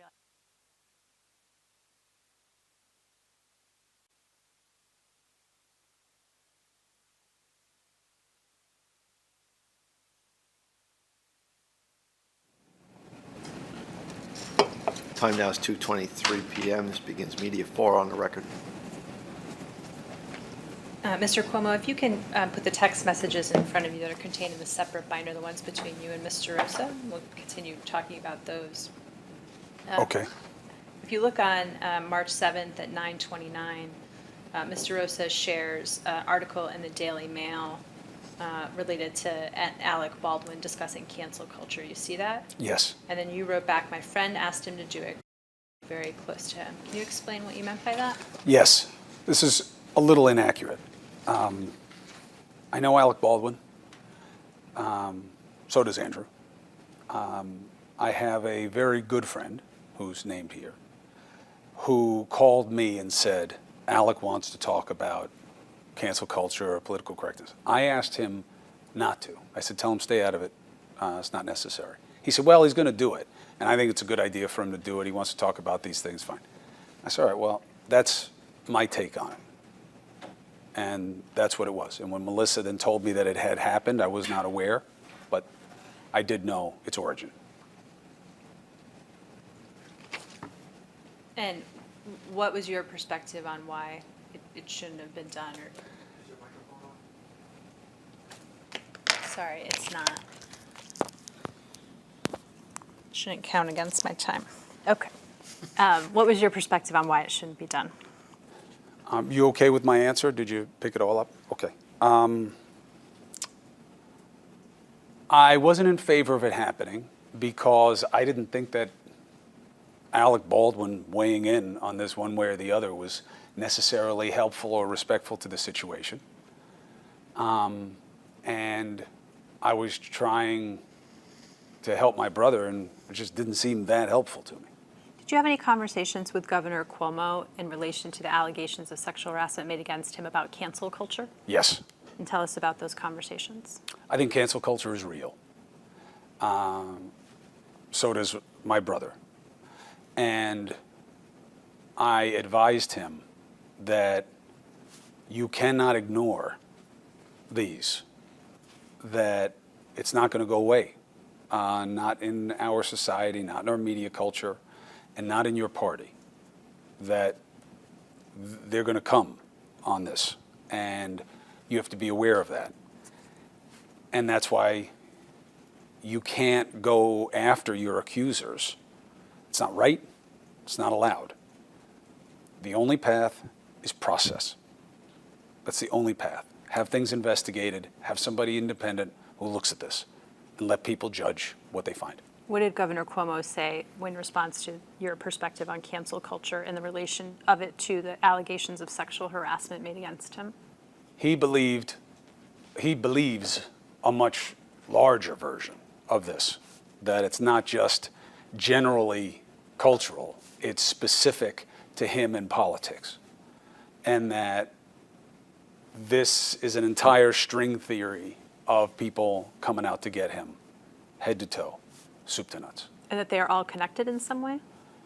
Certainly in his mind, and again, I'm sure you'll have the chance to speak to the governor, he believes that all of the energy around this, the politicians, the media, that it's all part of what happens in politics. I understand. I asked a poor question. Had Governor Cuomo expressed to you that the women who have made allegations against him are all connected in some way?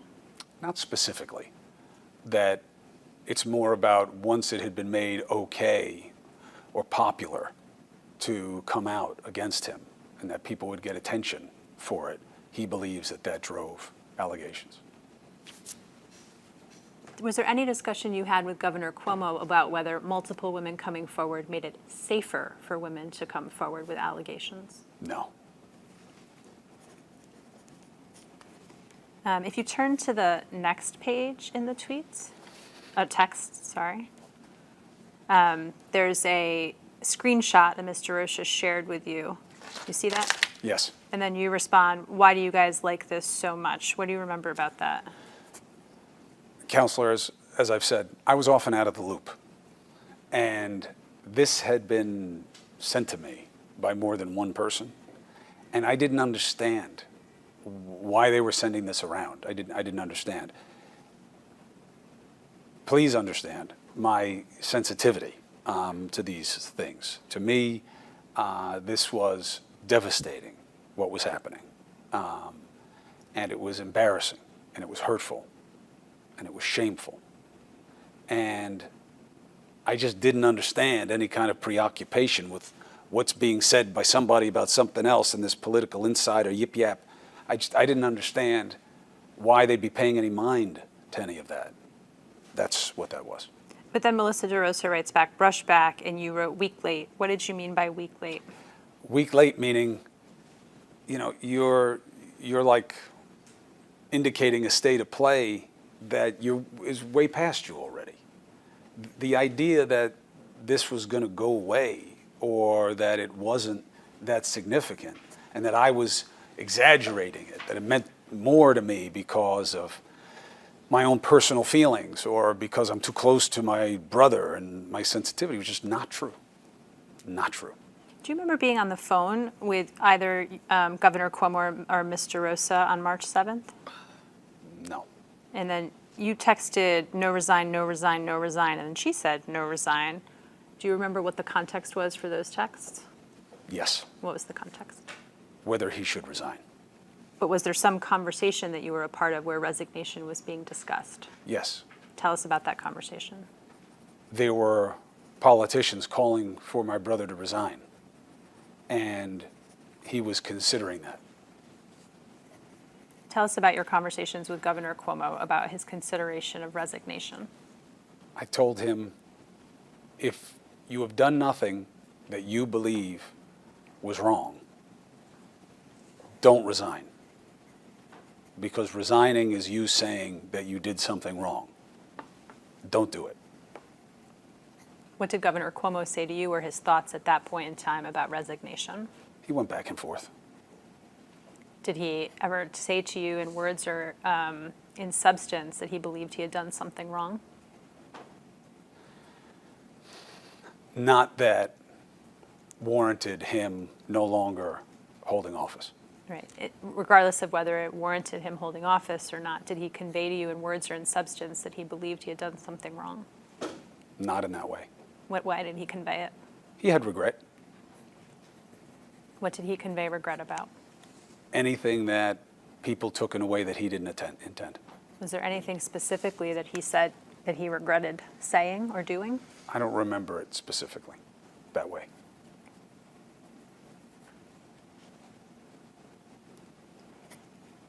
Do you know someone by the name of Lindsay Nielsen, No, a reporter? no.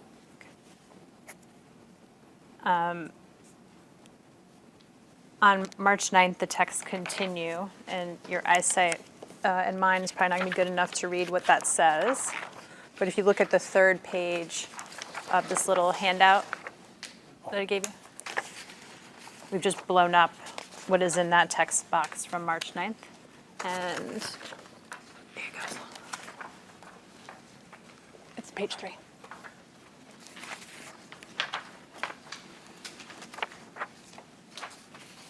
And Mr. Rosa texted you, any allegation made, either directly or indirectly, is being forwarded to June Kim and Ann Clark in real time.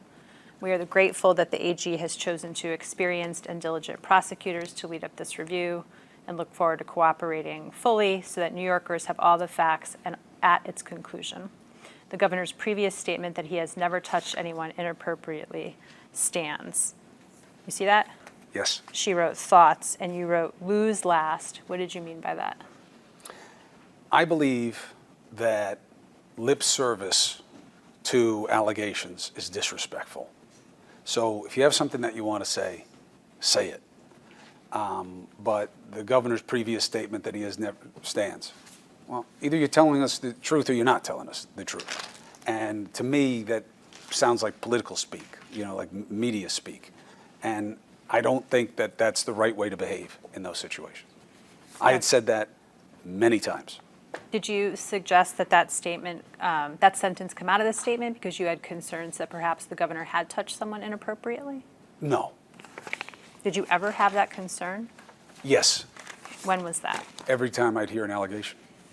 Did you confront him about those allegations? Yes. And what did he say? No. At some point, did you come to learn that there was an allegation that the governor had groped someone in the executive mansion? Yes, we discussed it earlier. Okay. And how did you learn about that? I think, as with some of the other ones, either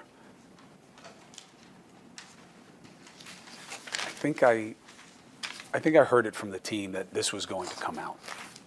Do you I don't remember- think I learned it. I'm sorry. That's okay. I don't think I learned it first in the media. I think I heard that it was coming. I'm not 100% about that, but I think so. Do you remember who you think you heard from that the allegation was coming? Not specifically, but there was a pretty small nucleus of people who were communicating with me.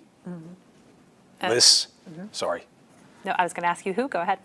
Liz, Josh, Melissa. Most of what I learned came from one or more of them. And what did you talk about, if anything, with Governor Cuomo about the allegation that he had groped someone in the executive mansion? Wanting to know what happened. And what did he say? Nothing. That he said that he has no idea what's going on here. That Caitlin liked him and wanted to work with him and liked working with him, and that they had a good relationship, and that he didn't understand why she'd say something like this. Did he describe in any more detail what his relationship was with her? No.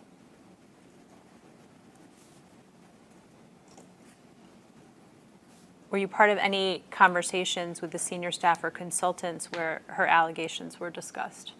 I believe so. And tell us about those discussions. It was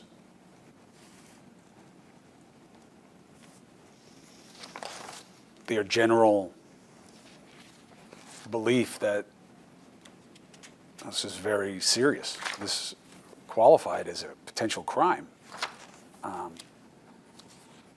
And I believe there was some discussion about whether or not they had to act on it as such. But I wasn't part of a lot of that. I remember hearing conversations that were obviously well down the road. And again, how they handled it in terms of what they needed to do in terms of reporting or whatever was not my concern. My concern that this was really serious, and it had to be treated as serious, it had to be treated the right way. Were you part of any discussions with members of the senior staff or consultants in which the credibility of the woman who made the accusations of groping was discussed? Never as a function of how to attack the credibility of the accuser. The confusion and the lack of understanding of why this happened, I guess generally that goes to whether or not these people believed it. But no. And again, I would never be a part of something like that. It is an impossibility of fact. And it is demonstrably false that I was ever even near a suggestion of anything like that. The confusion that was expressed by members of the senior staff and consultants about this accuser, what was the confusion based on? Why would she say this? Did anyone subscribe a potential motive to her? Not that I recall. You had told us about conversations about people subscribing certain motives to Miss Boylan. Yes. Were similar conversations had about the woman who accused the governor of groping her in the executive mansion? No, I think Caitlin was seen very differently in terms of, disposition and circumstance. And what was different about her disposition and circumstance? Lindsay Boylan was running for office and a known antagonist, and Caitlin was not. Anything else you can remember about your conversations with either Governor Cuomo or the senior staff and consultants about the woman who accused him of groping her? Not specifically. Yeah, of course. Did anyone describe to you how this woman's allegations came to light? No, not that I can recall. Okay. Let's go back to the text messages, the ones Okay. between you and Mr. Rosa. So you see on March 9th at 3 p.m., Mr. Rosa sends you a link to a Times Union article. I'll represent to you that that's the article about the woman who accused the governor of groping her. And then you respond the next day and you say, why didn't you tell him about potential ATU, I think it's interview with 6? Can you tell us what that means? Why didn't you tell my brother that this might be happening? That this article might be coming out? That all 6 accusers at that time may be interviewed at the same time. Was your understanding that there might be an interview with the 6 accusers together? Yeah, I think that's what the piece before it had suggested, or Melissa had told me that. Okay. And then she wrote back, I asked you not to say anything until I talked to him. What did you understand her to mean by that? Exactly what it says. And the him is the governor? Yes. And had she asked you not to say anything to Governor Cuomo about a potential interview with the 6 women? That was not my recollection. What's your recollection? That I had not been told that. That she had not told you not to say anything to Governor Yes. Cuomo? Had you said anything to Governor Cuomo? Yes. What'd you say? Did you know that the Albany Times Union is sitting down with all 6 accusers? And what did he say? No, And what was done after that? nothing. Was there any effort to speak to anyone at the Albany Times Union that you were aware of? No. Were they, to your knowledge, anyone try to convey the best facts to the Albany Times Union? No, I had nothing to do with anything like that. Were you part of any discussions where that was communicated? No. And then you wrote, Not that I recall. Again, yeah. so many conversations, so many different accusations, so many different media angles. And then the process started in terms of the investigation and emails, and texts. And, and my focus was very narrow in terms of just kind of keeping my brother's head straight so that he could deal with what was in front of him, and keeping my family calm about this. And that's really my entire motivation here. did you text with your brother? He doesn't text per se. He BlackBerry messages. Pin messages? You know what? They may be texts. They show up green. He has a BlackBerry. I'm Apple. You know, we're blue. They're green. That's how I communicated him with from time to time, but mostly on the phone. Did you have any communications with him during this time period over message? Yes. Text message? Yes. But you didn't save any of those? No.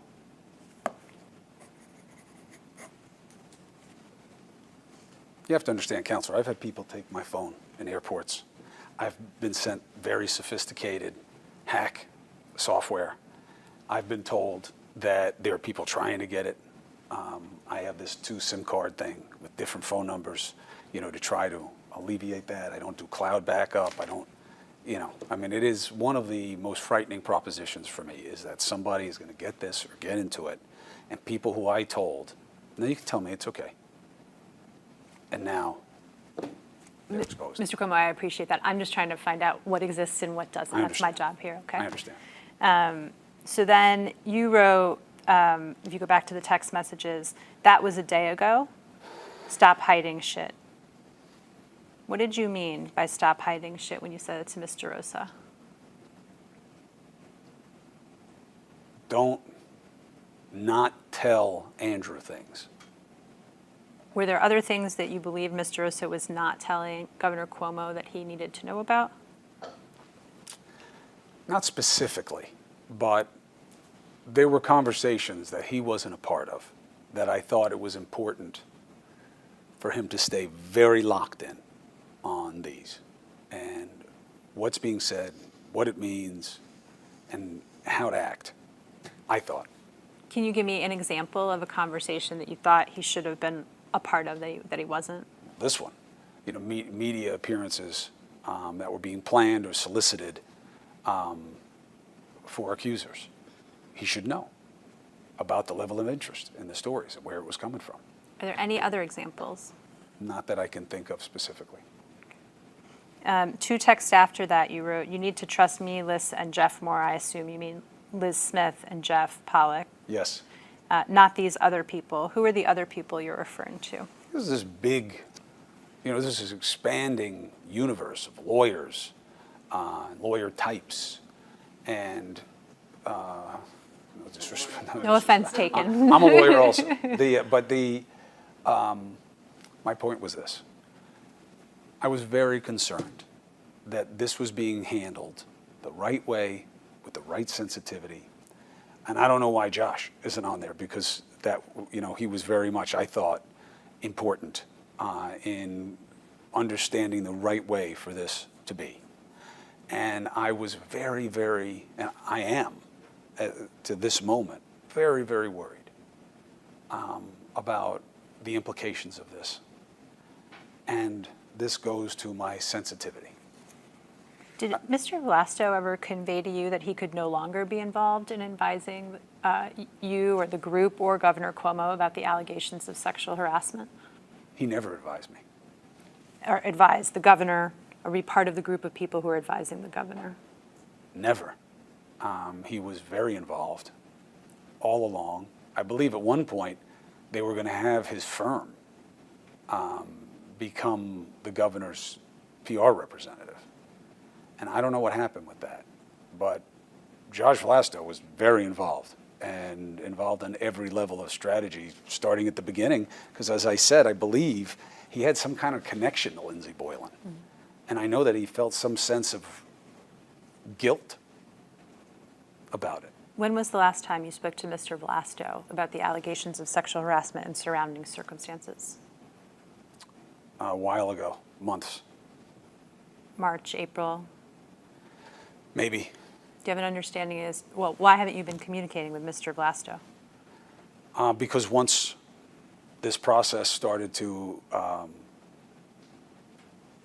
escalate and people were getting subpoenas, the guidance kept being, don't get in the way of it. You just made a reference earlier to Mr. Vlasto's, the firm at which he works potentially being retained in connection with these allegations. Do you have any understanding as to why that didn't happen? No. I don't know that it didn't happen. I don't know. I don't know if it happened or it didn't. You don't know one way or the other? I believe it did not happen. I don't know why. And then after you wrote, we are making mistakes we can't afford. And then she wrote, we heard last night, we all did a call. What did you understand Mr. Rosa to be talking about? I'm not sure. I think a piece coming out or something like that. And was this the Albany Times Union piece? I'm not sure. I mean, all I know is that this was another event where I wasn't in the loop. Meaning you were not on the call that's being referred to. Yeah. And then you wrote, this will be a step back, not a huge one. What were you referring to? Sounds like my reckoning of some article that came out. Do you think this was in reference to the allegations of groping that were made against the governor? No. You don't think this was in reference to that Times Union article? I'm not sure, but I was very concerned about the allegations. And why are you certain that this is not in reference to that article? I'm not certain. I don't believe it is, but it could be. But that is not how I felt about the allegations. How did you feel about the allegations that the governor had groped someone in the executive mansion? Devastated. Did you convey that to Governor Cuomo? Yeah, And what did he say? didn't happen. Did he say anything had happened between him and the woman who had alleged that she was groped by him? No, nothing physical, nothing inappropriate, I guess is the umbrella term. Did he ever discuss whether he had touched her in any way? No, not in any romantic way or anything like that. Did he discuss touching her in a non-romantic way? Not that I remember specifically, but he may have, because with some of these allegations, he would try to understand it and be like, well, I hug her all the time, or, I hug everybody who's there, or this, that kind of thing. I don't remember it specifically with her, though, no. Did Governor Cuomo ever discuss in your presence or with you conversations he might have had of a sexual nature or with sexual content with the woman who accused him of groping her? No, I never spoke to him about it specifically. Were you part of any conversations where that was addressed? No, I think I read about it. If you go down in the text messages, Mr. Rosa says, no interview, not talking to press, that is update. Did you understand that to be about the woman who had alleged that the governor groped her? No, I just remember that I was trying to understand what was happening. And increasingly, they were not including me. So what did you understand this to be about? No interview, not talking to press? I don't know. No, I don't understand it specifically. I would imagine it's something to do with one of the accusers. You don't know which one? I don't. And then you wrote, I think, few. Doesn't make sense, though. I am told lawyer got calls from 2 people saying she has problems with story and that may want to talk about her. Who did you get that information from? A journalist. But if you want to understand the whole thing, I'll tell you. That was my next question you anticipated. Go for it. So starting with the text before it, I didn't understand why any accuser wouldn't give an interview or why they wouldn't do the interview with the 6. I didn't understand why that would have gone away. It didn't make sense to me from a journalist perspective. Unless they had a booking issue or couldn't get everybody together at the same time, it didn't make sense why the Albany Times-Union would let that go. It's such a powerful mechanism for having people understand. You know, having numbers of people coming and telling their story is very powerful. So there's that. Then I got a call from a journalist who said that he had heard this about it, about that Caitlin, and I don't say this with any judgment, but that she'd and that they, you know, not surprisingly, there was some bad blood and that he might talk. And I asked, you know, like, how do we know? And her lawyer was like some guy on a billboard or something like that. And I just, it seemed shady to me that, you know, I would pass along information when I got it, you know, because they were in the dark all the time. They never knew that this other complaint was coming back. They'd say there are no more complaints, and then there was another complaint. So if I heard that one was coming or I heard something about the nature of it, I would tell them, this is what I'm being told about this. I thought that was the only responsible thing to do. But very often I didn't believe it. You know what I mean? Like, just because I hear something about you doesn't mean it's true. So I would qualify things like that almost always on the phone. And sometimes these would reflect secondary or iterations or reiterations of a point that was a little shorthanded. And that's what was going on there. Did you speak to anyone on the phone about the information you learned from the journalist about the woman who had accused the governor of groping? My recollection is that yes, and that I didn't buy it. That I didn't think that, it just didn't feel right. Sorry, what part didn't you buy? I didn't buy that they knew something and was going to come out and talk. It just sounded to me like that's what you say when you're involved in something, you know, to make yourself relevant. Like that was my suspicion. And I'm actually a little surprised they even put it in writing, because ordinarily I would say that to somebody. Because my concern is, once I write it to you, you are going to forget how I meant it, and you may now send it to somebody else. You may repeat it to somebody else, and you may add context that I never gave you or suggested to you. I like to control what I'm going to tell somebody. Is that why you told Mr. Rosa to delete the thread now? Yeah, delete it, you know, delete it. But going back to the text message where it said, I am told lawyer got calls from 2 people. Right. Who did you understand the 2 people were?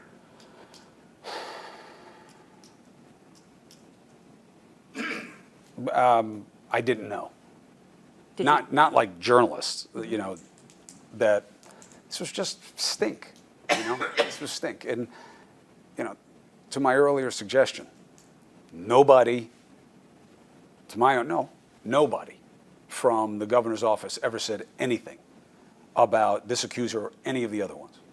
I would have been all over it. There was no, hey, here's a friendly piece about smearing the accusers. I wouldn't participate in it. I didn't want to see it.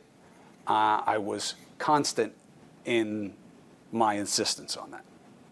So So what you're saying is, to your knowledge, no one in the chamber conveyed negative information about any of the complainants to the press. Is that right? I've never read anything that was a hit piece on one of the accusers. I've never seen it offered up by anyone who says they're a friend of Andrew on television. And I was never part of anything like that, and I never heard that anybody was going to do anything like that. What do you know about how Ms. Boylan's personnel file got provided to the press? I don't know how it got to her press. I also don't know that that qualifies in what I'm talking to you about. How is that different than what you're talking about? Because I think that too often we see in these situations that when you allege something, all of a sudden we start looking at you as a person. And I don't think that's right. If there was some kind of transaction or some kind of dynamic of something, then fine, that's going to be relevant to the consideration. But, you know, we all know what can happen in these situations about how the accuser now becomes a target. And I don't buy it and I don't believe in it. And I didn't want that for my brother. I wanted him to respect this process and let it play out. So I'm trying to understand how releasing Ms. Boylan's personnel file to the press would not fit into the I didn't category have of what you're it. just. I don't know that that happened, and I had nothing to do with it, and I would never be in favor of it. What do you think, sorry, what do you think that was gonna say? Something positive about her? No. Why would he So say something positive? How is this not conveying conveying information about someone who potentially has something negative to say about the accuser? Because it was just informational that I had heard this. I never followed up on it. Nobody else ever followed up on it. But Melissa may very well. I know she did not. Because I had Were subsequent you forwarding it conversations. to her so that she didn't follow up on it? Were you sending it, giving her this information so that she wouldn't follow up on it? Presumably there's a chance you're sending it to her so she knows.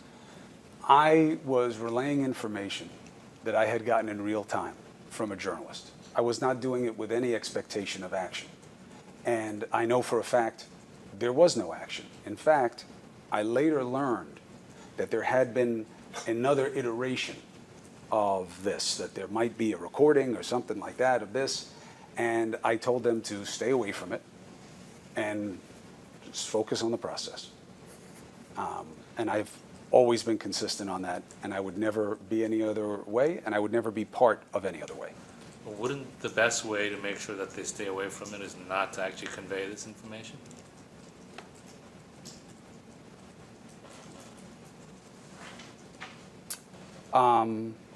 Not necessarily. How does conveying the information? Because there was a lot of speculation often when accusations would come up. And my feeling is if I can have an influence on what I believe or don't believe, that is helpful. Look, all I can tell you is this, Counselor. I had absolutely no interest in seeing anything malicious or negative said about any of the people making an accusation. My belief is that that would only hurt my brother, and it would hurt the women involved, obviously. But I've never had any other interest. I've never done anything else. Anybody you interview, if they're asked anywhere near the right question, will say that I was on the opposite side of any effort like that ever, and I maintain that. You said that later there was some other iteration with the recording. What was the recording?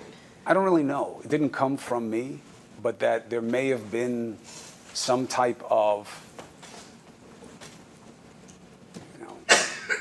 discussion or people who knew something who were saying something about the situation, and I dismissed it. I said, who cares? Who cares? Sorry, You I have didn't- heard that since this time, is saying things that are negative about her. I don't know that to be true. The recording that you're referring to, who is the recording of? I don't know. I kind of like half heard this. It's not a focus of mine. It's not something I find relevant. But it has some relation to the complainant who has alleged the governor groped her. I believe so. I don't know anything about it. And you think in the course of answering Mr. Kim's question or Ms. Clark's question, you said that you were absolutely sure that Ms. DeRosa did not reach out to the complainants. Did you say that? Yeah, I asked her. And what did she say? No, I don't know anything about this. I don't know anybody related to it. Does that mean she didn't reach out after that? That's what she says. Okay. Has Melissa DeRosa ever told you a lie? I don't know. recording? I don't remember, honestly. Again, June, it's not something that is, it's not a possibility for me. It's just not the right thing to do. And I really do believe you have to give some deference to the fact that it hasn't been done. I've never heard of a situation where there is any kind of concerted effort to have something happen and nothing like it happens at all. Now, this isn't just my reckoning. The record clearly reflects this. And it really matters to me. That's why I'm being expansive in my answers about it. In the text message chain about this, after you wrote, and that they want to talk about her, and you wrote, I know this. Why? I didn't hear it from someone, nobody told me. This was told to me by somebody, as opposed to I heard this from Josh, I heard this from this one, I heard this from that one. There was always a game of telephone going on with them. Okay. And then the texts continue on the next page. And then on March 11th, you see there's a text message at the top, and if you flip through your blown up packet, you can get a better view of it. Yes. And there's a text message Melissa DeRosa sends to you and says, I just got this from, I heard from a person familiar that Beth called the Albany police yesterday and pushed them to open a criminal investigation.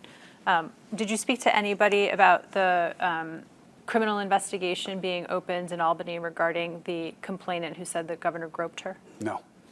Okay. Did you, after you got this text message, did you speak to Ms. DeRosa about the text message? No, not that I recall. Have you ever spoken to the governor about a criminal investigation being Yes. done by the Albany police? Sorry, Counsel. That's okay. Yes. And what was your discussion with Governor Cuomo? Just about how he felt about it. What did he say? That there was no possibility of there being a criminal charge here or anything like that. And I was, Andrew. oh, thank you. Andrew, I get that all the time. You've been talking for a long time. That was his take. And then the next text message in the chain is on the 12th of March.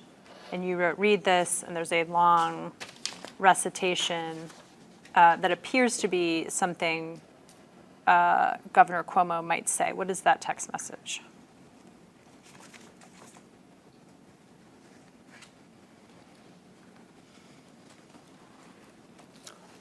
These were thoughts from my brother given to me that he wanted to make sure that the team had.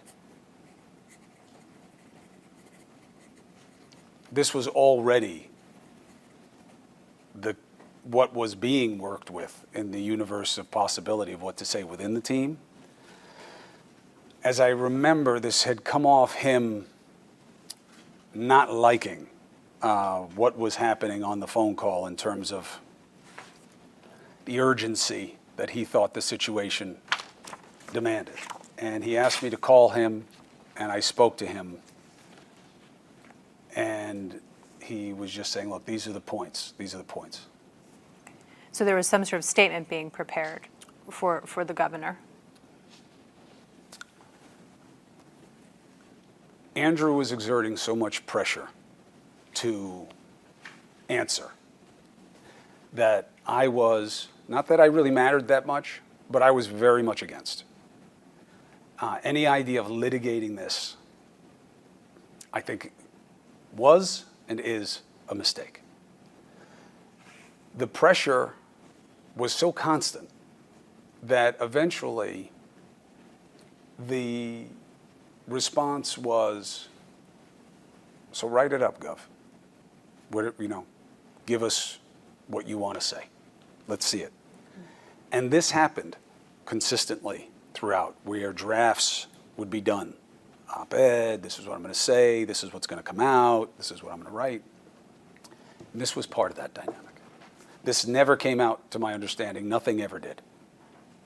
So why don't we look at what's at tabs 24 and 25. 25 and 26. And we'll mark them as the next exhibits.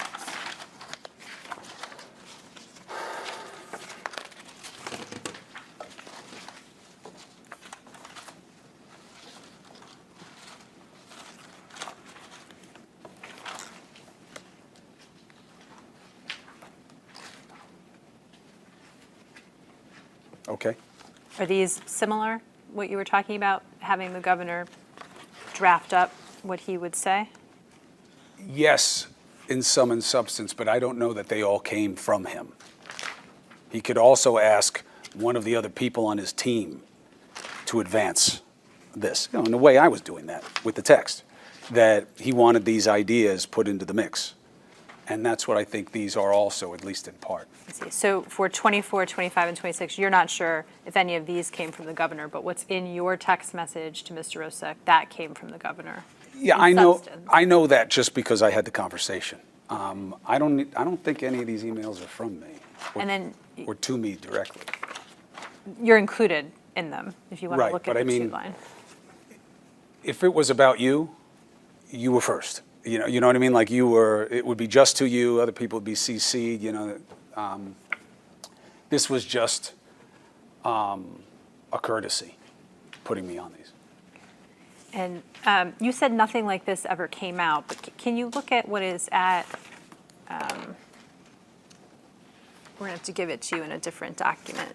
Can I have someone's binder with tab 27, please? I don't have a 27. You don't. I'm Oh. going to give you a 27.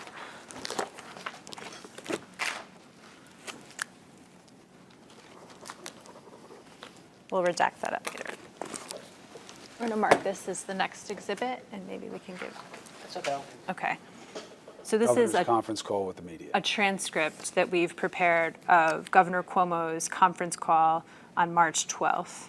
Okay. You see, he does make a statement about the allegations. Yeah, I didn't remember this. Okay. Does that refresh your memory about what the context was for your text message with Mr. Rosa and the draft documents we just looked at? No, because it was an ongoing, constant dialogue of things that he wanted to say, and this is not that. This is not where his head was and is about what he thinks the best way to respond in this situation is. This is just a nod to what is simply true, which is people put a politician in power. They get to remove you unless for cause. That is one point, but that is not his main point. His main point that he wants to do is to take on what he believes these allegations are really about. And I have been very consistent in my feeling that you don't talk about the accusers involved, and you don't talk about the allegations, and point for point, point for point, you defer to process. And when you say that the governor wants to take on what these allegations are really about, are you referring to earlier when you told me that Governor Cuomo conveyed to you that he thought that these allegations were part of political animus against him? Yes. And has the governor ever conveyed to you how the woman who has accused him of groping her has political animus towards him? No. Have you been a part of any conversation where it was discussed what the political animus of the woman who alleges the governor groped her might be? No, I have not. Okay. So how does she fit in to Governor Cuomo's narrative about what these allegations are all about? That's for him to answer. Have you been a part of any discussions with him about how she fits into that narrative? No. I don't participate, nor would I participate in anything where my brother is going to litigate this directly about the women involved. I don't think it's right. I don't think it's helpful. And I think the process has to play out. There's a line in the transcript that we were just looking at together. Yep, which is on the very first page of the transcript. In the fourth box that begins with "Let me make a statement." You see there's a sentence that says, "I won't speculate about people's possible motives, But I can tell you, as a former Attorney General who's gone through this situation many times, there are often many motivations for making an allegation. What was your perspective on including that in the governor's statement? I had none. Were you consulted or discussed or part of any conversations about that sentence? No. Were you part of any conversations with Governor Cuomo about the possible motives of the women making allegations? Yes. The ones we've just discussed, the political animus? Yes. Okay. Were you part of any discussions with Governor Cuomo about the possible motive for the woman who accused him of groping her? Ask me that again.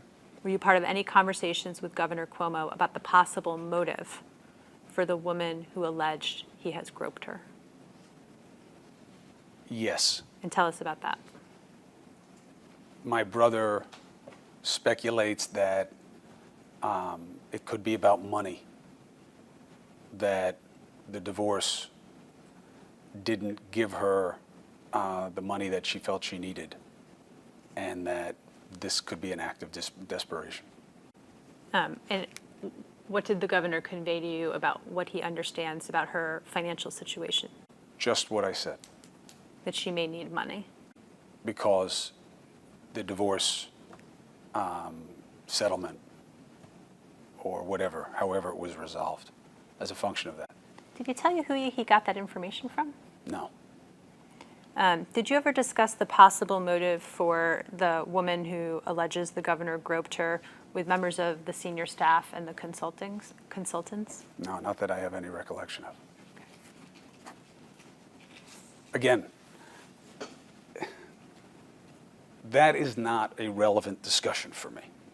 Okay, I'll listen to it. You guys want to talk about it? Go ahead. But I'm not going to stay on for long. And it doesn't matter. Just tell the truth, get in front of it, act like a leader, respect the process, ask for process, respect the process. And then you do what you want to do. And they take my advice or they don't take my advice. He takes my advice or he doesn't take my advice. I understand your perspective on it. What I'm trying to understand is, do you remember anything that any member of Governor Cuomo's senior staff or the consultants said about the possible motive for the woman who accused him of groping her? I don't specifically remembering anybody talking about it. Okay. Do you remember anyone generally talking about that topic? No, I remember them being surprised by this and believing that she liked the governor. And do you remember who conveyed to you that they believed the woman who accused the governor of groping her liked the governor? Well, Stephanie Benton. And I'm not sure who else. Maybe Melissa. Do you remember anything else about what Ms. Benton said? Yes.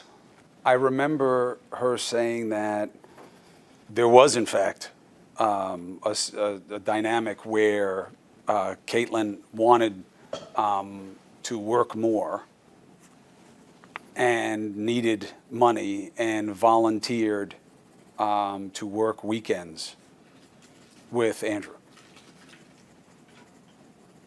Anything else Ms. Benton said? That's what I remember. Was there any discussion you were a part of where it was, where there was strike that, were you part of any discussion in which whether staff members from the executive chamber should continue to come to the executive mansion? No, Anyone, either generally or specifically? not that I can recall. Were you part of any conversation in which the woman you understand to be Caitlin was discussed, and there was discussion that she should no longer come to the executive mansion? No, not specifically.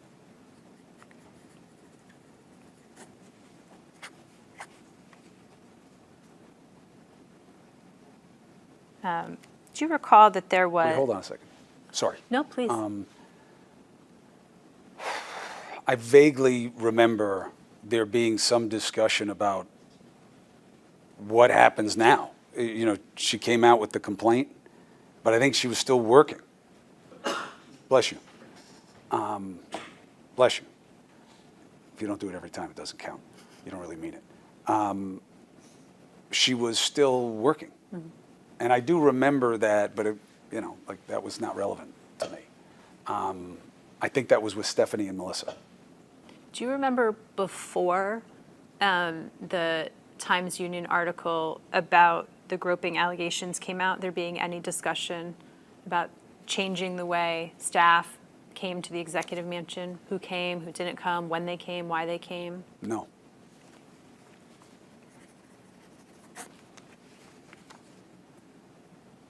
Right. Do you remember being part of discussions about a Ronan Farrow article Yes. related to Governor Cuomo? Sorry. Yes. Okay. What do you remember about the Ronan Farrow article? They were very concerned, and it kept moving. What they thought it was about was moving. When it was coming out was moving.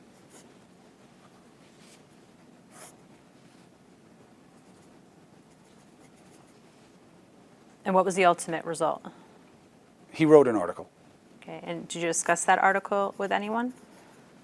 Yes, after the fact. I mean, again, it was just Ronan Farrow writes something, people in the media are going to talk about it. Did you discuss the Ronan Farrow article with Governor Cuomo? Yes. Tell us about that discussion.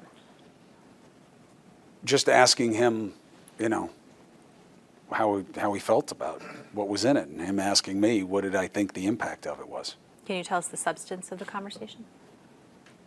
He said that he didn't think the article was fair, that she was being propped up, and that's it. The she you're referring to? I'm sorry, Who's she? Lindsay Boylan. Let's look at the text messages again that are between you and Mr. Rosa. Mm-hmm.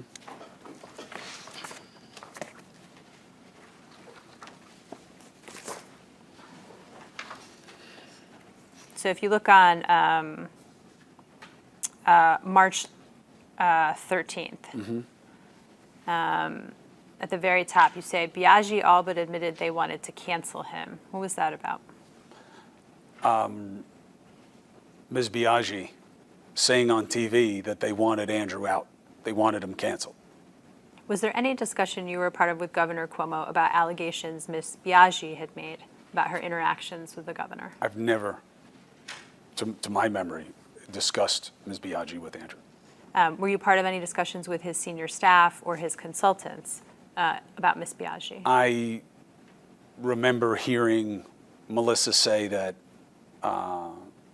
she didn't like Biaggi didn't like her, and Biaggi didn't like Andrew, and that she was being opportunistic.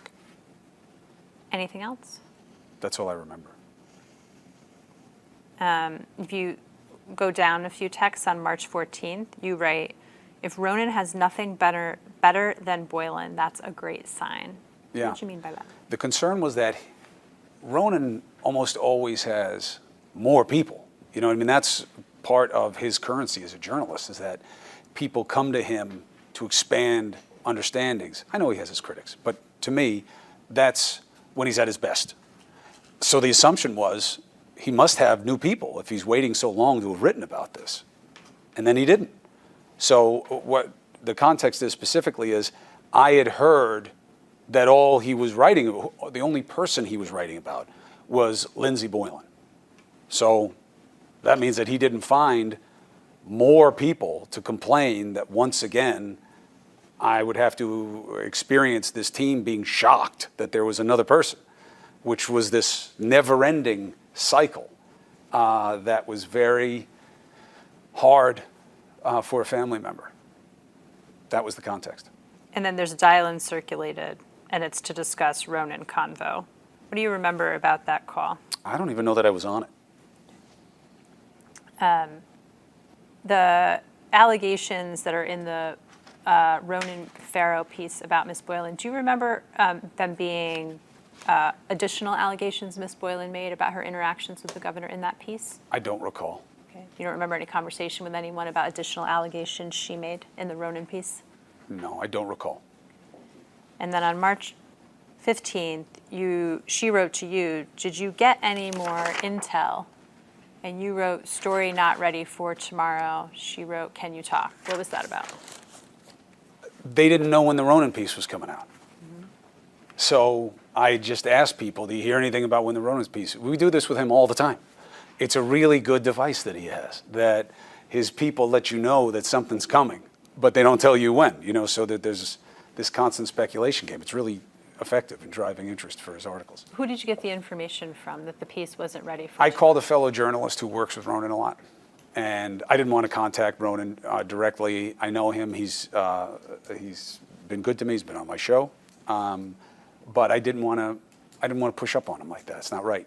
And I was told nothing's coming right away. Did you tell anyone at CNN that you were contacting people who had been on your show to ask them about articles being written about your brother? I never did. You never did what? I never did that. I thought you just told me you contacted someone who had been on your show to find out Ronan. if Ronan Farrow. I'm sorry. Ronan Farrow had been on my show. I see, I had misunderstood. So who did you contact to find out when the Ronan Farrow article might be coming out? Another journalist. And did you tell anyone at CNN that you were contacting journalists about whether the Ronan Farrow piece about your brother would be coming out? No, not specifically. Generally?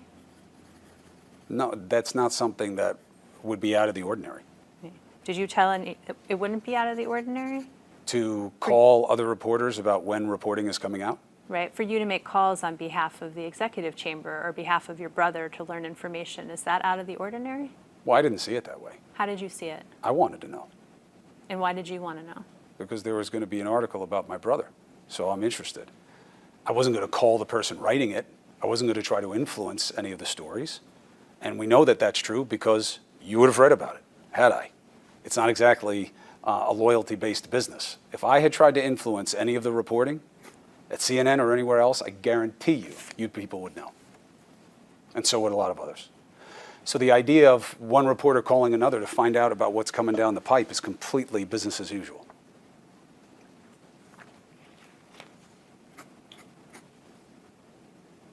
Let's turn to tab 30. I'm sorry, which tab? 30? 30.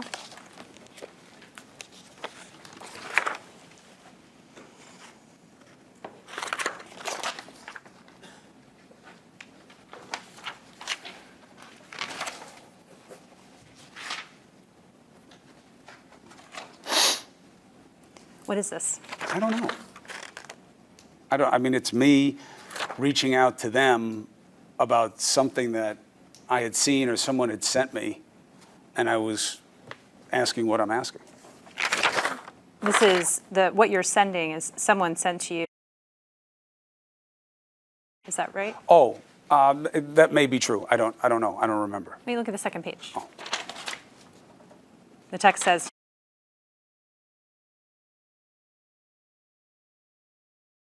Yes. I think that's what it was about. But I didn't know if these were the real documents or not. People put out fake things all the time that look so legit. And I wanted to make sure, I always want to make sure about that stuff. You got to get things right. why did you want to make sure it was real? I wanted to make sure it wasn't fake because it was being circulated. And what were you going to do if it was fake? Tell them not to pay attention. Well, I wasn't going to tell them to do anything. I was asking them, do you know about this? Because I had seen this from several different people involved in the ambit. And I didn't even know if it was real. And what did they tell you? The senior staff of the executive chamber and the consultants, what did they tell you? I don't remember, but I definitely wound up learning that it was true. Okay. And I didn't know until that point. I mean, yes, I had heard that something happened to her in college and that she was assaulted. I mean, I knew that, but I didn't know the depth and what it meant to her and what, where it had come from and what she had done already to deal with it in ways that people, don't want to do. So to me, I was very affected by the realities of Charlotte Bennett's situation. She's unlike anybody else involved in this situation, in my estimation. And I got the sense that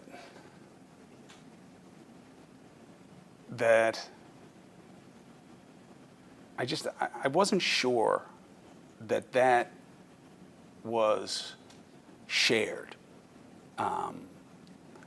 That this wasn't just somebody saying something happened or referring to something, that there was depth to this. And it needed to be appreciated and respected. And, you know, was that shared? Yeah, by some. Did you have any conversations with anyone in the executive chamber or the consultants about how to potentially use the fact? Never. On the contrary, my conversations were not to lump Charlotte Bennett in, which was the temptation, which went to my conversations about you need to marshal your facts and know who you're talking about and treat people the right way here. And that this situation had to be given tremendous deference and respect. I understand that was your perspective. My question was, were you involved in any conversations in which anyone in the executive chamber or the consultants discussed? Never.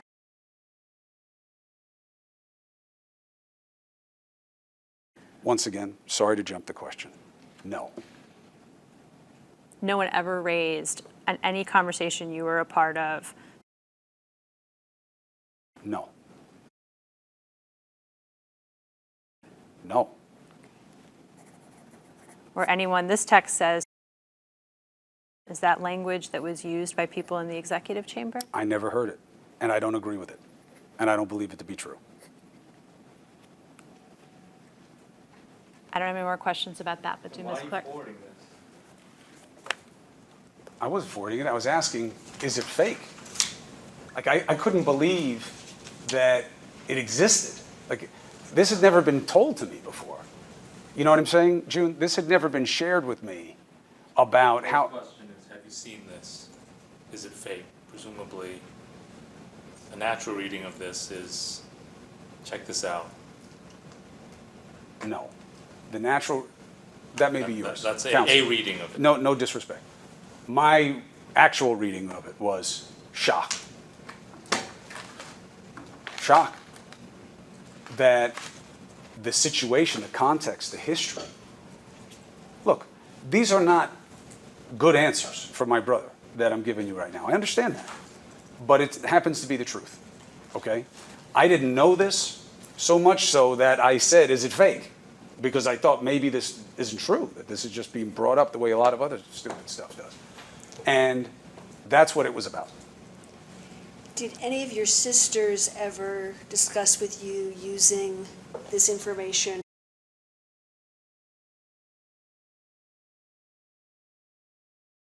Not with me, no. Are you aware that your sisters had those conversations with anyone else? I have heard, I don't know about my sister, but I have heard that there were conversations about curiosity of what this was and what this wasn't. With whom? Steve Cohen, and maybe my sister Madeline. I have 3 sisters. But I was never part of any of those conversations. What do you understand Mr. Cohen and Madeline Cuomo did about that? Nothing as far as I know. Did they look into it? I don't know. Did they discuss it with Governor Cuomo? I have no idea. Were you part of any conversation with the governor, his senior staff, or his consultants about how he could have hired someone into the chamber who was a sexual assault survivor? No.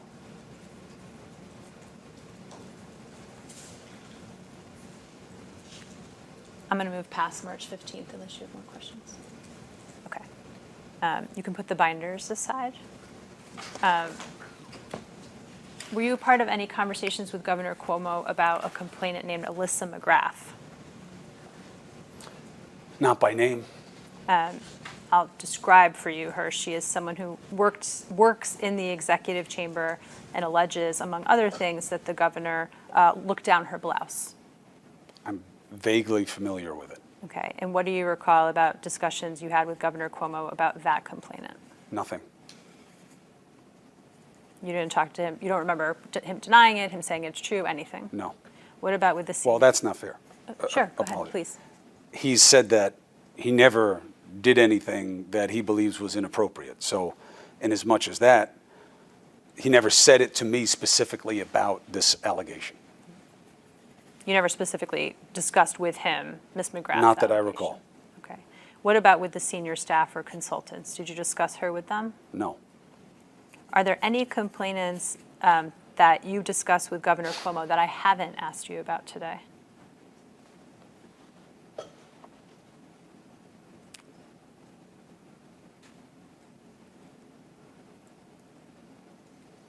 I don't think so. When was the last time you were on one of these group calls with the senior staff and consultants strategizing? A while ago. And by a while ago, when is that? Couple months. Around the time of the appointment of Mr. Kim and Ms. Clark, or shortly thereafter? I don't know exactly. What was the last conversation like that that you remember? I don't have any specific recollection of what the last call was. What's the last conversation you had with Governor Cuomo about the allegations of sexual harassment against him? I mean, I guess I would count that the last time I saw him in person, I discussed, what was going to happen going forward. And it was a conversation about the permutations of political outcomes. But it wasn't about the accusers and it wasn't about the complaints per se, but it was about what's going to happen next. They're going to write their report, and you are going to write your report. It's going to come out. Then what? And how long until the legislature? What about their report? And what about this other report? It was that about me trying to get hands around how much I have to not tell my mother over the course of the next few months. And in that conversation with Governor Cuomo, did you or he discuss what you thought the report might say? No, not the last time I saw him. I don't think so. Are there any occasions in which you've discussed with Governor Cuomo what he thought the report might say? Yes. Tell us about that. The governor, my brother believes that it's going to be a severe condemnation of him in every way possible. And when did he convey that to you? Pretty much from the beginning of the process, that this is going to be very badly. That's what the goals and aims are here. Whose goals and aims? Yours, council's, the AG, most of the media, many members of his own party. I think I asked you this, but I want to be sure.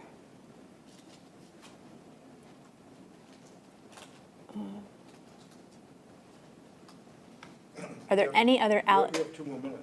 I know, I have one last question. Are there any other allegations? I asked you about complainants, but are there any other allegations of conduct that was inappropriate or that may have been of a sexually harassing nature that you've discussed with Governor Cuomo that I have not asked you about today? Not that I can think of. Ms. Clark, Mr. Kim? In talking to your brother about what he expects the report to be, has he discussed with you how he intends to respond if the report comes out as he expects? Yes, What has he said? that he intends on being very active and taking on whatever he believes is unfair. And has he said anything more specific about what he intends to do to be very active? No, I think it depends on what you guys say in the report and what he thinks about why you said it. And have you had any discussions with Melissa DeRosa about what the response might be to the report if the chamber doesn't like the contents? Not that I can recall. I mean, it's really, I think Andrew is very much keeping his own counsel. Is that accurate? I mean, he has lawyers, but I don't know that he's looking to his lawyers really for advice on politically what he feels he needs to say and do. Do you know if he's still talking to any of the group of advisors, Steve Cohen, the Liz Smiths of the world, about how to respond? I don't know. I don't know.